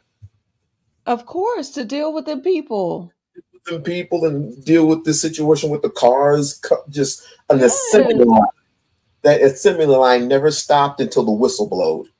And that could have been 4, 5, 6 hours. So I love okay. I work for a contractor to put myself through college. So I know how to like put up walls, sheetrock, do floor. Like I'm that bitch. Okay. Okay. But I also like to cook. That's like my happy place. I like to cook for my person just because I like to see them happy. That's just me. But I could still do those other things. But I'm not going to have a person I'm doing things for that ain't going to do things for me. That's just not going to happen. It's not going to work. You're going to have to go because I could do all this shit by my damn self. You know what I'm saying? Yes. We have to show each other that we care enough about each other to do things for each other. Now, if you can't do that, you got to bounce. You know what I mean? Which is what it sounds like you're saying too. Which is that I have not me and you. Are you sure about this? Could have sworn I've seen your crazy ass before. you sure are you from a particular type of sector? What sector are you from? I gotta What know. you mean by sector? What sector are you from? I know you What's just. that mean by sector? I don't understand what that Do means. you roam around? Do you go from panel to panel to panel and end up in one particular spot, or you end up in multiple spots? Normally, they Oh, I can answer that. I can answer that. I'm in certain I don't know if I need to shout out these independent media places that I am in, but I just happen to I don't like watching MSNBC, CNN, Fox News. I do it just for content to for my podcast. Okay. But Oh, you have a podcast? Yeah, I do. But I only watch independent news because that's where the realness is. And I just happened to I gotten off of I gotten off a podcast. It ended. I just took my mom her food, whatever, and the podcast ended. And I just went on YouTube and I said, let me see live. And I feel like in my heart I don't go on Black independent news media enough. So I saw you and I said, well, let me see who this is and what they're talking about. So poor little old me. That was it. Wow. No. Yeah, I think somebody set you up. You know what? I saw Dr. Umar face.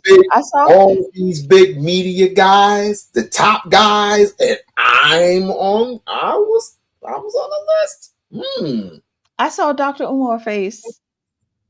And I was like, what's this?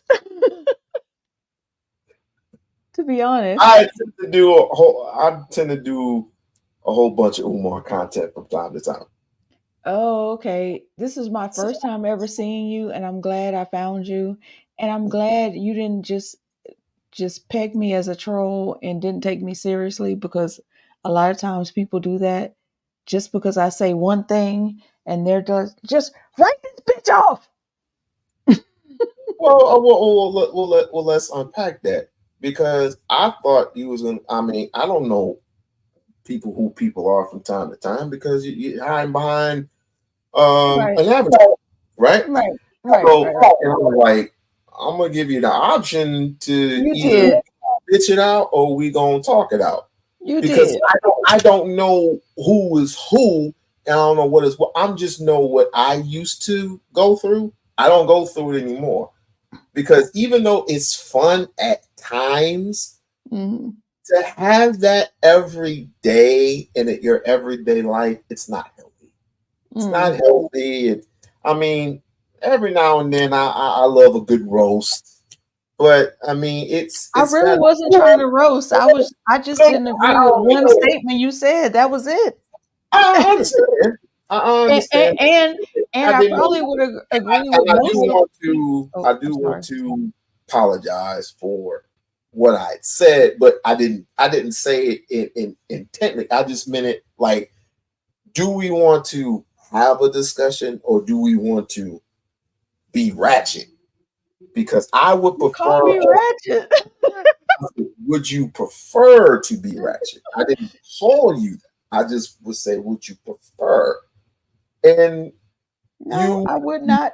Clean up and proving that you're a woman of your word, that you will not want to have a discussion, and we're having a discussion right now. And I think pretty much we're gonna make it as a community.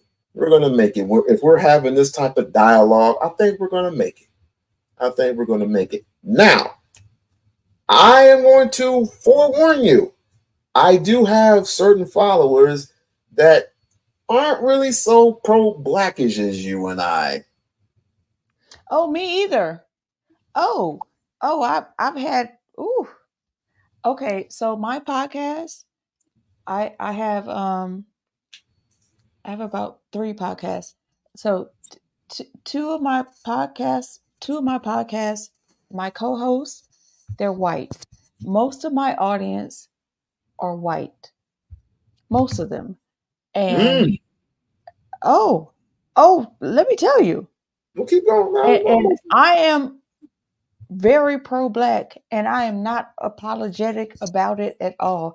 And I've had some podcasters, I mean, not some podcasters, I'm sorry, some in my audience, like, cuss me out, block me, like they are gone.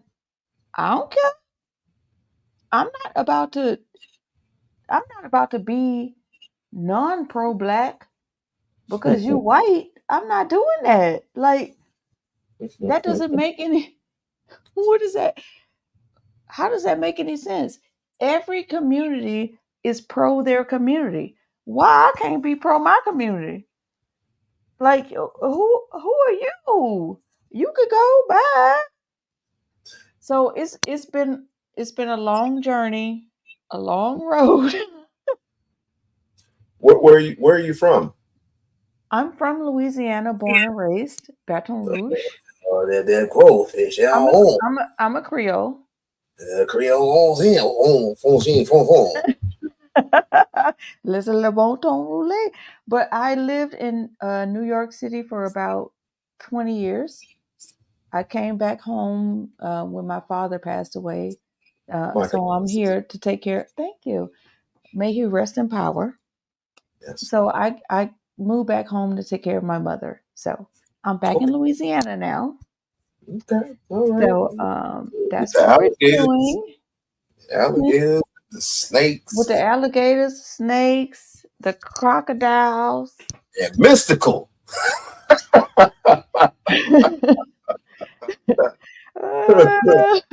Hop the bear.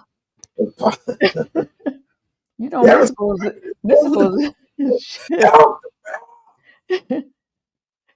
Here I go. Well, man, what you want to do? What you gonna do? He's in jail right now. He ain't doing much. You know, dummy. Just a freaking dummy. Jesus Christ. Well, how is it that you just I think he was either on drugs or somebody put something in it, something put in his weed or something. But how is it that you making all that money, all that revenue? You already gotten in trouble. You already did it like a 3, 4, 5 year bid. Now you're doing for life. You're for life. You're in jail for life. May I say something about that? Yes, ma'am. Okay. I know a little bit about that because my brother used to have a contract with them. All their pagers, like No Limit Soldiers, like all their pagers and cell phones were with my brother's company. Okay, Master P is a vulture. What do you mean? Okay, he would give all of them a car, a house, but all of that shit was in his name, not the artist's name. So they was living nice. Even Snoop? I don't know about Snoop. I can't speak on Snoop. I don't know about that. Snoop probably knew better by then or whatever. I'm talking about his Louisiana artists. His brothers mostly. So no, I mean like Mystical, all them people. All of his name? Mm-hmm. Even Mia X? Jesus Christ. Mac? I don't remember Mac. I'm sorry. Max in jail along with C. Murder. I don't remember him. They're both in jail for life. Which I thought, when it comes to Barack Obama, I thought that allegedly he was supposed to be releasing certain people. And C. Murder's name Corey Miller's name came up.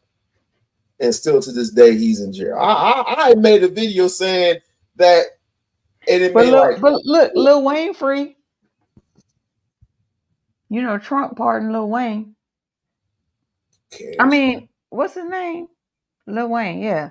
That's why Lil Wayne was talking about racism don't exist and all this stuff. He's dumb, but that's too much. He got a pardon. He got Oh, pardoned. okay. All of those One out of Negroes got a pardon.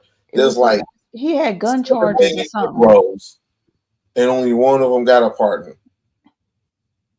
Okay, congratulations, Lil Wayne. Wheezy, confetti. Yay! Stop kissing me. Anyway, yeah. So it was so nice to meet you. Real quick. So you mean to tell me that Master P had his hand? He's like the puppet master, and he was literally giving people houses and cars, and you got the Mr. Servon, you got the Canaan Ables, you got. I was a No Limit fan for a while.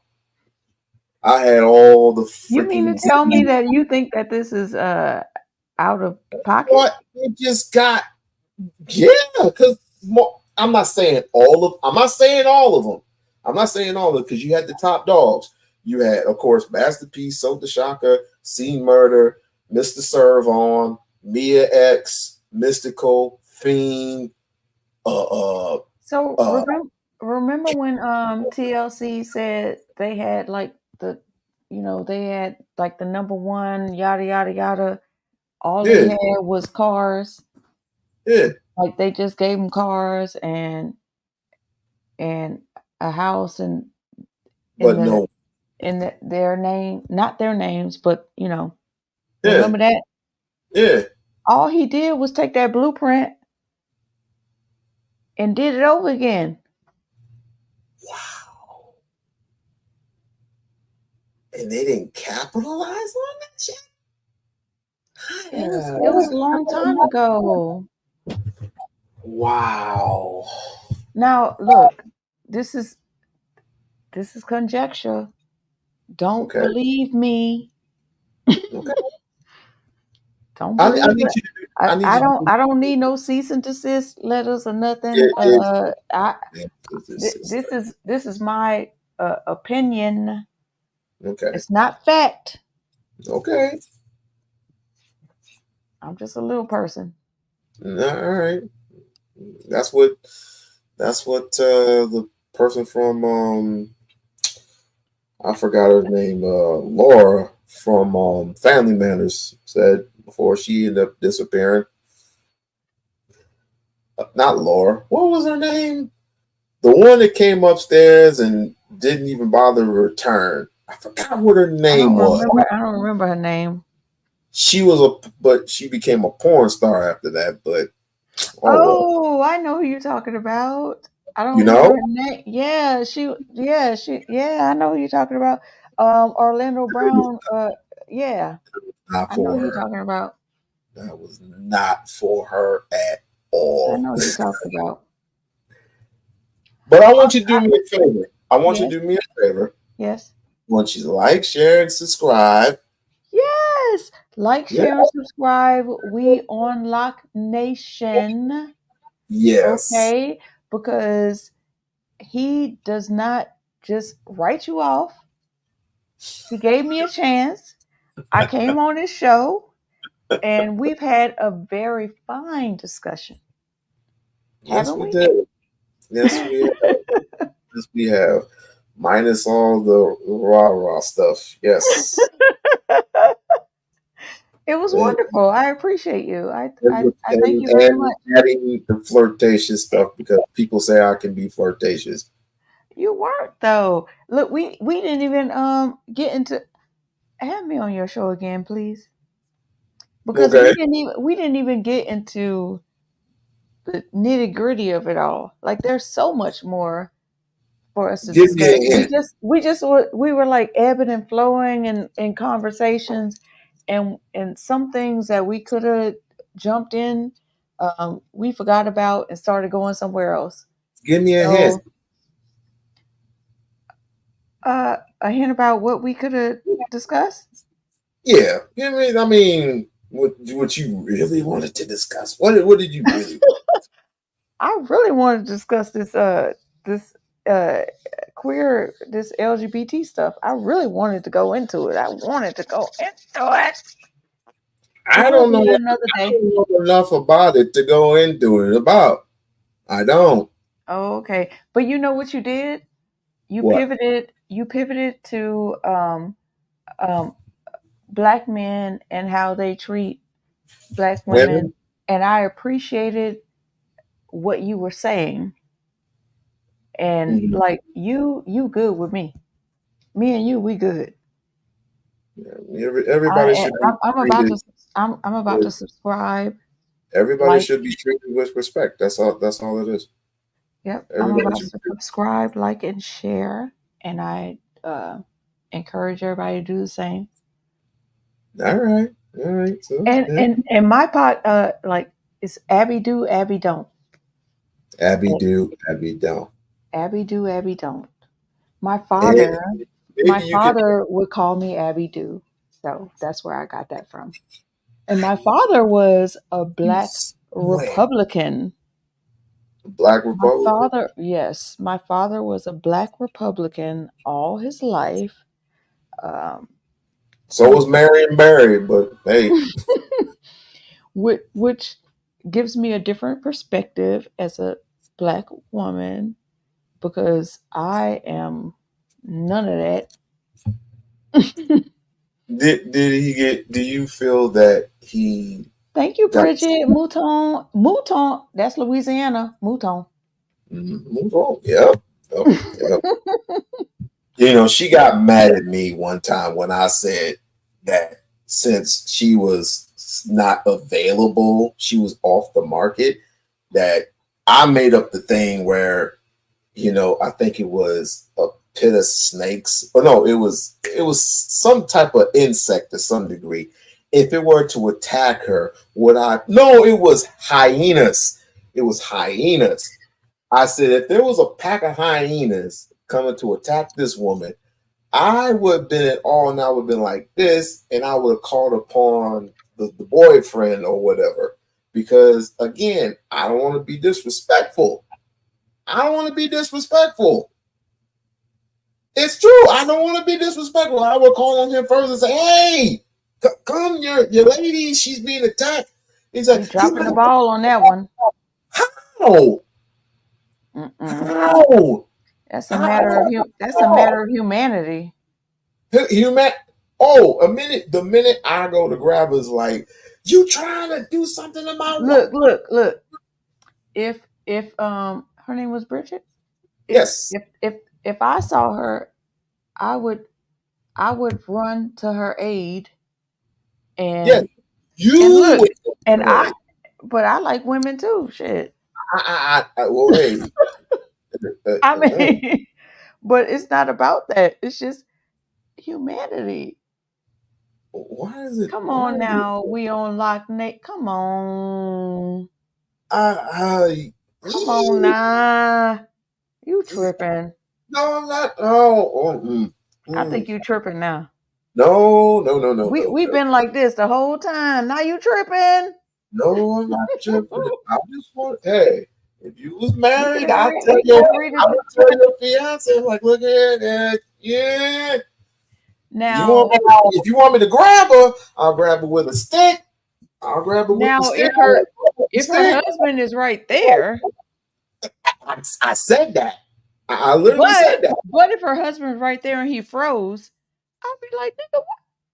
And then I'd run because obviously he ain't shit. She gonna have to deal with that later. They ain't got nothing to do with you. How did I screw You trying up? to save a life. I was saving a life. I called the husband and I said, she's being attacked. People often say, don't mess with, what do they often say?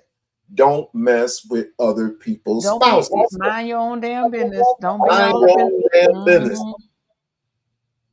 But not in that case. That's a weird case. What you talking about? That's like somebody arguing over some dumb shit. That's when you mind your own damn business. But when you're talking about somebody needing to be rescued to save a life, come on Bridget, now. I'm just What are messing we with talking her. about? I'll save a little life. I'll This save has a been so fun. Definitely come Look, back. can I come back? Sure. I'd love to come because we got a lot to talk about. Sure. No problem. I'd love As a to matter come of back. fact, as a And matter of fact, may I have you on my show too? Would that be sure. okay? Sure. That would be awesome. Don't be calling me, Lisa, talking about shame on you stuff and like leave me alone. Put in the private chat your ex or whatever. So I'll know how to DM You're you. on X? Yeah. You're not on X? Not too much. Okay, well put in the private chat however No. I can get in contact with you so I can so we can stay in contact. Sure, I'll just give you my email, of course. Yeah, your email, whatever you got. No problem. And while he's doing that, you guys, please don't forget to like, share, and subscribe because that's how we beat the algorithms. Because they do not want us to be here. No, not at all. Unless we're a bunch of ratchet people, then our They don't shit's want us to be here. Our shit's gonna skyrocket. We don't like each other. It's like they're part of Willie Lynch. Keep them in the Willie Lynch. Keep them Willie Lynch. And look, we can agree to disagree on different issues, but we can still discuss it. Sure. Look at Bridget. Bridget messy. What's your email?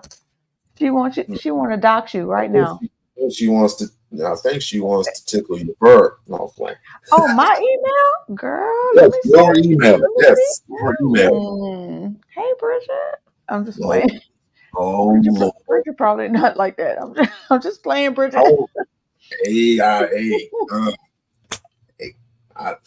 Oh, I'm pretty much like this. I'm just fucking with you, girl. We good. I don't know if she's strictly dickly or not. I don't know. I'm afraid to ask most girls. Like, Why? Because they always had that look on their face. You know, like I feel like girls should ask guys, and guys should ask girls because this is you need to know. I don't want no I wish I had women in cans. Open up. Don't start. What? Don't start. Wait, y'all look. You know what? You trying to put me in something that I ain't even got no business being in, as I see. Oh, blame me. I'm blaming you. Bridget, me and you good. Okay. I don't know what the hell he I'm smart. I'm always what the hell going on over here. But you and me, Bridget, we good. Will you get out of here, please? You got my email. Well, you could. All you got to do is remove me if you want me to come. No, you remove it. It's called Leave Studio. Click on that X, and boom, they're gone. But I'm having fun. Well, too much fun. Two women up here blaming me for something that y'all was talking about. Blame it on the rain. Oh, you got to go now. Got to go, nigga. Got to go. Oh shit! This has been so much fun. Yes, Thank ma'am. you so much. I appreciate you. I'm a head out because I know you got to wrap up and everything. Stay safe. And to everybody out there, it was nice to meet you. Abby do, Abby don't. Abby do, Abby don't. We-On-Loc Nation. Yeah, Bridge, you got issues. Yeah, damn. Now I had to look up this Jasmine person, but overall, this was pretty good. This was pretty good. This was definitely that something should be expected. But again, not everybody is going to come with us. But we're slowly and steadily growing, and that's just how I like it. Talking about what I do. Girl, bye. All right. Love y'all. Love each and every single one of you. Deuces.